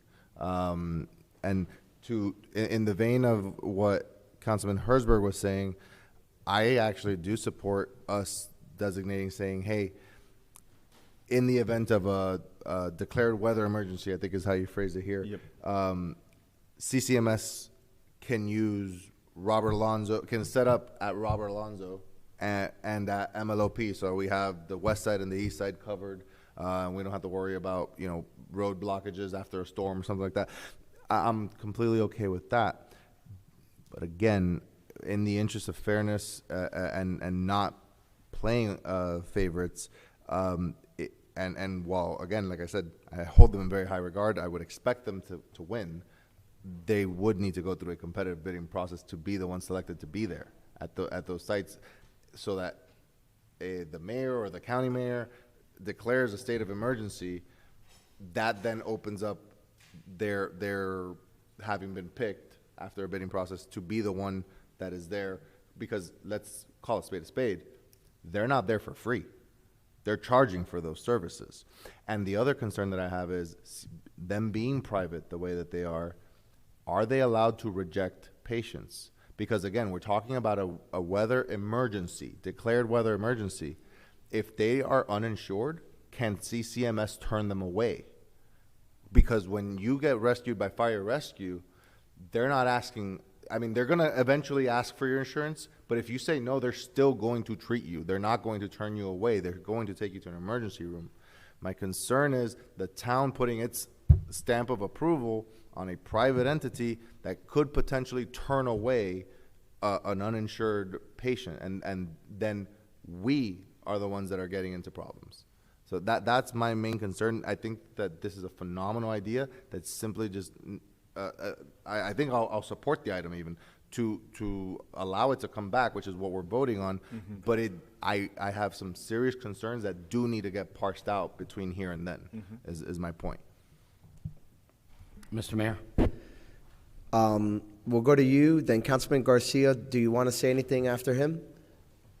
He seconded. No, I'm okay, thank you. Okay, Councilman Fernandez? Okay, just getting a lineup, so you go ahead, and then I'll close. Thank you, Mr. Mayor. Requesting a point of privilege to correct item 16A from a nay to a yay. Madam Clerk, I think, just can you? Yes. Okay, thank you. It's I think noted. Thank you. I think he was a little confused is all that happened. Of course. So with that, Councilman Sanchez, I get where you're coming from. And I believe that the Vice Mayor raises a valid point about concerns regarding a competitive process. But again, just like him, I'm going to vote to advance this and wait back on the final form of this item, to further evaluate it. If for whatever reason we have to go ahead and do a strike all amendment later and shape it more as an RFP, then we can do it at that point. But in the meantime, let's just move forward. So with that, Mayor, yeah, I just want to be clear because what is the council voting on? Because you're all saying different things. Yeah, Councilmember Sanchez has a written, request or motion on here, but several of you have said different things. So I just want to be sure that we comply with what the will of the council is. well, okay, Councilman Herzberg, you want to take the first stab at it? Yeah, if I may, Mayor, because there's a resolution here directing the town manager to hereby authorize and coordinate with Miami-Dade Fire Rescue. I don't think that's Well, what. at least to are we me, doing? I don't like the idea of just because the resolution's in the MBI that it necessarily means that the item flies into passage, right?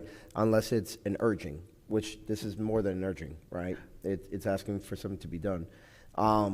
So just to be clear, I mean, and somebody correct me if I'm wrong, I'm pretty sure this has to come back. Right? Right, But Mr. what, Manager? I guess, Mr. Mayor, the item's directing the town manager to do something. Okay. Isn't that the point of the item? Well, I'm confused on what Are you what it trying? is. Do you intend for it to come back? Or I you do just- intend for it to come back because we still have to, an MOU needs to be developed. We need to see if the fire department is willing to even put them in their circle of care, in their communication channels, where someone calls into 911 and then they would direct them to, just like they would direct them to a Baptist ER or a Nicholas Children's urgent care, something of that nature. Right. To see if that's something that can be done. And if I may, Mayor, I share the same point of Vice Mayor.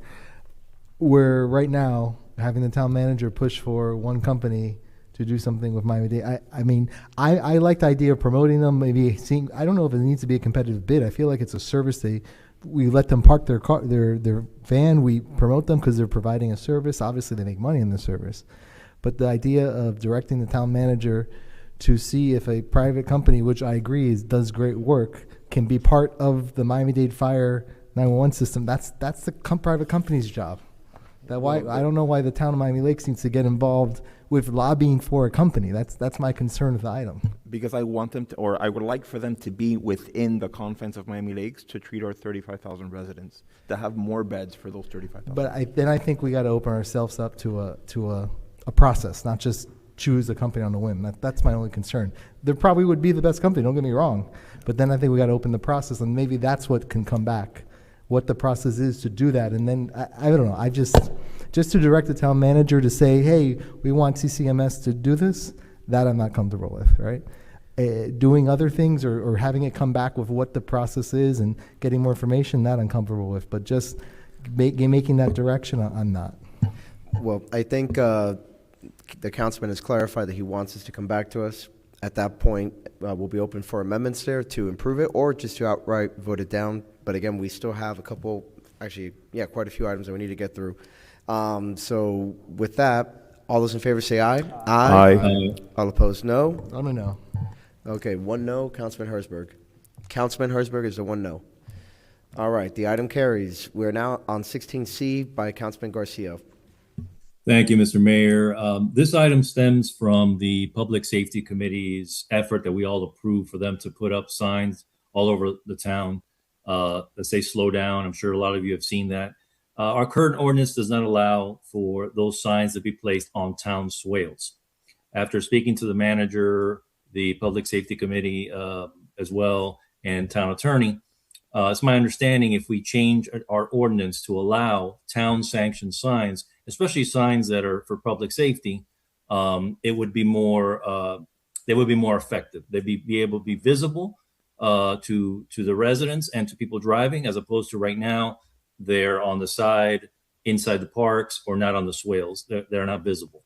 So what I asked my colleagues is to ask town staff to allow us to put town-sanctioned committee signs that are public safety related to be allowed to be put in our swales. I'll second for discussion. It's been seconded by Councilman Sanchez. Go ahead and you may discuss. I'm in full support of this item. I also relay to my colleagues on Miami Lakes Drive, just in front of the 7-Eleven. We have a town sign that says, "Don't even think about speeding." These signs of drive like your kids live here, slow down.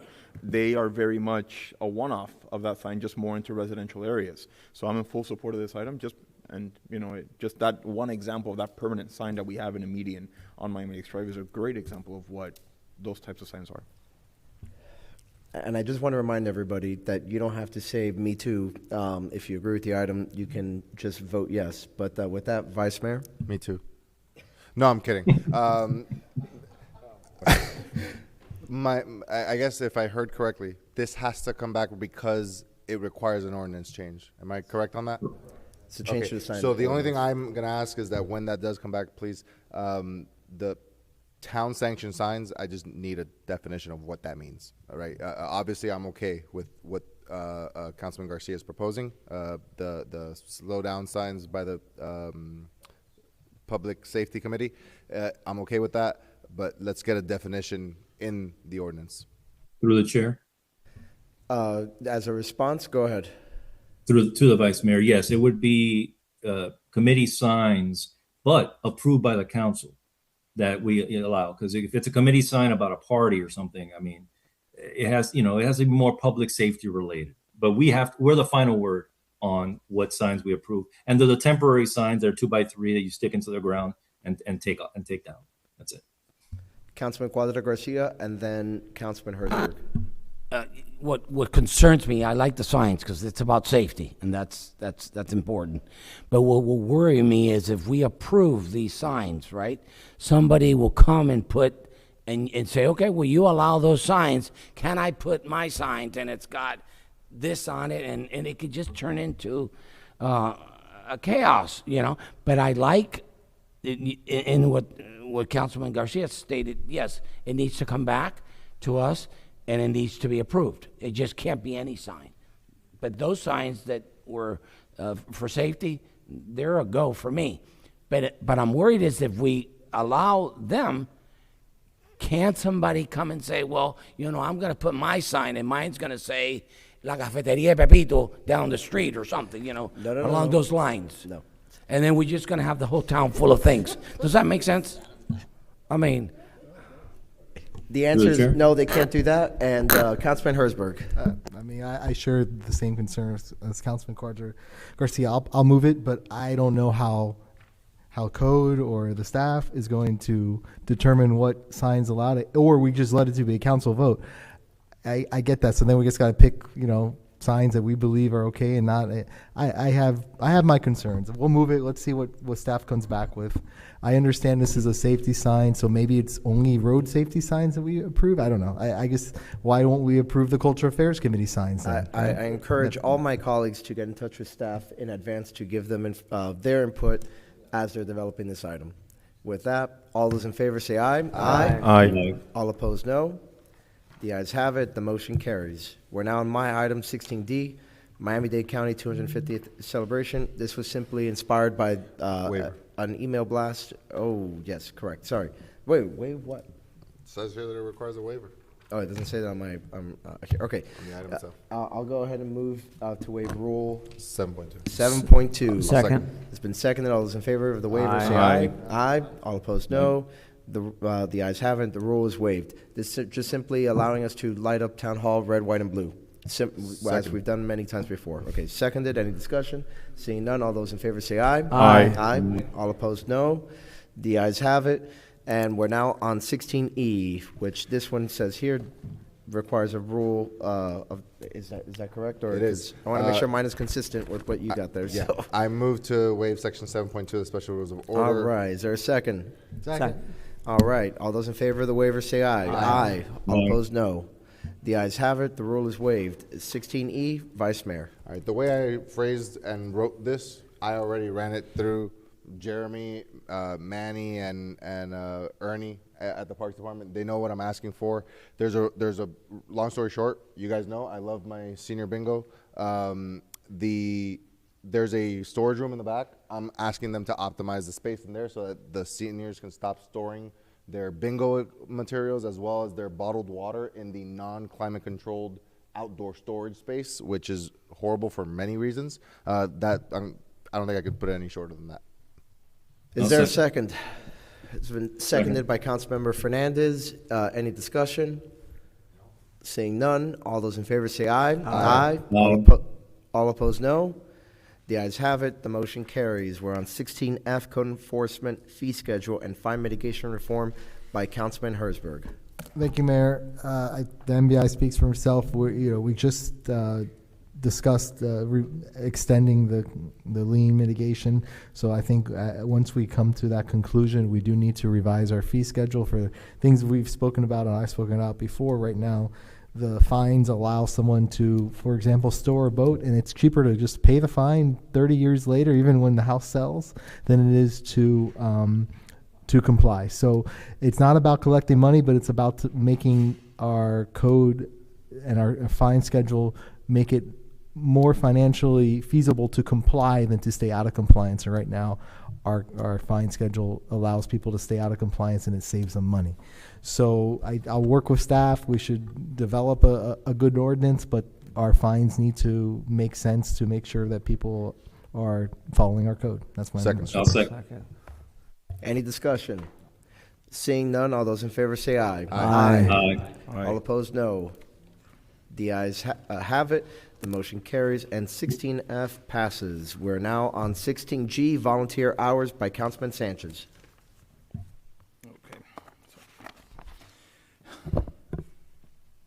So in February of last year, the first item that I ever introduced passed unanimously to create a volunteer initiative to bring more volunteers to Miami Lakes. Because of the ratio that is dictated by Miami-Dade County Public Schools of 1-to-1 hours, we can't just, for certain events, give 2 hours for 1 hour of work. I have been in communication with Miami-Dade County Public Schools and local schools in the area too, and created a form that you have in your hand that has across the top 16G, which is the same one that we had before with an addendum right underneath of dates of service that says hours calculation notes to include the following as applicable: pre-planning, preparation time, travel to and from the event setup and breakdown, and the duration of the work event itself. Because schools were using the actual time, the time of the event itself. So for example, if they volunteered at the Halloween event and it was from 5 to 10 p.m., why is it that we're giving them 5 hours? I mean, it's 20 hours for 5 hours of work. So this includes all that, the pre-planning, the setting up, the breaking down. So I moved to adopt this new form to be included. It's been seconded by the Vice Mayor. Any discussion? Nope. All right, seeing none, all those in favor say aye. Aye. All opposed, no. The ayes have it, the motion carries. And we are now on 16I, which requires a rule waiver. You want to go ahead and make the motion? Yeah, I'll move to waive section 7.2. Is there a second? The waiver has been moved and seconded. All those in favor say aye. Aye. All opposed, no. The rule is waived, and you are cleared to proceed. Yeah, just given the nature of this one, I'm going to go ahead and just read it completely into the record. Recently, our community lost Mary Collins, the namesake of the Mary Collins Community Center, and a resident and leader whose contributions to our town were significant enough that we chose to honor her by attaching her name to one of our public buildings. Recently, during the memorial service that was held in her honor at the very center that bears her name, while I was there, I was struck by something. Despite the building having her name on it, there isn't a single photograph of Mary Collins anywhere inside other than a very small one, which is part of a newspaper article. And then there's also almost nothing to tell the visitors who she was or why her role in our town's history matters. We see this all the time with courthouses. They're named after people, and we have no idea who they are, and I don't want that to be the case here. We honored her in life by placing her name on the building. Now that she's gone, we should continue to honor her legacy by ensuring that her memory is preserved. So given that, I want to ask my colleagues to support the following two measures, and by this, I am moving for these measures to be adopted. One, that a portrait of Mary Collins be hung above the interior doorway leading into the main meeting room at the Mary Collins Community Center, or in any other location that is equally tasteful and dignified of her memory, and also that a poster or a plaque bearing a QR code be placed near that portrait, inviting visitors to scan it and learn more about Mary Collins, including her life, her leadership, and the role she played in shaping the town we know today. By doing so, it can potentially also serve the greater purpose of inspiring some of our youth and the next generation of leaders of our town. I'll second. It's been seconded by Councilmember Garcia. Mr. Vice Mayor, I think this is an excellent idea and is exactly what we need more of, right? Especially when we name a facility after somebody. That is a glaring omission, so I'm glad you caught that and that we're going to rectify that. With that, all in favor say aye. Aye. Aye. All opposed, no. The ayes have it. The item passes. And we are now on 16J by Councilman Sanchez, military and student banner cycles. So in 2018, the Town of Miami Lakes Veterans Committee launched the Military Tribute Banner Campaign in partnership with Miami Lakes Automall. The program has grown substantially since its inception, from 29 banners displayed in its inaugural year to more than 95 in 2026. Building on that momentum, during the pandemic, Councilman Luis Collazo introduced a complimentary high school senior recognition banner campaign to honor graduating high school seniors who otherwise lacked a dedicated public celebration within the town. The response to both programs has been very enthusiastic. However, the concurrent display of both banner types has created a logistical challenge. With a limited number of light poles along the display corridor on Miami Lakes Drive, veteran banners are currently double stacked on a single pole to accommodate both campaigns simultaneously, a presentation that diminishes the individual recognition each honoree deserves. I recommend that the Town Council approve a revised display calendar that serves the two banner campaigns into distinct, non-overlapping cycles. Under the proposed schedule, military banners would be displayed from November, prior to Veterans Day, through May, concluding after Memorial Day. Senior recognition banners would then be displayed from late May, once the military banners have been removed, through November or earlier, when the military banners are reinstalled. It is further recommended that the senior recognition banners, when they are removed this year, the military tribute banners be transitioned to a single banner purple display format along Miami Lakes Drive, replacing the current double stack configuration. This change would restore the dignity and individual display that each veteran honoree merits. All right. Was there anything else? Are you changing anything that's there? Yes, I'll change from ending the student one in November to September for the beginning of the new school year. Second that way. Yes. Okay. If I can just add a comment, Mayor? Yes, Quickly. go ahead. I will say, right now, the student banners, I mean, I think we should continue to allow side by side on the student because it gives more space. It's doesn't- not the students. Right. I know the military banners side by side. Honestly, I notice them more when they're side by side. Like when you're driving down the street, I feel like there's more presence and you notice them more. But I'm going to approve the item. Understand the reason for having a single on one each. But on the student banners, I don't know if the board runs out of space. I mean, I don't mind having the student banners be side by side moving forward to give more people the opportunity to be up there. That's all I'm saying. It's a student, not the military. So, communications director, please. Right, right.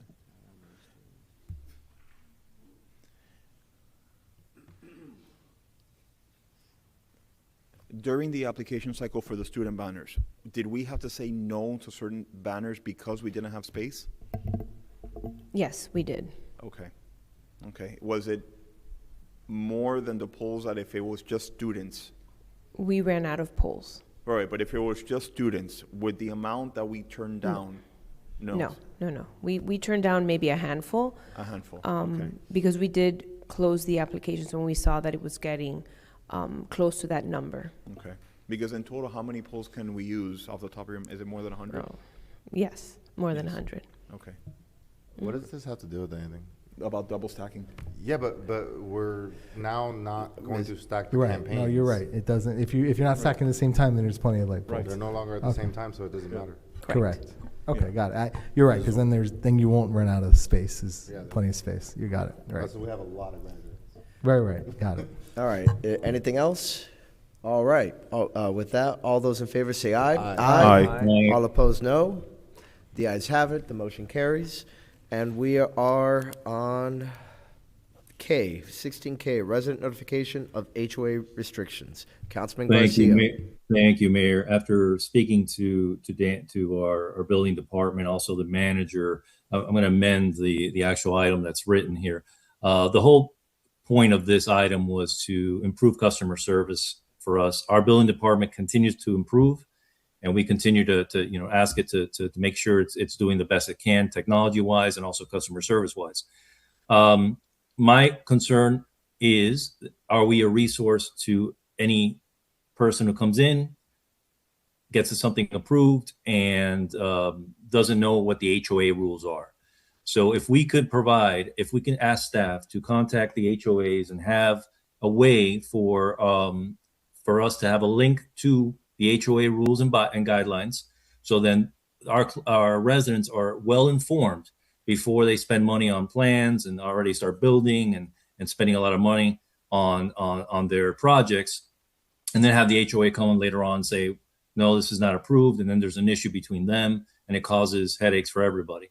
What can we do as a staff to connect our residents to that information so they can make a proper decision before they spend money on plans, things like that? So I just asked the staff to look into a link between that information and the HOA's information to be a better resource for our residents. I'll second it for discussion, a very brief discussion though, because again, I think this is coming back anyway, but I just wanted to ask, didn't we already have a website with all the governing documents of the relevant HOAs? I remember Neighborhood Improvement Committee having that available a while back. There was an HOA map and everything. I would encourage staff, no. Okay. That I did discuss with the councilman. I would urge that we do not have HOA documents, it's legal documents in our webpage. Okay. That opens us up to someone saying, okay, well, no, but the town said that the HOA says X, Y, Z. I mean, those are their documents. That's a private agency. We are a municipality. We Okay, can well, that's a create a different link to their webpage. Yes. We can create Link. information about who their managing director is, who's on their board. That's fine, but that creates what I'm trying to say, that creates other issues. Then we start becoming in charge of updating it. Yeah, and what that's if the we give the wrong problem. information and the wrong link? That's the I mean, problem. I mean, at Okay, well, there worst, is we an could HOA do map. that. Chair Javier Lesoto just said it's just not updated. So, and I know That's that the this has been problem. on there for. You're in the problem. Okay, but what I'm trying to say is that it is there, so you guys are going to want to look into that, all right? But just, I'm going to support the item. I just wanted to ask that question because I remember this being something that was displayed. We had asked all the different HOAs to get involved by giving us their information. Like Glen Ellen complied, I know, for example, and a couple others. And I think on that, they did also have a link for those that did have a website. It does have a link to those websites as well as contact information. But anyway, just want to throw it out there for your benefit then. Yeah, I mean, we gotta, if we're gonna do something like this, there's gotta be disclaimers everywhere. They go and click inside of that, to get inside of that page, they gotta click that we don't warrant anything. We don't talk about the accuracy, we don't talk about anything. We're just doing it as a convenience. Good luck to you following the link. No. Well, I mean, look, my personal opinion anyways, you know if you're living in an HOA, so, you know, obviously you're told. Well, You'd be shocked. I think some people, you know, may look the other way, but that's another story altogether. With that, you know, let's go ahead and close this out. We're going to take the, what, do you have? I have to get my 2 cents in on this one because I'm going to vote no. And, Okay. And it's with all the respect in the world. I think that it is coming from a good place by Councilman Garcia. The attorney in me and the former board member of an HOA in me is repulsed by the idea of this. And it's because the HOAs don't update their own documents. How are we going to keep their documents updated? There's a lot of negative. Also, Mr. Angel can correct me if I'm wrong here, our current permitting system requires there's a affidavit that homeowners have to sign saying, I understand that I may be subject to an HOA and that approval of this permit is not tantamount to approval by your HOA, and you got to figure that out on your own. So we already have that in our permitting process. If to be frank, if they're wasting money because they went and got permits from the town and only to later find out that they did not get ARC approval, I'm sorry, that's on them, because it's exactly what Steve just said. Some people refuse to realize that they live in an HOA somehow, but that's on them. If I may, Mayor. Just one thing. I'm the president, just so you know, I'm the president of 2 HOAs. So I see it from the HOA side, but from the town side, all the lawyers up here are very hesitant. If I may, Mayor, quickly. Yes, Thank you. go ahead. I brought an item not a little different. It might have been my first meeting about the HOA issue, and I worked with staff and I tried to make like a violation, an update to the affidavit. Maybe an update to the affidavit's where to go, but you know, it's just I don't believe it's in the purview of the town to try to even enforce or direct people to the HOA. I share the concerns of the town attorney. What I suggest maybe we do is we look at that HOA affidavit and make it stronger and scarier, because the issue is people don't care, but that's not our problem. It really isn't, unfortunately. It's the HOA's problem, and that's where I see it. I love the idea. Everyone stay in your seats after the vote. But with that, all those in favor say aye. Aye. All opposed, no. The ayes have it. The motion carries. And before we adjourn the meeting, before I adjourn the meeting, this time it's not Papa Bear castigating his children. This time it's me just reminding you all that we have to maintain quorum at all times when the meeting is in progress. There was a point briefly before we got into public comments or around thereabouts where we were down to 3 council members here. And I understand that you were talking to residents and different ones, but you need to be mindful before you leave the dais of how many people are in chambers, right? Anyone appearing virtually, like Councilman Garcia, they do not count for purposes of quorum, which means we can't conduct business, which slows the meeting down. And again, it's the people's work ultimately that we're slowing down. So just whenever you get up out of your seats, I want you to please be mindful to look back at the dais, make sure we have at least a majority of the council members, meaning 4 people, up here on the dais at all times. So please help me with that. I did have to deputize the vice mayor briefly to be a sergeant at arms. But just be mindful of that. With that, there being no further business, we're now adjourned at 10:43 p.m.